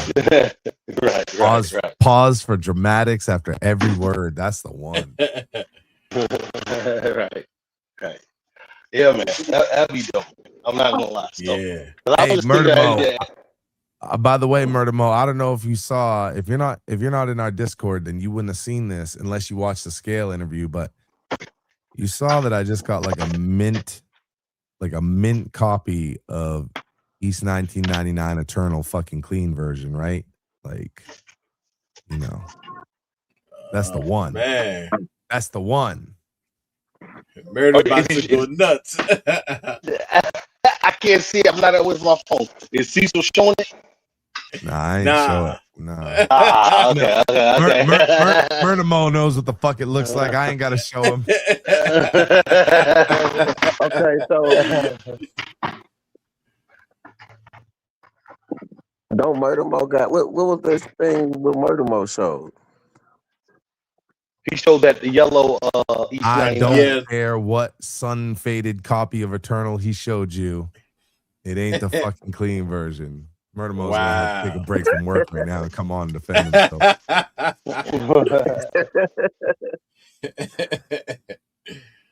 You see, all Murder say was this. Yeah, Matt. Matt, that's facts. Perez, that's facts. Matt that's just his style, man. And you see, y'all notice how John always changes what it is, right? He's like John something fucking crazy Lippy, right? Always, every fucking episode. Right. Yeah. Back in the day, I used to do crazy shit before he had that. Like, You know, sometimes I would say my part, and then I would play like No Surrender right before John said his name and shit like that. We've always just done wacky shit for him. You can't take it too serious. We're 40-year-old men talking about Bone Thugs and Harmony. You can't take it too serious. Hey man, you gotta have fun with this shit, man. You gotta come up with some stuff. You just gotta do it, enjoy what you're doing, and like you said, we're 40-year-old man. You got nothing to prove, and have a little bit of fun, till till you get your calling. Yeah, I mean, listen, you don't. This is what I was telling Keith, and I tell everybody this. Like, it's all really in what your goal is. For me, I'm always trying to like do more and more and more. It doesn't have to be everybody. 8 years ago, if you would have said, hey, you're going to travel the country one day, 8 years doing this podcast, you'll be in Orlando, you'll be in LA, Kenny McLeod will invite you over to his studio. Lazy Bone will invite you over to his house, all because of this podcast you're doing. I didn't like, yeah, bullshit.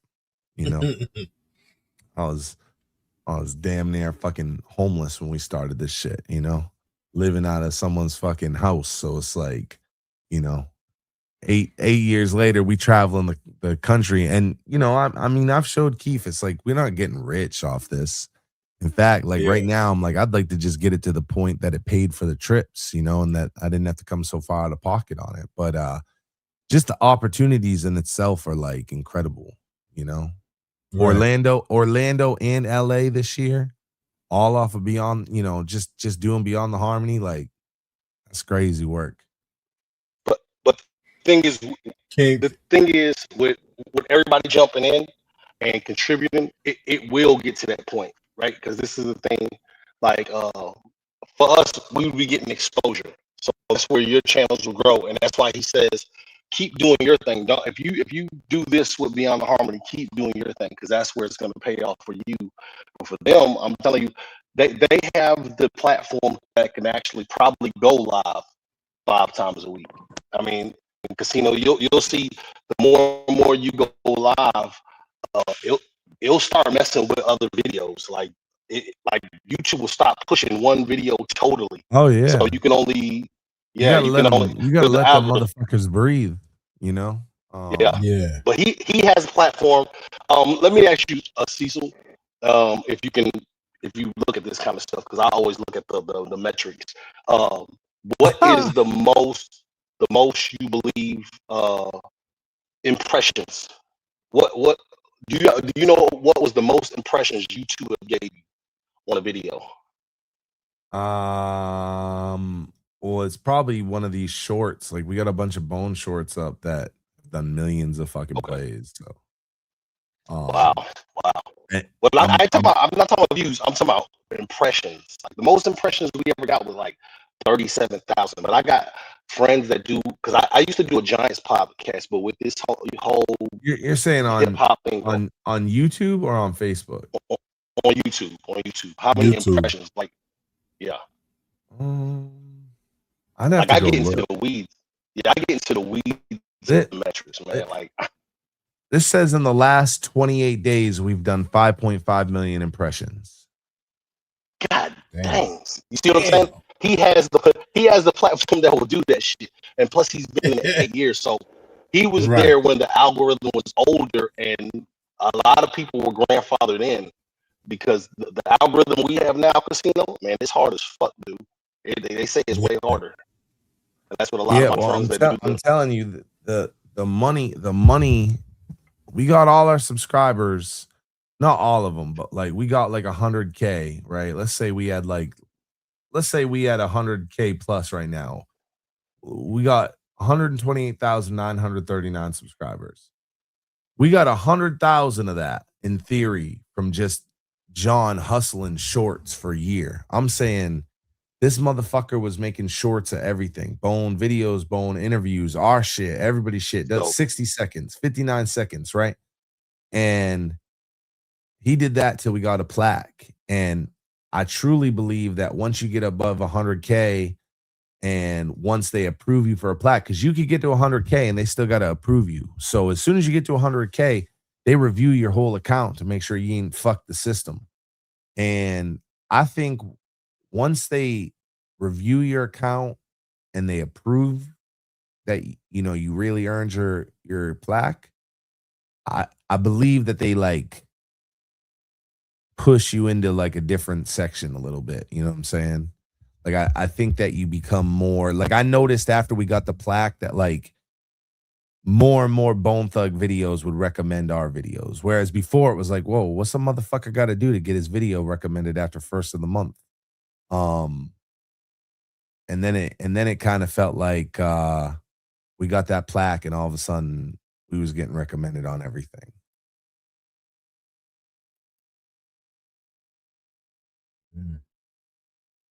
Oh, I think I fucked my see, so they go Murder More just respond to you. He said I was driving, but yeah, it's okay. It's UK copy, like a misprint where it's yellow and not red. I will show you, Cecil, but it's official copy, just misprint yellow. I believe you. It's not the fucking clean version though. Oh man. Oh Yeah. man. When that Bone Collector debuts. This is like I told the guys in the chat. I said, listen, man, Murder More, that's our boy. He is so for real about this. He'll show us all the new stuff that he get, but this is how you know he's so serious about hunting down this Bone Thug shit. He has never told nobody where he getting this stuff from. You hear what I'm saying? He ain't never said nothing about it. He just say, hey, look what I got. Look what I got. But he ain't gonna tell you where he got it. He just say, hit me up. I'll get you that. You know what I'm saying? That's dope. That's dope. I like that. Smart. I don't be telling people shit either. You know? No facts, because you ain't said nothing where you got that either. No. You did say your boy got it. The fucking clean, yeah, because someone got it for me. So, but on my regular shit, yeah, I don't be telling. Man, that's dope. But let me ask you, I really hope we get Murder Mo show going because I want to be on the fucking show at some point. So if Murder Mo gets the show rolling, once he gets a few episodes in, I'm hoping to be a guest. I think y'all will, man. Because like I said, Murder Mo can do a whole show. Like he's still in shows all this stuff, but he can do a whole show by himself. But I never asked you this. Why didn't y'all split up? Like, why didn't you go to Lay's house and you say RC and Matt, y'all go with Don? Why didn't y'all do that? Well, we was with the Bone 7 at the time. That they invited, Lay invited us to go to his place. And we thought we would be out of the Bone 7X reunion before, like way earlier than we was. In fact, like at one point we was going to go to the Bone 7X reunion, and then we was going to go to Lay's house, and then we was going to go to the Rancho Cucamonga show, and then we was going to go right to the airport and take off from there. And we was at the Bone 7 shit, and we just got hung up. And you know, it's like, you know, I had to make a decision, and the Bone 7 shit was real important. Like, you know, to be accepted by like the Bone 7, which I don't know if everybody in here knows what that is or not, but when Lay talks about going to Texas as a kid and meeting Alzy, and Alzy who told him about the Bone thing, and Alzy's the original Wishbone, and when Lay came back to Cleveland and found Crazy, he said, hey, we got to do this Bone thing. We all got to have the same last name. It's Bone. Our group's Bone Enterprise. Woo, woo, woo. That all came from Alzy, and Alzy's a member of Bone 7. And I'm going to just say Bone 7X, originally they were called Bone Enterprise. Now it's Bone 7X, and it's not a rap group. So just use your imagination. So, and it's many generations. There were, you know, Alzy and them are in their 50s, Lay's age. There were young motherfuckers there too. But anyway, so they do a reunion every single year. And we was out there, and it meant a lot for us to get out there and you know, be accepted by them. And so we was at their reunion, and we decided we're gonna try to do a whole documentary with them that covers like their lineage. And the Lazy Bone and Bone Thugs part is only a piece of that. But we was out at the Walk of Fame with them, and then we went to their thing, and I'll tell you this, man. Big Chizbone named me Big Westbone, and I got named by the same motherfuckers that gave Bone Thugs their shit. You know what I'm saying? So it's like if you didn't get your Bone name from a Bone Thug member, this is the only other motherfuckers that could really give you the name. God damn. So when you think that documentary be? I don't know. We filmed a bunch of footage while we were out there. I got a bunch more that we got to do, like Zoom calls and shit. I'm probably going to try to fly back out to Cali again to get some more footage. I didn't have enough time. I could have spent a whole week with them. You know what I mean? They wanted to bring us through where they stayed at in Inglewood, all kinds of shit. And we just didn't have time. But that's why we didn't end up going to Lay's. I mean, at that time, I just had to make a decision. And, when a big group of people like that accept you into their situation, because I'm going to be for real with y'all. There were 4 white people there, and we made up 3 of them, okay? Like, you know what I'm saying? We defined invited to the barbecue, my boy. And so, it's like to be invited and accepted in a fucking, into their culture like that. We just had to make a decision. And I'm like, well, I was with Lay all day the day before. We did the shit. I'm out here now. Fuck it. So we just didn't leave, and I'm glad we didn't, man. Like, those are my people for real. Like, those are I still fucking talk to a bunch of them right now. And I'm excited to go back and see them, and, we'll see what happens. But Bone now stands for their version of Bone. Okay. Because Bone, what Bone stands for, the Bone, that all came from this. Bone Enterprise, that came from this, everything. But now Bone, as far as the Bone 7X, stands for Brothers or Nothing Else.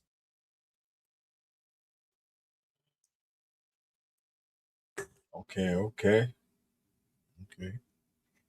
So are you gonna debut it on Beyond the Harmony, or you gonna do like a whole I don't know. carpet kind of thing? It depends on how it comes out. Like, if it was really, really good, like, at minimum, I'd try to get like some Tubi shit, right? Because we're talking like, you're talking like a street, gang documentary at that point. So it's like, and I got sit downs with them and shit, and it's got the Bone Thugs connection, and got like a blood gang connection. So there's a lot of layers to this thing. So depending, I mean, it could be good. It could just be a Beyond the Harmony Network thing, or it could be more. It depends on how it comes out, I guess. Okay. Yeah. If you're going to put it on Tubi, man, I know your shit is like second to none, but Tubi be fucking up. So hopefully anybody that knows Tubi, you know what I'm saying, Tubi be on some other shit. So but it just depends on how it comes out, how we how we do it. But we got to get it done first, no matter what. I got a lot of iron in the fire, bro. Okay, that's dope. That's dope. All right, so I'm putting the request in now. After you do everything that you're doing, we come back to Casino's Corner for a little, I guess a little sit down like we're doing now, and tell us about it. After you do the whole, Beyond the Harmony thing about it, yeah, definitely come back. Yeah, we'll set it up. Steve knows, man. I'm very regular. Like, I see y'all go live. I'll try to fucking pull up. Like, I love talking this shit. And it's funny, you get John on your show, you think I really go, boy. When we was on, is this mic on? Like, I'm sending John messages like, bro, come on, man. Let's cut the fuck off this. Like, how much longer can we talk then? Let's cut the fuck out. So you gotta get John on. The boys are a little harder to get on, because they gotta really, really schedule some shit. But Yeah, if you can get them on, it'd be fun, and they would come. No, okay. Yeah, we're gonna set it up. We definitely gonna Nah, set it up.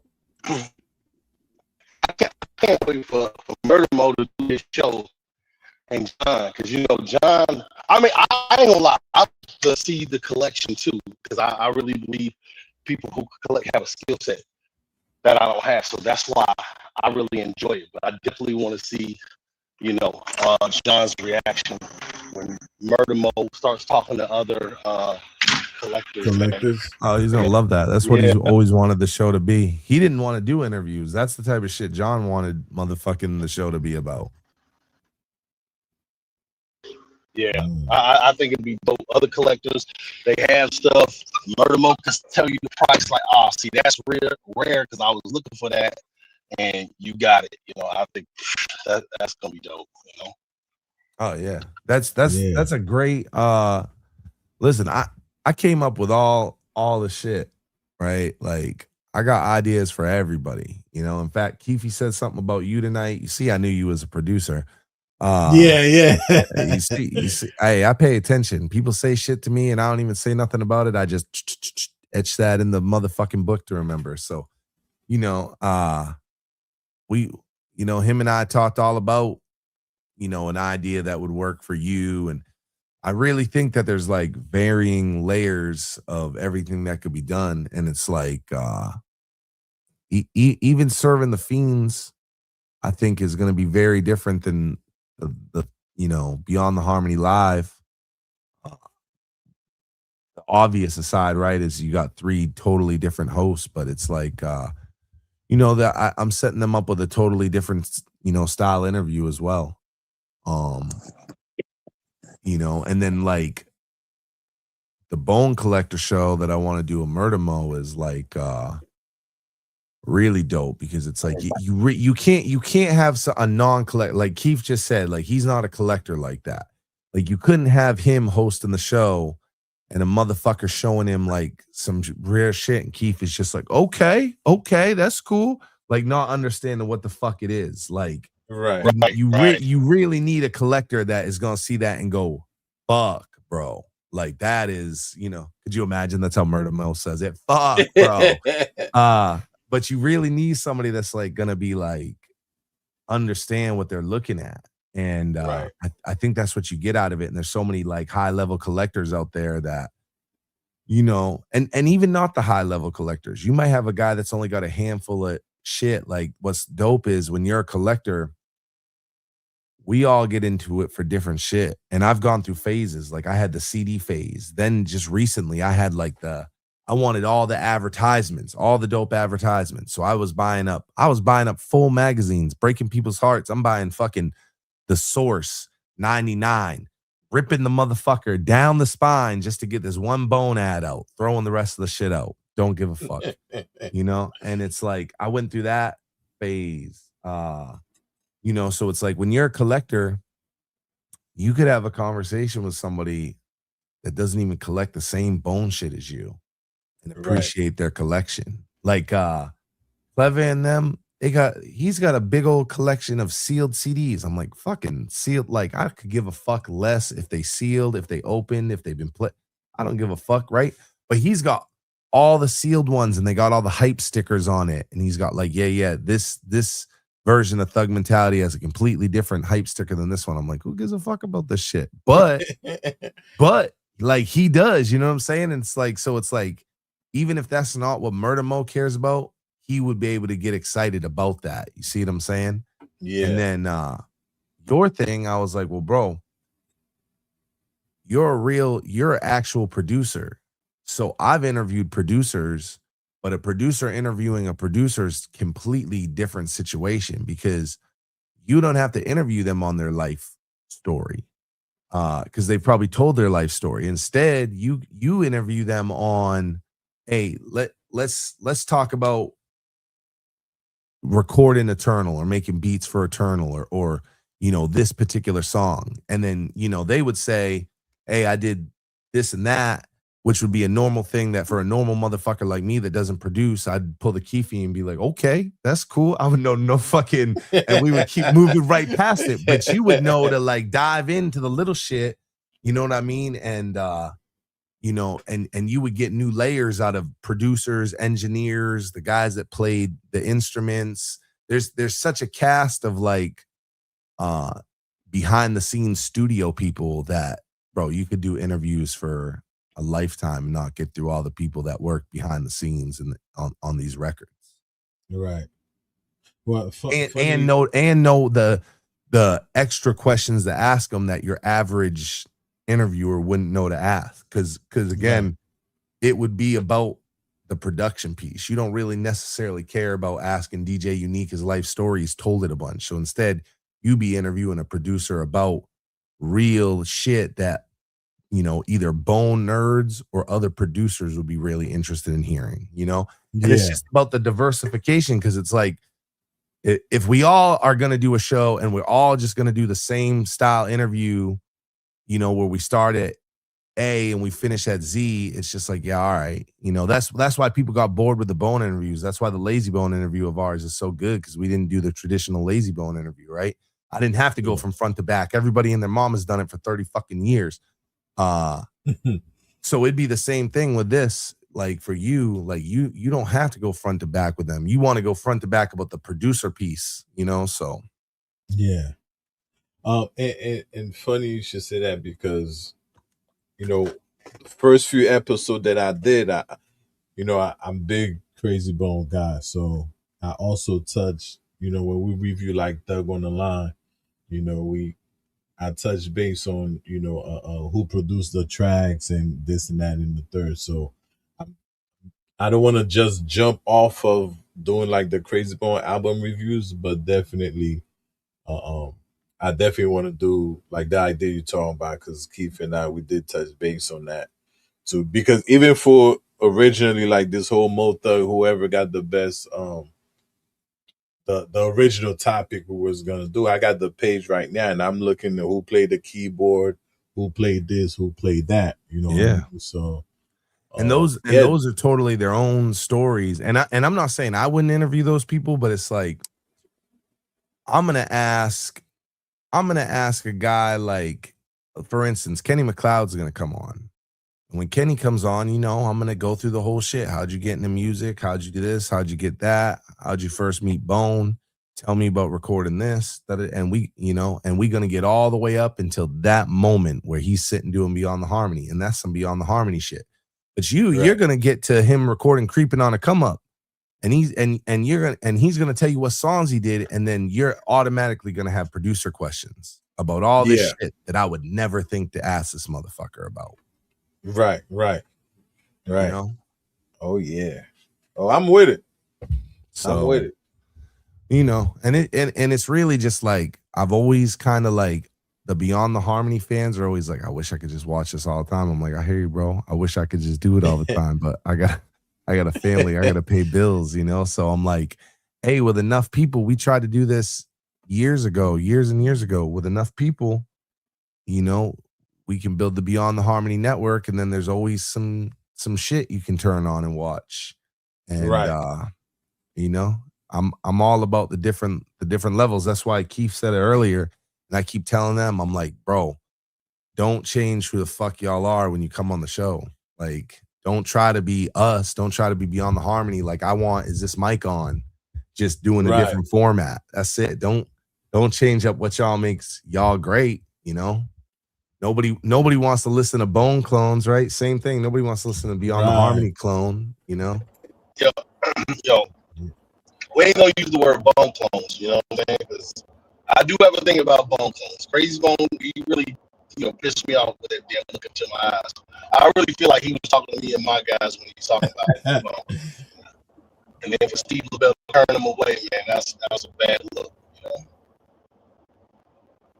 Well, nothing turned out good for the Mo Thugs, so you probably did okay.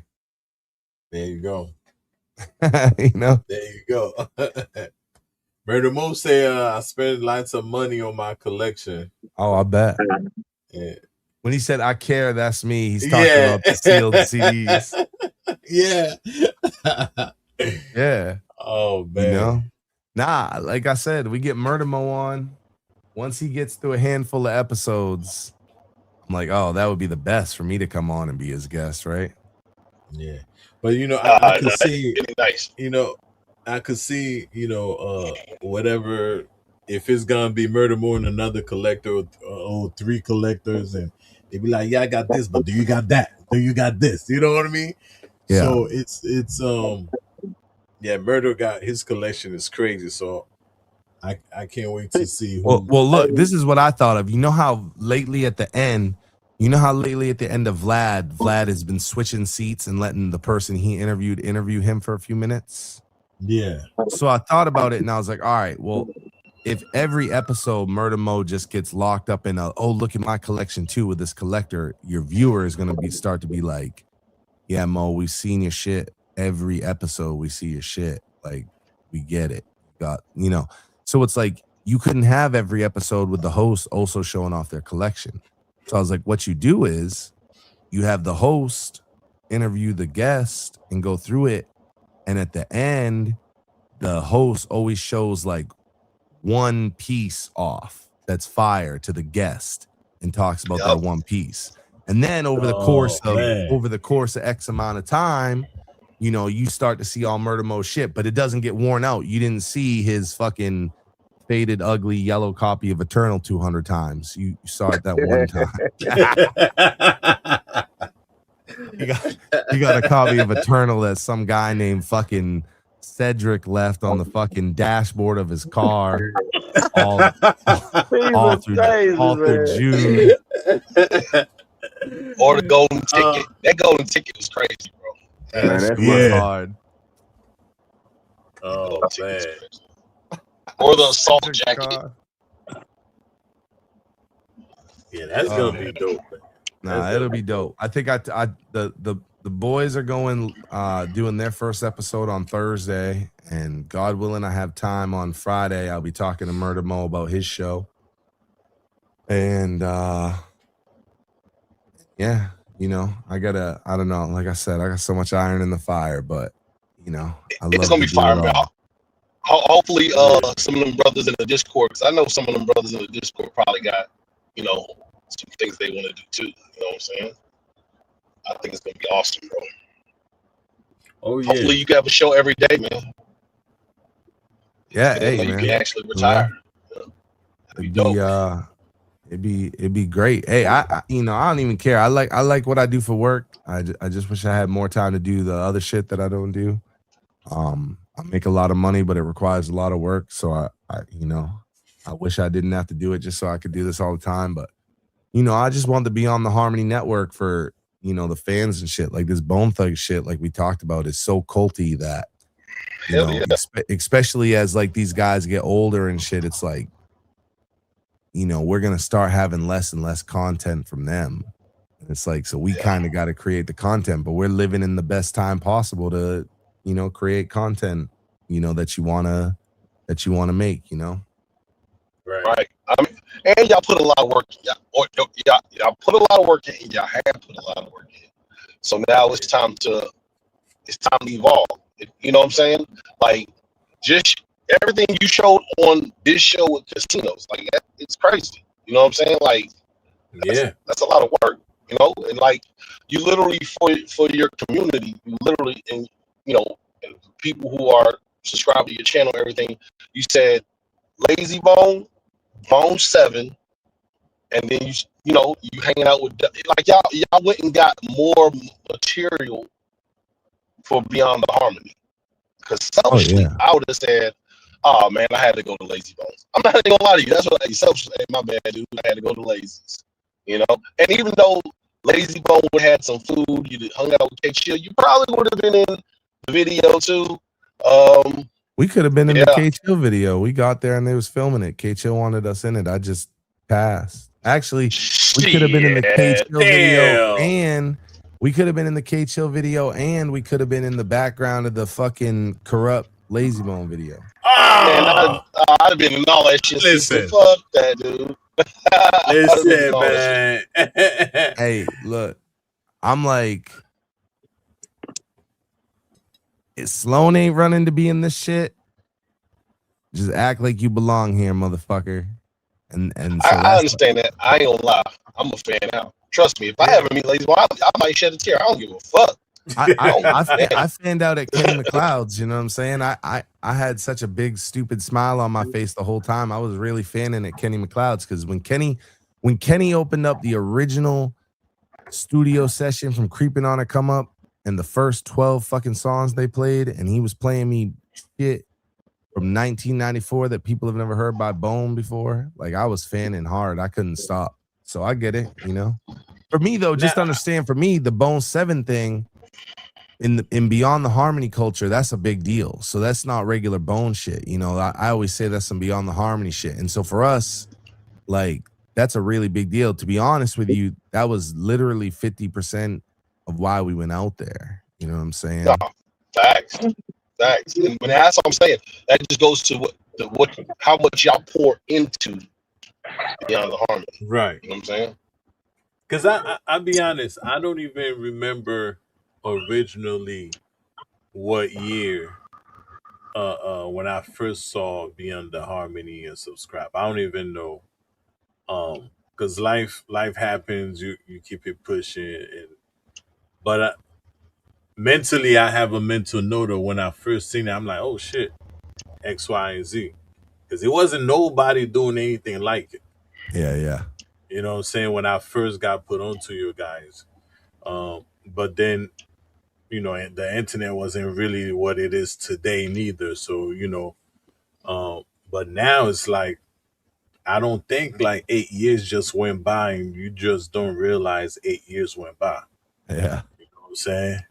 So that, yeah, I mean, like you said, y'all put in some work. You know? Yeah, man. Well, and you know, we would get burned out like a motherfucker because like now we do it once a month and it's lovely, but we would do a season and you know, when we first started, we didn't even know what a season was, so we didn't know how to give us a break, right? So the first episode of season 1 went up February 15th of 2018. And then the last episode of season 1 went up September 27th of 2018. And it was 20 episodes in the first season. Like we didn't even know, right? And then eventually I realized, I was like, bro, you got to put a cap on this. Like you got to be able to give a break, right? So that's when we started doing seasons. And you know, we would do it every single Thursday. It used to be Thug Thursday before it was Beyond the Harmony Live. We would do it every Thursday. And when it was pre-recorded, bro, I would do an interview on Monday, interview on Tuesday, interview on Wednesday, cut them up, and now we got content for the next X amount of months. Like, but you get burned out. This is what I try to tell, you know, Keith and the boys. Like, I'm like, hey, you just doing it so much because you're just loving it so much. But what's going to happen is you're going to get burnt the fuck out. And then y'all take a big break. And then you see, we've been very fortunate because our fans hung out full 2 year hiatuses and shit. Like we like Bone, like we always were putting like some sort of videos out on the channel, but it'd be full 2 year hiatuses that we would not do any Beyond the Harmony, you know, from burnout. So my man Crepton, we came in the chat. Shout out to Crep. That is my fucking boy, bro. What up? Bro, he flew over from Crep. Where you fly over from to be on the Harmony weekend? Saudi Arabia. Bro, Damn. Yeah. You know, crazy shit. Yeah. Well, they asked me if they could post the picture, Josh, and I said, yeah, fuck it, you know. Once I posted the picture up, but I didn't try to hide my identity. Kuwait, there you go. Kuwait all the way to Orlando for Beyond the Harmony weekend. That's crazy. And Crep's been one of like the biggest supporters we've had. Like he's really like, Keefe was talking about it. He's like, bro, motherfuckers start super chatting you up. And I'm like, yeah, bro. And Crep is one of those motherfuckers that has really dropped, you know, money on us and really tried to, you know, just support the show. And it's really cool when you get like a fan base of people that like, you know, believe in you enough that they're dropping bread because they love your content and they want you to be able to do it. So Prepped and Joe Cal and, you know, guys like that, Lib 21, like really just putting and Eli. I remember I dropped that 25 like 25 on Eli Green. man. Yeah. Yes, somebody came through with the 50, and Joe Cal came with the 100. I was like, God damn. Yeah. Like it's nothing. Yeah, I mean, But hey, I mean, 8 years, you know, they know you got to put some work in to get where you are today. So they know. Yeah. But you know, I mean, I seen that dude Joe Cal. I seen him tip. I don't know how much it was, but I know it was big donations each time. It wasn't, you know, 5, 10. No, that's my dog. That's Joe Callis who gave me the fucking clean version. Yeah, he's a great dude. And we got a thing we call the Skull and Crossroads Society, right? And Skull and Crossroads Society is basically the people that go to Beyond the Harmony weekend and shit. And it's like a fraternity because remember, we all fly in from different parts of the world, literally, right? We just told you.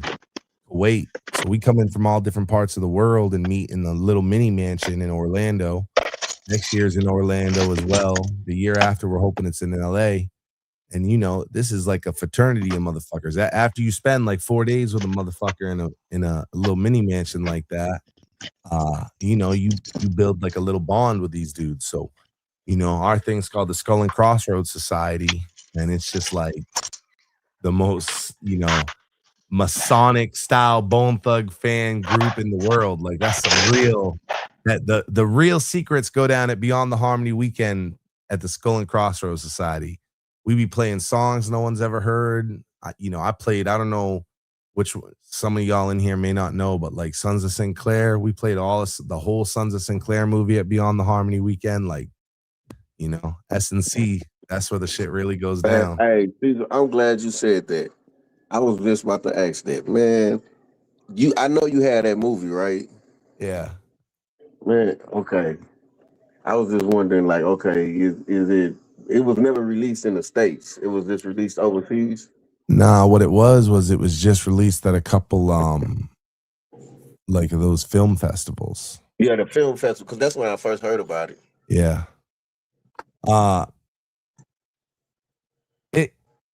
It's beautifully shot.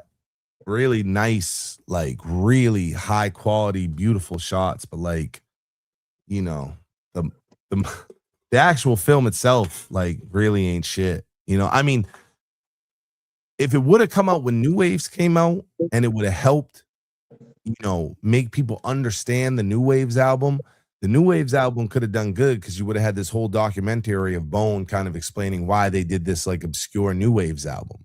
And so it could have helped the album, but as like a standalone thing, like it ain't that special. There's like a lot of B-roll going on and shit. Like it's not that special. But it's like everything, like Bone fans are just nutty for it because they ain't never seen it. Yeah. It is shot really nice. Like the actual footage and shit, like it's beautifully shot. It's crazy that it's never come out. Damn. Now let me ask you, to your knowledge, Cecil, when you hear these songs that Bone did in '94 that nobody ever heard, like, why don't they, you know, at least your best guess, why don't they go back to whoever the producer is and be like, let me get those songs, let me buy them, or, you know, I mean, go through the proper chains and, you know, there's so many varying degrees of shit there, right? It's like you got this producer that worked for Ruthless Records. You know, what was the terms? Was he signed? Was he freelanced? Who owns the fucking song? Who do you got to pay? There's so much red tape around it that I just think that I think that's why more of that shit doesn't come out, you know. I think that just so many people don't, even Bone doesn't know what the fuck they own from that time period, you know? Yeah. That's crazy. So God damn. Yeah. Could you imagine how many fucking songs and how many producers was probably involved? With this guy played the keyboard, this guy played the Yeah. guitar, and you know what I mean? And got shit scattered all over the place. So you probably got some gems that Bone probably forgot about. For sure. Kenny had shit that he's like, they don't know.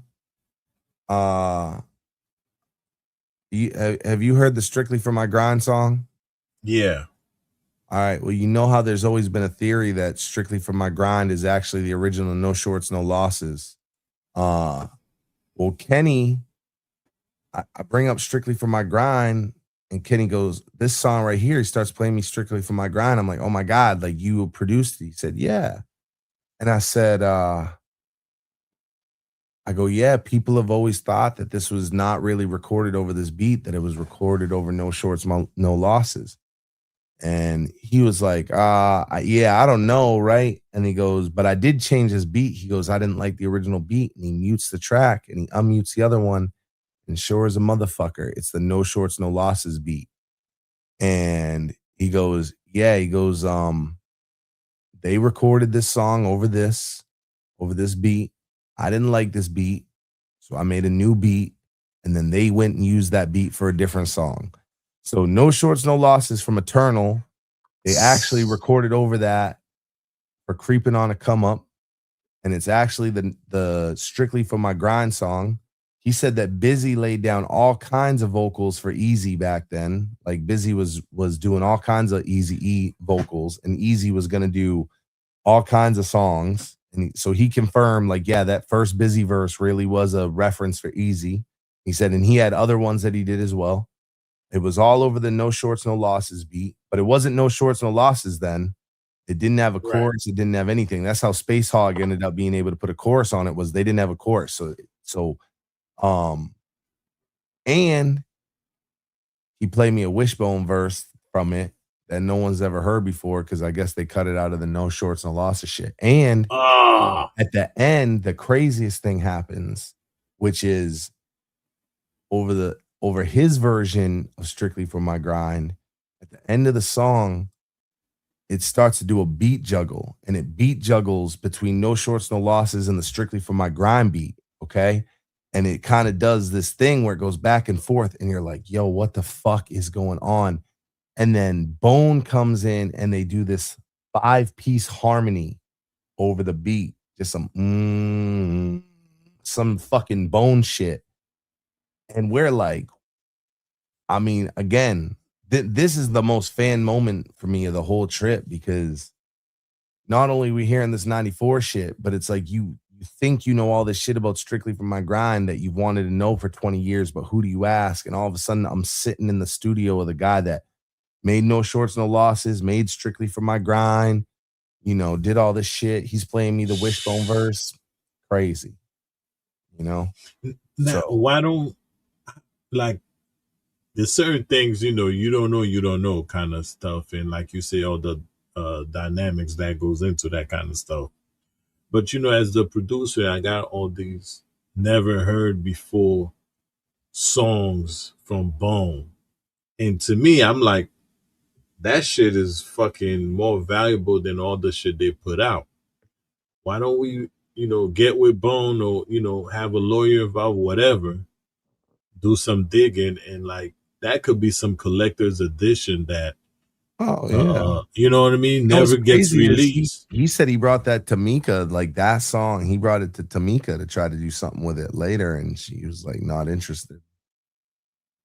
That's crazy. Yeah, man. That shows you that they're not tapped in with the fans, because imagine understanding how Bone fans work and saying, hey, here's the original No Shorts, No Losses. If we put this out on the eternal 20-year anniversary, 25-year anniversary, man, they'd go crazy, right? And imagine all the like you say, all the different versions of the songs that we know. Oh yeah. That motherfucker probably, who knows how many times platinum that motherfucker will end up going. What's real wild is you think of like before we lived in the digital era, like now, you know, they record a song, they might have 20 versions of it saved, right? Because it's like they might change something, and you know what it is. You just gotta go to save as instead of save, and you can give it a new title. And now you got 2 versions, and you can check them both out. Not back when it was reel to reel, motherfucker. Right? When it was reel to reel, you don't like this part. All right, you going in and you going to record right over it. I remember having to learn reel to reel when I first went to college. I went for music production, and so I learned the reel to reel shit, and it was like wild to me that I was like, we actually gonna cut the tape? Yeah, you cut the tape right here and you put them together, and that's how you get your new take. And I just remember being like, even then, and it was the standard. I remember thinking, this is fucking nuts that we gonna record on this tape and record on this tape and cut them and put them together. There must be an easier way, bro. And, but just imagine how many songs had these alternate takes that we as fans probably would have loved more than the one that got finished, and it's just recorded over. Never hear it, you know? Tapes that just degraded over time, or you know, the final version got done and they got all these DAT tapes and they just say, you know, fuck it, throw that in the thing. So somewhere there's a fucking closet in Los Angeles that's probably got fucking 200 DAT tapes in it full of bone shit that no one's ever heard, and these motherfuckers think it's worthless because they're like, oh, what do you want to hear these demos for? It's so crazy when motherfuckers don't realize, like, if you got a cult following, they want to hear the live, they want to hear the demos, they want to hear all the shit. How many different takes that man, and those things would take their career like to whatever the next level that it is right now, because who wouldn't want something like that? Yeah, or you know what I'm saying? At minimum, it like completely reinvest your fan base. If you know, if Bone announced tomorrow we're gonna put out, you know, the whatever, the Lost Files 2, and it's gonna have songs from Eternal, it's gonna have songs from Creep, all the shit you haven't heard. Your fans, the hardcore ones, we all buying it. Oh yeah. There's nobody that wouldn't buy that. You know, like Dash, you saw like a bunch of people bought it, a bunch, you know, didn't buy it. Some of them cared, some people didn't care. That doesn't happen when you put out, you know, the fucking vault of old song. 100 out of 100 of your hardcore fans are buying it. Right. Because it's a must have. Because I've gotten 2 copies of Bone albums, keep one at the house and one in the car.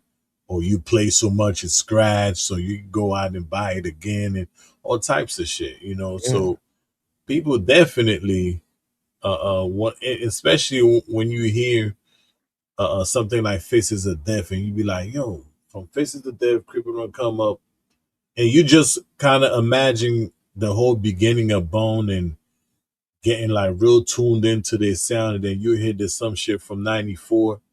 You know, imagine if you heard something like, oh, there was a tape before fucking Faces of Death. Yeah. You know what I mean? Like crazy shit that people, they don't think you'd be interested in. And even that, you probably don't want to play. Like, I don't be listening to fucking Faces of Death on repeat. Right. But I own 40 copies of it, bro. You know? So it's like the fans are a different breed. If there was a Band-Aid Boys demo of the 4 of them rapping some bullshit and it sounded like bullshit, I would still want to have a copy. Right. You know? Murder Mo say, I'm buying it all. Yeah, see, that's one of them fans, you know? Yeah. So, all right, boys. Well, look, I told Mrs. West 10 minutes about 2 hours ago. It's all worth it. She's probably sleeping now. I'm gonna go in and she's gonna be like, "Oh, did you have fun talking about your bone shit?" Oh, we'll see. She handles it really well. Imagine trying to be my wife and I'm just like, "Hey, getting on a plane in a couple weeks. I'm gonna fly across the country to do my bone podcast." She's just like, "What the fuck?" What the fuck did I get myself into? You know? Hey I man, got a just full slide. blown CD display, the Mo Thug CD display, sitting in my dining room, and I got the whole office, my whole podcast studio is a dining room in my house, and it's all bone shit everywhere, right? And I remember when I got this shelf, I had no place to put it, so I put it in the fucking living room and started to put some bone shit on it. And she goes, "The bone stuff's starting to flood into other rooms now." I know you don't think that I noticed that bone shit getting to the living room, but I see it.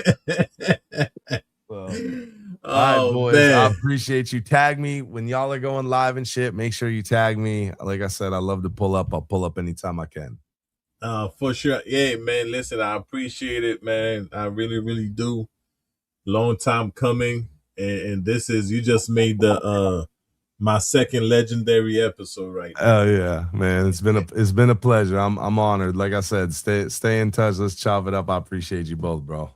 You too, brother. Yeah, man. Like I said, we do legendary shit around here. You know what I'm saying? And the casino done pulled off a 5-hour episode. Bro, equivalent crazy. to the Lazy Bone interview that Beyond Harmony did. Crazy, bro. And fucking Cecil pulled up. Lay checked in. Come on, man. Can't make this shit up, bro. Look, now I'm about to light up and work on some music. Bro. It's only a little bit after 12. Yep. You know what I mean? I'm yeah, man. I'm about to rest on, but I got 24 hours. You know, y'all done messed up. Y'all let Riz hit up. Bruh. Y'all done messed up now. Bruh, I'm trying to do something new, so. Murder Mo, what's good, bro? Bruh, Murder, I wanted you to pull up, man. I hope you in the lab too, Murder. Man, you know, we gotta get singles for this compilation, Murder. We gotta get you in Casino in the lab, man. Yeah, Murder. I'm gonna put something together and I'm gonna send it to you and you finish it. I gotta start co-producing, brother. We gotta start we got, you know what I'm saying? Oh, he said he at work. Let me ask you this question. I never asked you a producer question, but I want to ask you this. What you think about Beats by the Pound?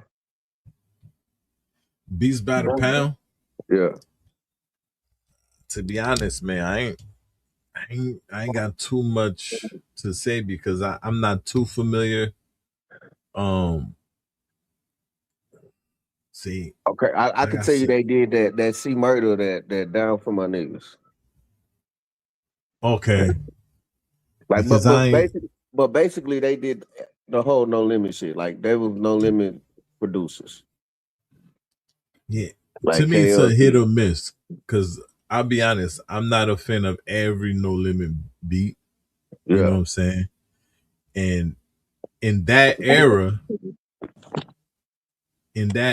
I wasn't so much focused on producing. You know what I'm saying? I was transitioning, but sonically I was stuck on Unique. You know what I'm saying? Yeah. So, but if No Limit, Cash Money, whoever it may be, drops saying if I like it, I like it. If I didn't, I didn't. Yeah. But they definitely, and that's why I was telling the fellas, like, producing wise, sonic it's a frequency thing. You know what I'm saying? Because if you really like, Murder said I got some. Oh, here he go. Talking about he got something for y'all. Here he go. You know what I'm saying? So here we go. Yeah. I'm not gonna say I'm not a fan, but they have like a certain frequency to their shit. You know what I'm saying? Yeah. And this is why I tell people music is all about frequency. That's what that's how you capture certain people. You know what I'm saying? But I'm not gonna say they're not fire. You know what I'm saying? Because Yeah, I they like are. I'm gonna look up KLC because I know he did some shit outside of No Limit, but I'm gonna look him up Okay. and I'm gonna send you a few of his tracks that I know he did. But for the Okay. most part, I know he did mainly everything No Limit. Like, cause Okay. Beats by the Pound They'll was do number it, one. ain't they? A Huh? duo, I should say. And they'll duo, right? Yeah, cause like that dude, like it was him. It was really like three of them. Three of them. Um, Moby Dick, cause Moby Dick, the one that was singing the hooks, he was singing hooks and stuff.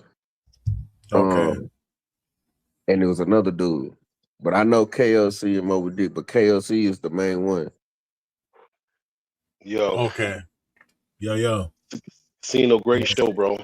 Listen, man. Man, listen, I appreciate that, brother. Yeah, man. For real, like classic stuff, man. Cecil played a lot of them intros. I'll tell you what, if you start working with Beyond the Harmony, listen, that chorus, I mean that intro, bar none, is bar none the best. But if Cecil, you work with Cecil and he gives you clog up my mind, clog up your mind, I'm gonna be hot. I'm talking about hot. You hear me? You see what I'm Yo, saying? I'm gonna put a request for it. See, He gives you clog up your mind. I'm gonna be hot, bro. I'm not have gonna lie you to you. let this thug shit cloud Listen, up your mind? let me tell you, and this is why I was telling people, and Keith was like, nah, because X, Y, and Z. No, this is what I'm telling you. If you listen to Art of War has a certain sonic sound to it. You know Bro, what I'm me, saying? me, and Low Key was just talking about that, and Low Key was asking me the same shit about Auto War. He was like, "Does it sonically just sound better than East 99 Rico? Am I tripping?" It's like, bro, you're not tripping, bro. Right. You know what I'm saying? Because it's when you make a beat, right? Let's say like it has the East 99 feel, right? Or let's just say like you have nothing but low frequencies, which is like your 808s, your kick drums, right? And you put like a string instrument or a little what they call that, wind chimes or whatever, the little shit you put outside your Yeah, door when yeah, the wind blows. Yeah, so you put something in that frequency, that high pitched sound. It's like putting black against white. You gotta with some black jeans. You see what I'm saying? yeah. Mm-hmm. You're gonna look in the mirror like, nigga, I'm fresh. Why? Because the contrast, right? So you Yeah, apply the same theory when you do a beat, because that's why we love POD. You know what I'm saying? Clog up your mind, because sonically it just do something to the sounding of your ear, how it bounces off, the walls and all that shit goes into sound. But yeah. sonically, you know Cause what I'm look, saying? cause even Crisis, and my and the artist we working with, Trevo, um, they finally watched the Facebook thing, the live with Crazy and T Pain, and they said the Okay. same, and they was like, "Man, Rick, you started it off with the right song, Rick." I was like, "Damn, that's crazy." I was like, "Keith said that shit too." I was like, "Okay, That clog up your mind, set it off, bro. Like, so when you first think about it, right, and clog up your mind is really a slow song, right? yeah, But Yeah. if you just thinking about it, you're not really giving it its just due. It's just when as soon as that beat come on, Crazy Bone come on. Sit back and Back. let this stuff shit cloud Right. up your mind. You know what I'm saying? He just gets straight into it. Like that is just. Let me ask y'all, just because I know you about to shut it down pretty soon. But what would you think is Bone Thugs and what is their best chorus, bro? The best Like Ooh. chorus. all of them together. It don't matter how or Shh. by themselves. Their best chorus, bro. Because Okay, Man. POD one is of definitely one of mine. Yeah, POD stands out. but Days of Our Lives is definitely up there, Oh, yeah. But and that's the same and thing I it was got talking about all of them on sonically. there. Yeah. That's what I was talking Cause about you can, sonically. well, I'm gonna say it got Wish, Crazy, and Lazy on the hook, and you can hear them. You said Days of Our Lives for you? Like Yeah. it's up there. I ain't gonna just say Yeah. cause to be honest, one of my favorite hooks of Bone is Shoot 'Em Up. Yeah, that's Like, Nah, that. that's not. But That's not one. but pay attention to one thing of all these tracks that we naming, and think about the beat, frequency, Every. sonic wise, they in the same. You see what I'm saying? yeah. Nah, I don't know what you're saying. 'Cause, I ain't a producer, so Like I don't know. I don't even know what you're talking like about. like basically you take uh like a low. You know how like you get a car, what niggas do? I gotta get a fucking system, right? Because they want their shit to knock. The knock that you Right. hear is because it's loud. People, that's what keeps your attention when that shit knock. But when it's knocking, that's an 808. A 808 is a low frequency. It's loud, but it's a low frequency. When you hear Mm. like a violin, or like I said, like the little shit outside your door, like that ding, a little bell, that sharpness to it, it goes in contract against that low frequency, and that's why if you do an 808 or a kick or kick drum, if you don't have a subwoofer, you're not gonna hear it. You see what I'm saying? Okay. Because of the frequency is so low.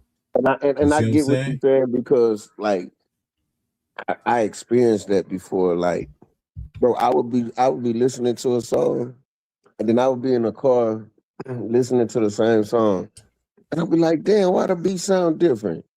Like Right. I'm hearing something that I didn't hear at first. Right.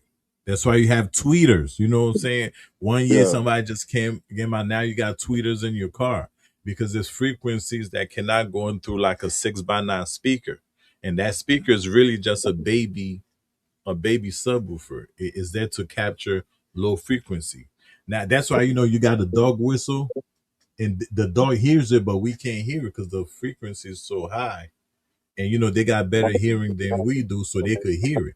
You see what I'm saying? So, are you saying we are attracted to low frequency? Is that what you're saying? No, I'm saying that that's how those tracks are so memorable because it's the Okay. frequency that hits you. And I got actually I got it's funny how we get into this conversation because I have a few things that I want to share. I was gonna share it in our little podcast circle. I just gotta there's one more slide that I'm gonna get so it could all make sense. But one of them is showing you your brain how it reacts to music. You know what I mean? So this is why No Limit.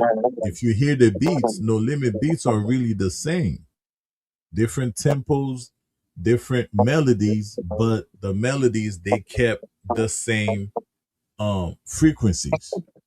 You know what I'm saying? And our brain reacts to a certain frequency.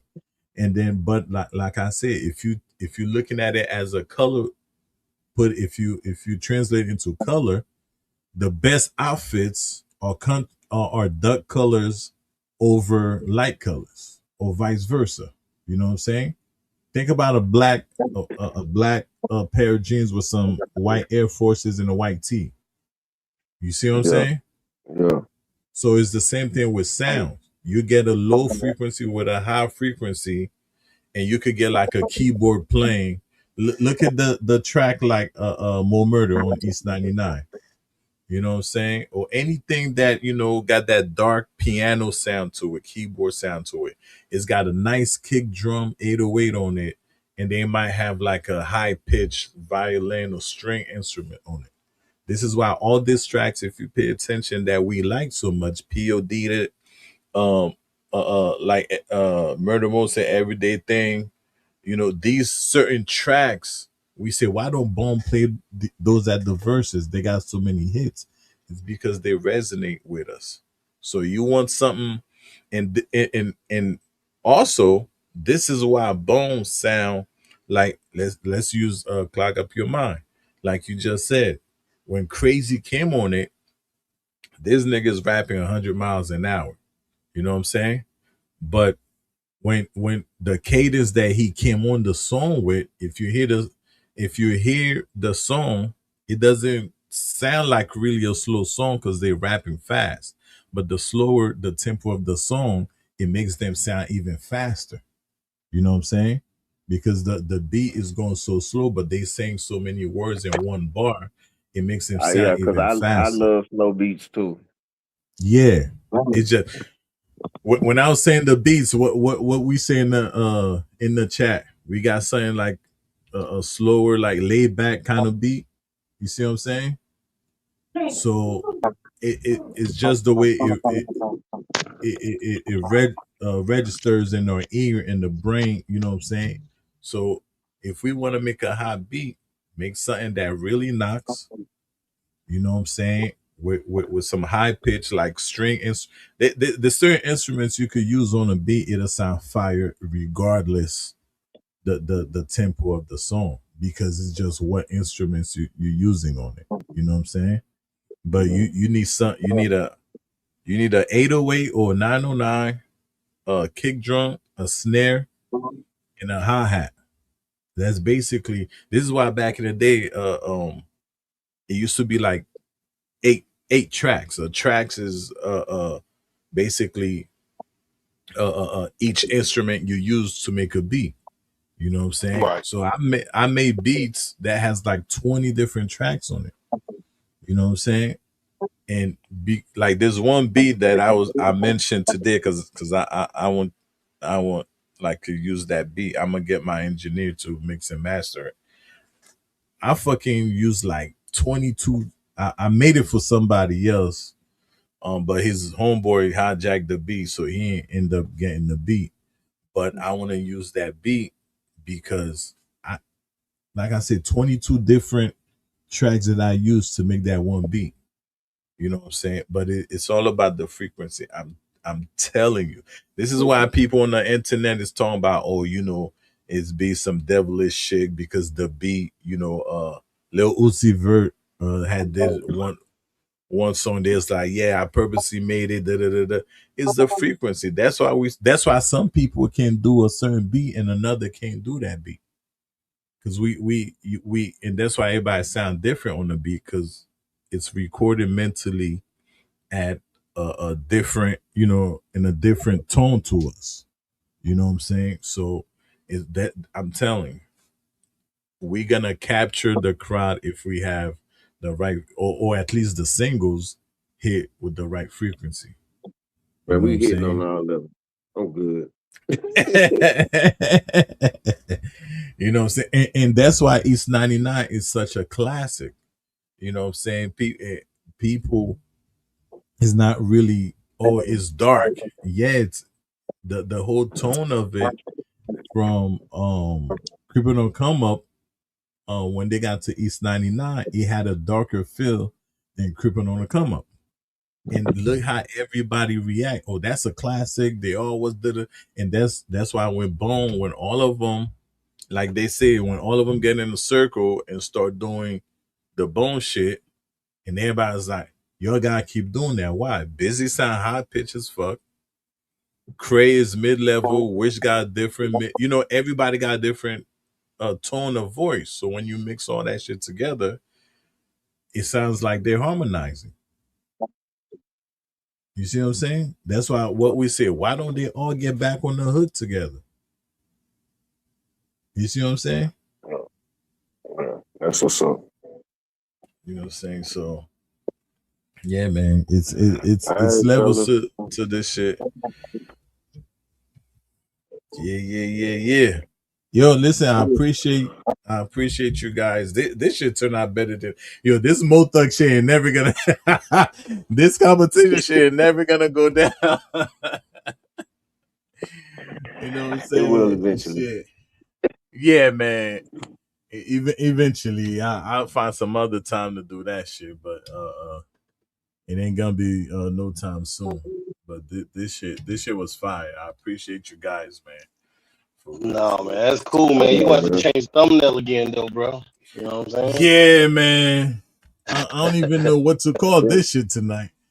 Cecil came to drop bombs, bro. You know what I'm saying? Like, it is what it is, man. You know what I mean? Yeah, man. I don't know, man. I need somebody like this for that shit, bro. Cecil Westwood with the takeover. You know what I'm saying? Comes through Yo, again. word. I, And I'm sure if I put his name in, it's gonna go Yeah, places. all you gotta do is put in what Beyond the Harmony drops in or drops through or something like that. For sure. Word, word. That's it. Yeah, For sure. You know what I mean? You should have. I don't know if you changed the one where Smoke came through. You know, Smokey came through, dropping bombs. You know what I'm saying? yeah. I didn't. You know, honestly, I gotta figure out how to do that shit too, bro. But with Smoke, I made sure all the clips involve Smoke. You know what I'm saying? And I reposted it. I shared with him. You know what I'm saying? I made sure it was all about Smoke. Me and so I'm gonna do the same thing with this one. But yeah, like you said, Beyond the Harmony dropped through. Uh, All right. yeah. Oh man, All right, shit, fellas. 5 hours and 37 minutes. Yup. Yeah, bro. Pulled It's off been a another one. pleasure. Yeah, man. Appreciate y'all. We be in the on the chat in the morning, but I'm gonna start working on some beats. All All right, right. bro. Y'all be All right, easy. brothers. Be easy.